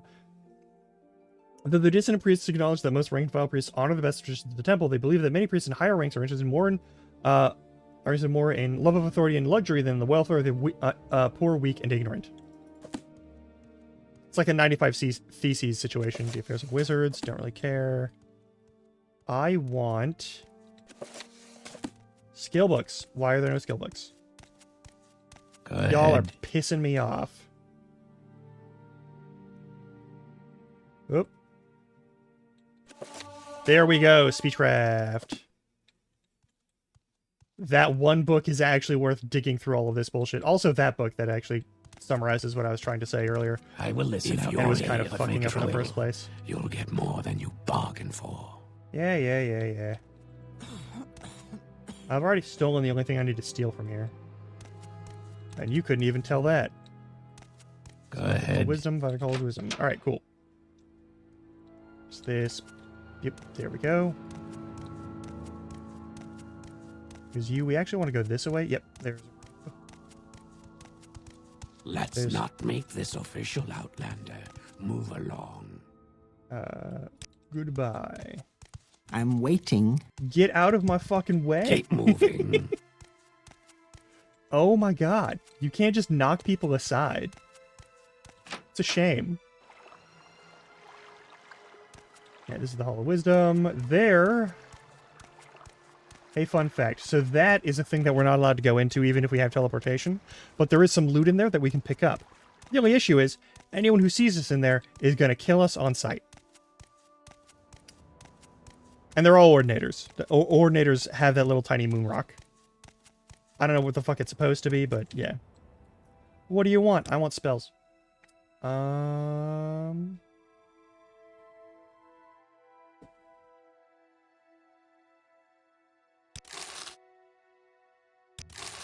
Important. Important. Okay. Can I buy anything off of you that's actually good? Nope. Alright. There's the Fane. The High Fane! Now let's not step in the bones. That seems rude. Shrine of Ivex Fury. There's a wooden door. Probably nothing. Speak, traveler. Barter with you. May I purchase? Perhaps.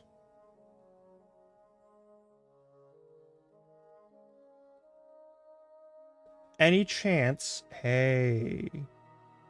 That's a lot of money. I've got a lot of money.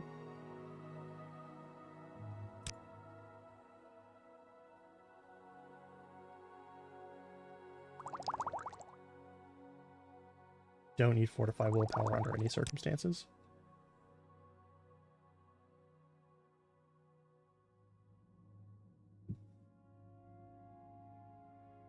Do you perhaps cure blight disease? That'll be important later. Cure paralysis. Cool. Bye-bye. Is there any book in here that you have that's worth any money? Short blade increased. Hell yeah. Alchemy?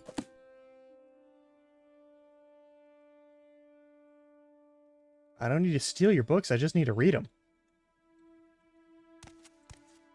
Those are all... Yep, that's all theft if I touch that, and they'll kill me.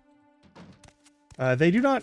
I don't know that the Ordinators particularly care about arresting you. They definitely care about murdering you. Faction members only. Yeah, because I'm not part of the Triumvirate. Will you do anything for me? No? Okay.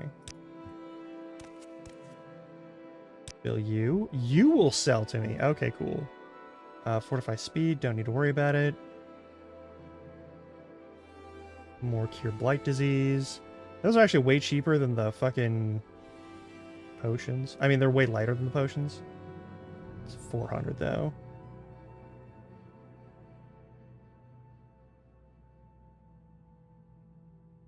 That's all kind of unimportant. Alright, St. Felm, St. Dellen, St. Lothis, Vivex Fury, St. Maris, and St. Nerevar.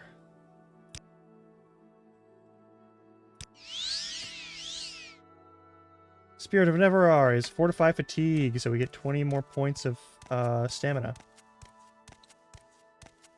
St. Veloth. There's a bunch of blessings we can get here, but we don't need to. You're only faction members are allowed to do that. No, that's nothing. That's a lodge Quickly, door. Outlander. I haven't. Shut the fuck up. Alright. We could drink that potion and walk up there. That is a thing we could do. We would get killed pretty fucking quick. I'm just gonna let you know right now. But one thing we are gonna do is we're gonna go say hi to Vivek. I don't know that we can actually go indoors yet, because we don't have the tools necessary. And again, I could probably, like, console command unlock the door, because you can do that. But, like, again, we're not here to, like, hack the shit out of the game. We're here to, like, we're here to cheese the game, not, like, just use cheat codes.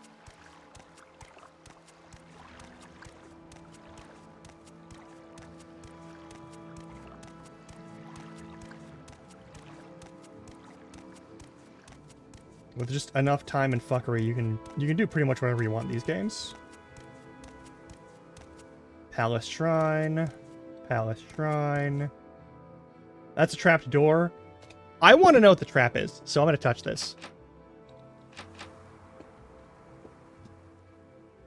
Coulda. No, I don't want to ask for... Here, Vivek shows generosity by filling the gentle waters of the palace with gold for the poor and destitute of Vivek City. That's not really much of anything. So we... In here is Vivek. Lord Vivek is in there.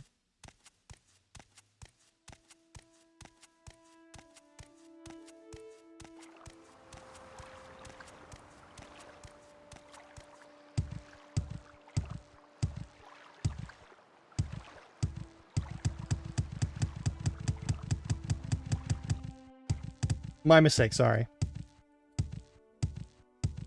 Wet cheese does not sound like a good experience. Though I am gonna say, if he dropped Gouda into the fountains...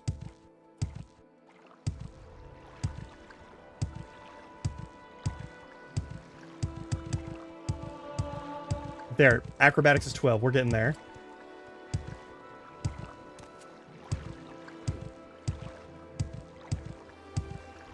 Alright, we've done everything we can at Vivek.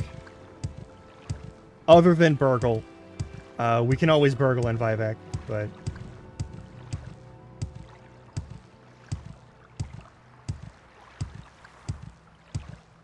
There's a lot of stuff to burgle here, but we only have like 250 stamina, and we've taken up most of our inventory right now. Like, I need to do...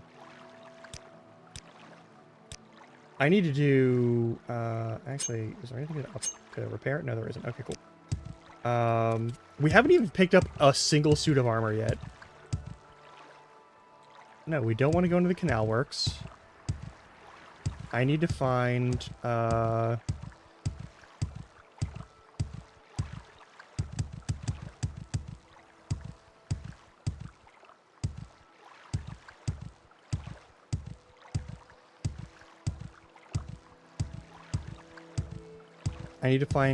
fast travel location so that I can go back.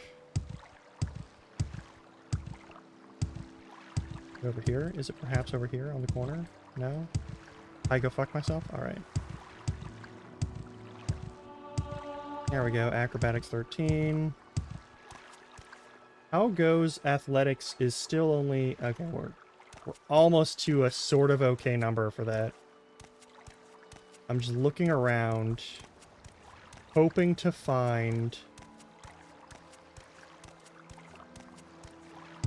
one of the boats that are over here so that we can take a fast travel point to somewhere else.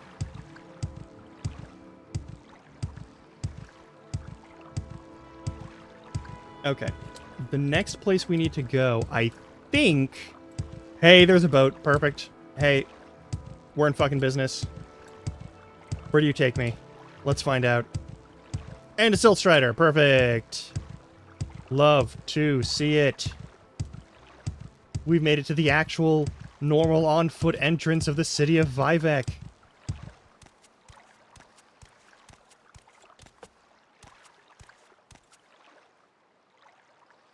So we are getting somewhere with the athletic stuff. Is swimming any better for that? I don't remember. I think the problem that I remember is that if you swim, you get swarmed by slaughterfish forever. Which is also kind of a fucking problem.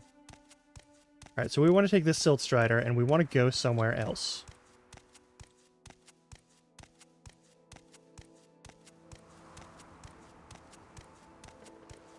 I'm not going to be too picky about where. Travel. Alright, you have Molag Mar, which is not a fun place to be, but we can check it out so you can see what Molag Mar looks like. I think I want to go to Surin ultimately, and I think Surin is the super fucking sandy place. Molag Mar. Take me to Molag Mar. It's going to be a bad place to live. We make a special trip just for you. Same low price. Oh, we are super in, nope. Oh, yeah, no, we don't want to be here. That's a bad place to be. That's a bad place to be. Let's leave.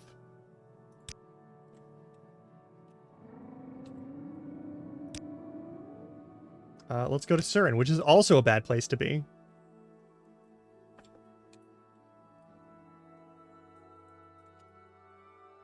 It's a less bad place to be, but it's still a bad place to be. As soon as a sandstorm hits here, we're going to be in a bad fucking situation. Alright, Seyda Balmora. I guess we have the Seyda house deed. Yeah, let's go to Seyda. Where would you like to go? Don't worry about it. We're where we need to be. We are exactly where we need to be. Oh, and I can sell shit to that one guy. That'll be cool.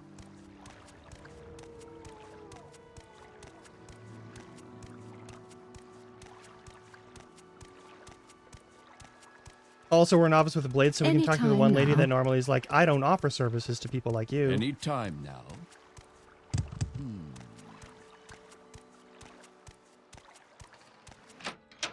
All right.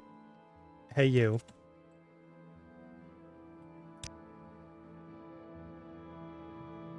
Okay.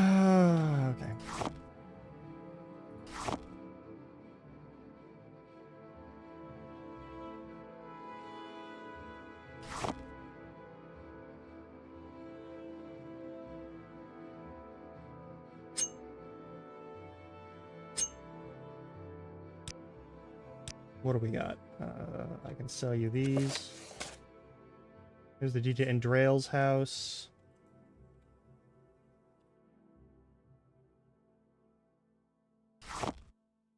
How is the, like, small segment of rat meat worth, like, a full unit of weight? Whereas all the other things are, like...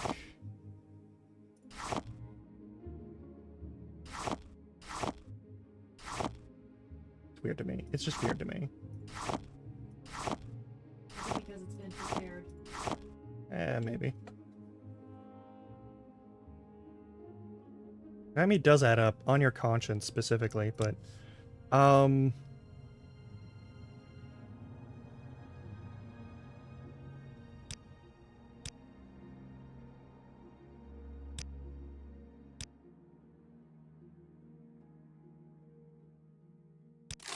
I'll take that. Do you have any good spells for me?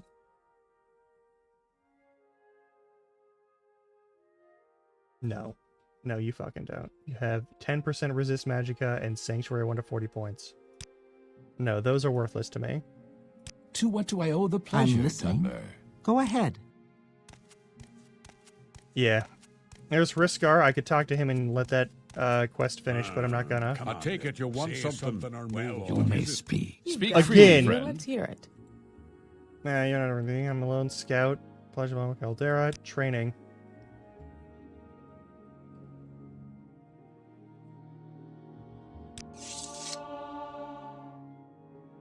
There is someone watching me. I can tell. You need to chill the fuck out.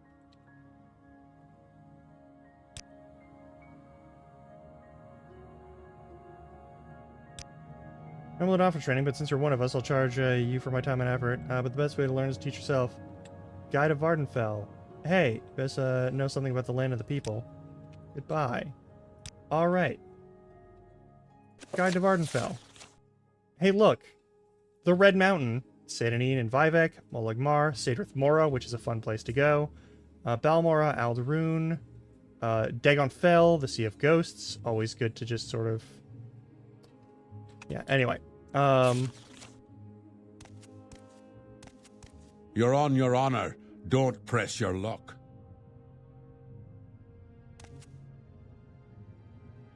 Okay, I'm gonna do one thing that is not really called for and is kind of against the spirit of this thing.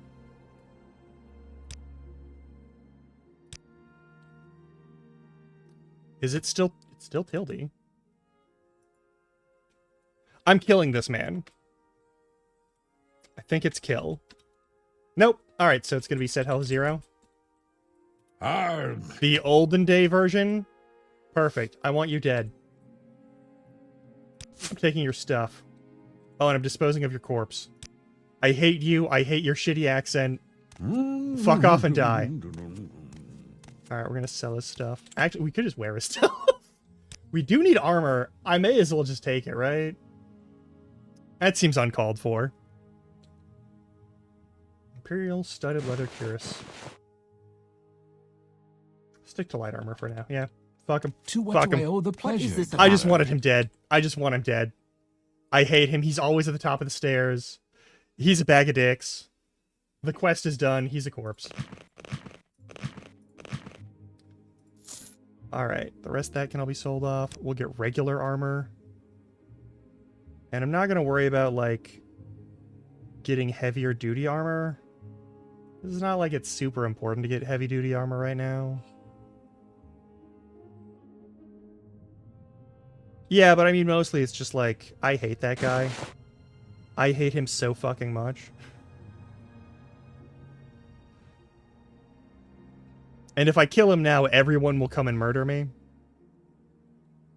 But I can Death Note him and it's fine. Alright, the boots will work good. They're like kind of heavy, but you know what? The chitin boots do better.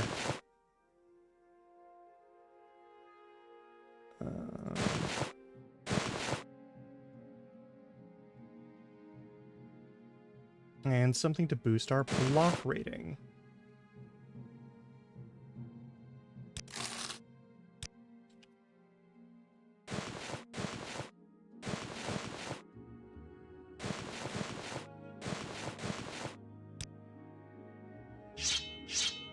And now we have a long bow. Hey, that was a great idea, even though it's absolutely cheating, and I actually do kind of feel bad about that. But fuck that guy.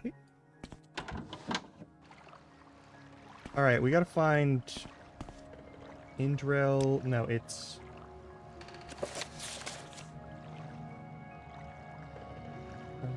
Dunmer, Indril, Rathrion, and the company land. Indril, Rathrion. Indril, Rathrion. For someone in particular? Yes, you. Advice. Deed to your house. Whatever needs doing. Cooking, cleaning, you are an outlander, so you lore. No. Okay. Outlander, what do you want? Don't worry about it.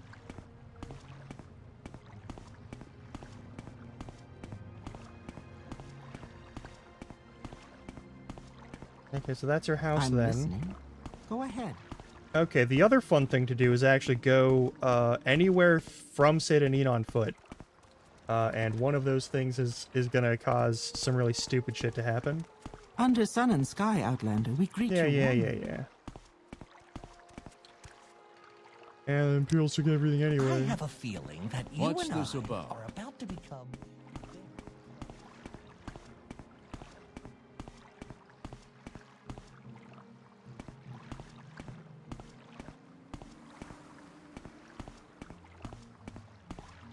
Alright, now I have a little bit of armor. We have a weapon that is pretty fucking good. It's a long blade, so it's the weapon that we're most skilled with right now.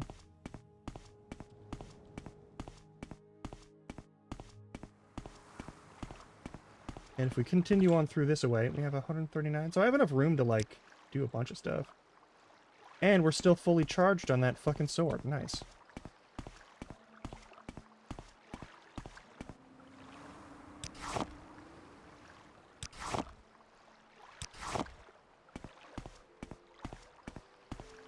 There's one thing in particular I'm hoping for.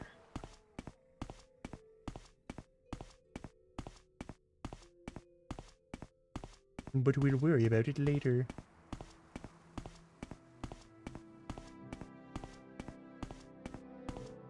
Alright. Ebonheart, Sedanin, Narmak, and Laod. Balmora, Vivek, and Pelagiad. Ebonheart's this way?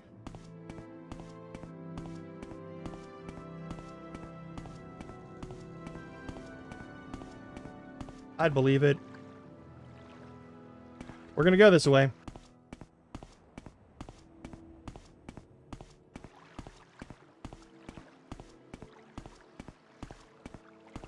There's stuff in the water.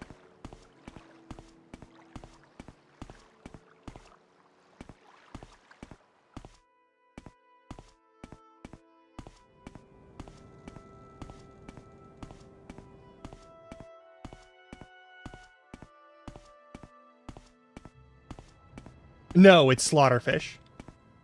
It's 100% slaughterfish. Might also be like the weird critters that are going to be a huge problem for us later. Yeah, it's almost always going to be slaughterfish when I see movement in the water. I just assume it's going to be slaughterfish even if it's not.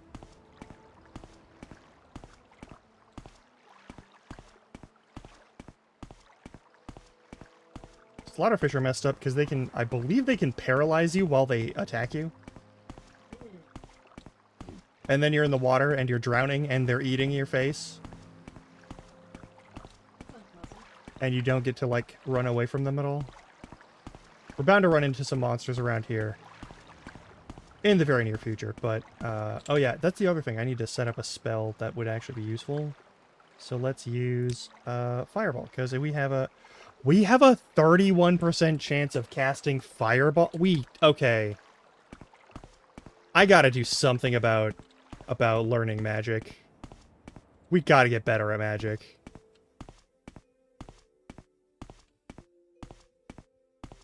This feels like the wrong way to go, but Pelagiad, Balmora, La, Narmak, Sydney, Vivek, and Ebonheart. Ebonheart is this way. If you look at... Can I please just zoom in a little bit? So Ebonheart is like a...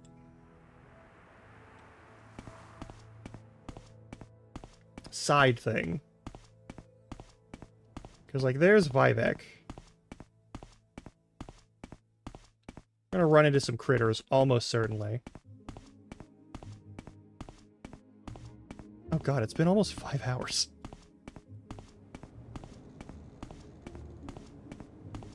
Now remember, our job is to, like, boost our skills, get ourselves kind of, like, in a level of not being shitty, that we can actually, like, do something useful for Caius Casades.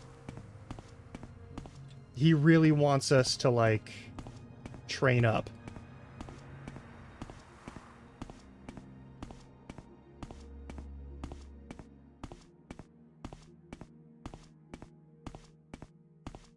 We're not even to level 2 yet. Can I get more,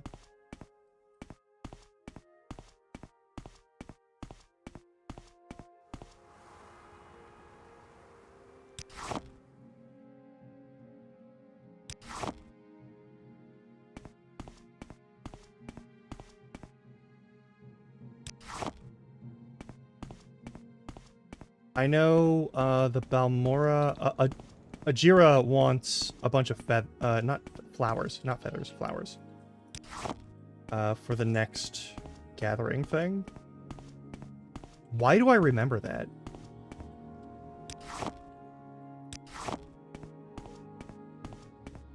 There's Ebonheart.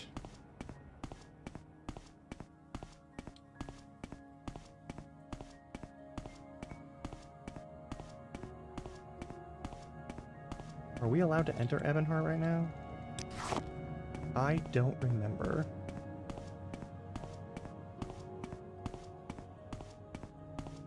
I like Ebonheart because it's built like a proper fucking fortress. Like, no weird Solitude in Skyrim bullshit. Where you have a fucking, like, side gate in the middle of your shit. That leads to the middle of your shit. Like, this place is pretty much completely fucking inaccessible. From anywhere that isn't right here. East Empire South Warehouse. Don't really care about that right now. Sup Imperials. Let's hear it. And I think there's somebody who wants to, like, stab me in the face right away. Is it you? Your weird fucking gnome hat. I'm Geldel, this is Ebonheart. If you're new here, you want to ask for our services. Agning is the publican. Cult Shrine services include a priest, and savant. Hawkmoth, Legion Garrison, healers, Smith at Arms, Scout, Chaplain, and Battle Mage, yada yada. Okay, cool. And then... yeah.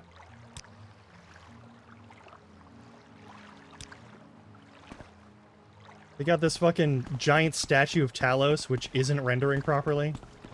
Love that. I've never seen it properly rendered ever in my life.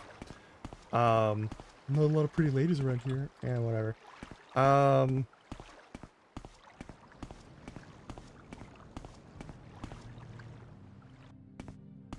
6 fishes?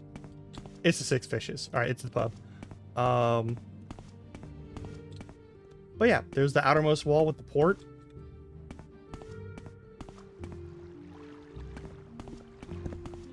This is the ramparts and battlements of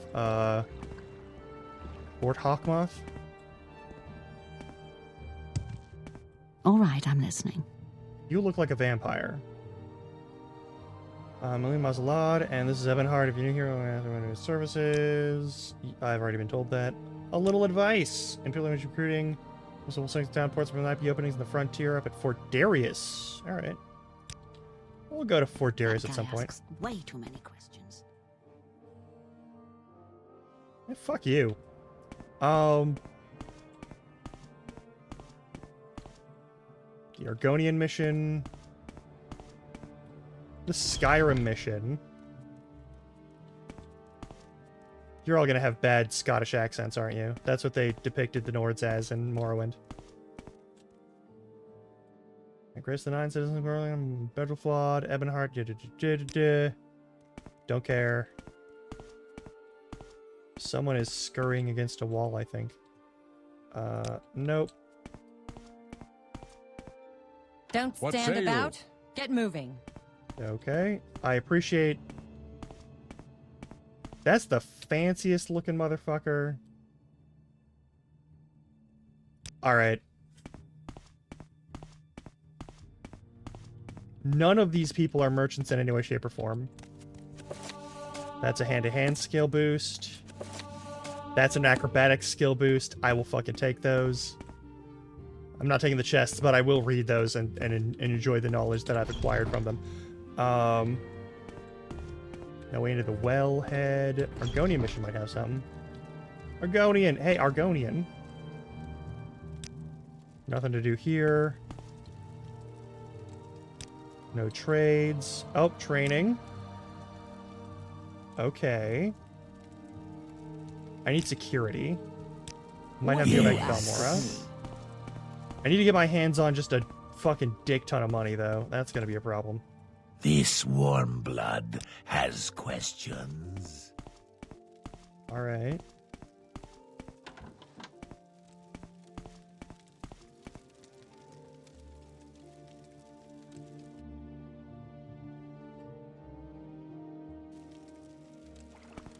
I had to snooze the ads real quick. I believe down here, we're under the water level at this point. Like, that's... I'm not sure that that's,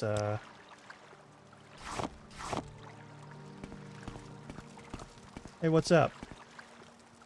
No, you don't got much.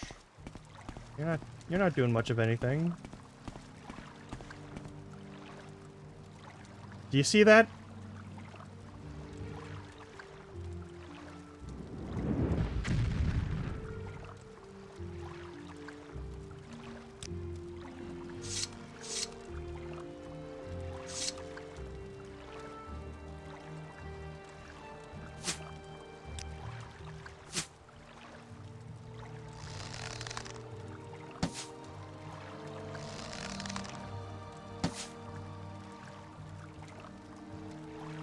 I'm in hell. Oh, there's a bunch of them. Yeah, no, I'm good, actually. I'm good not fighting a bunch of slaughterfish at level 1. I'm good not doing that. Your turn to talk. Ours to listen. I'm cool. I'm cool with not doing that. Since there's no way for me to shoot them through the water. How about fuck that?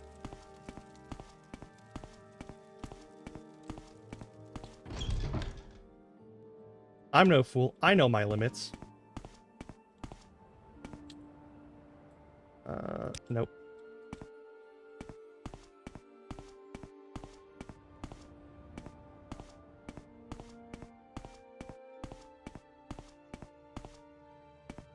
Blackmoth Legion Garrison. If you really want to join the Legion, I don't.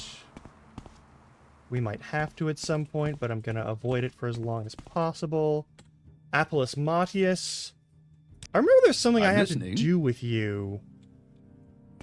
Like, there's something that has to do with you specifically. That always looks terrifying.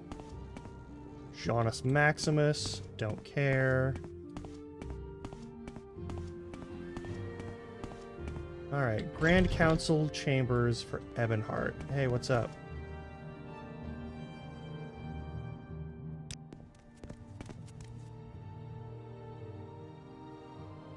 East Empire Company. The Duke's administration. Where's the Duke?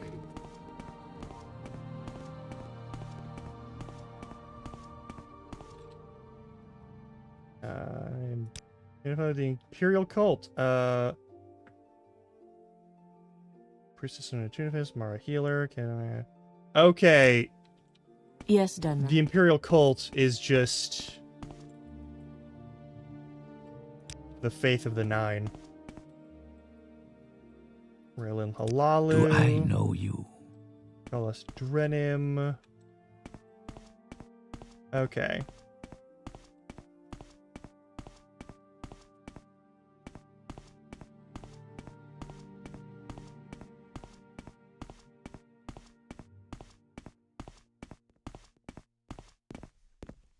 What's this All right. about?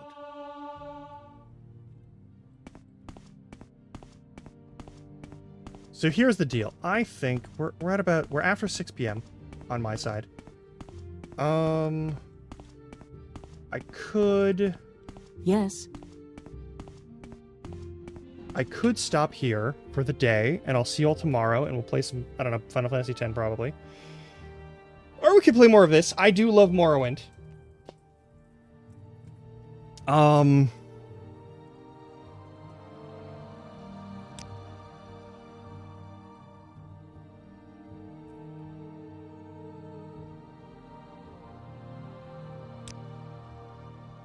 Consequences is good.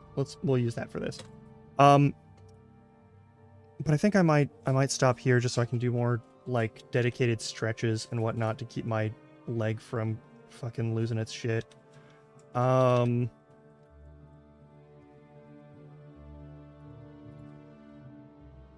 Let's we'll snooze that again. Let's see who's around.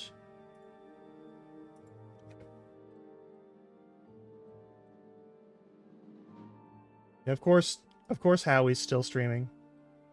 We can always rate Howie. I'll be playing alongside them next week, so that's a thing. They've got their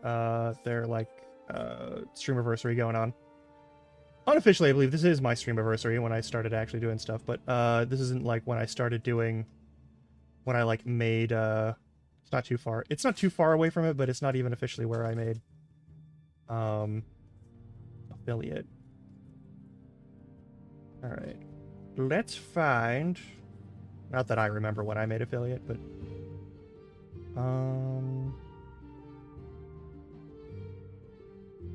I am not.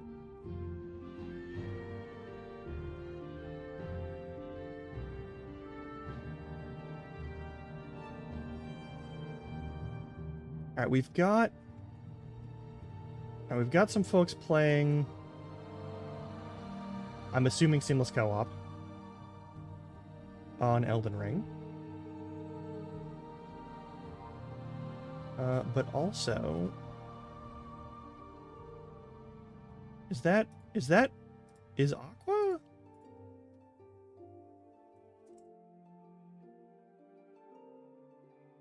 Literally just starting. Actually, Aqua's playing Repo, and that would be a good chance for me to see more of how Repo works. And I know I'm gonna have to play Repo in the near future, so we're gonna go raid. What's the code after your shit? 191V.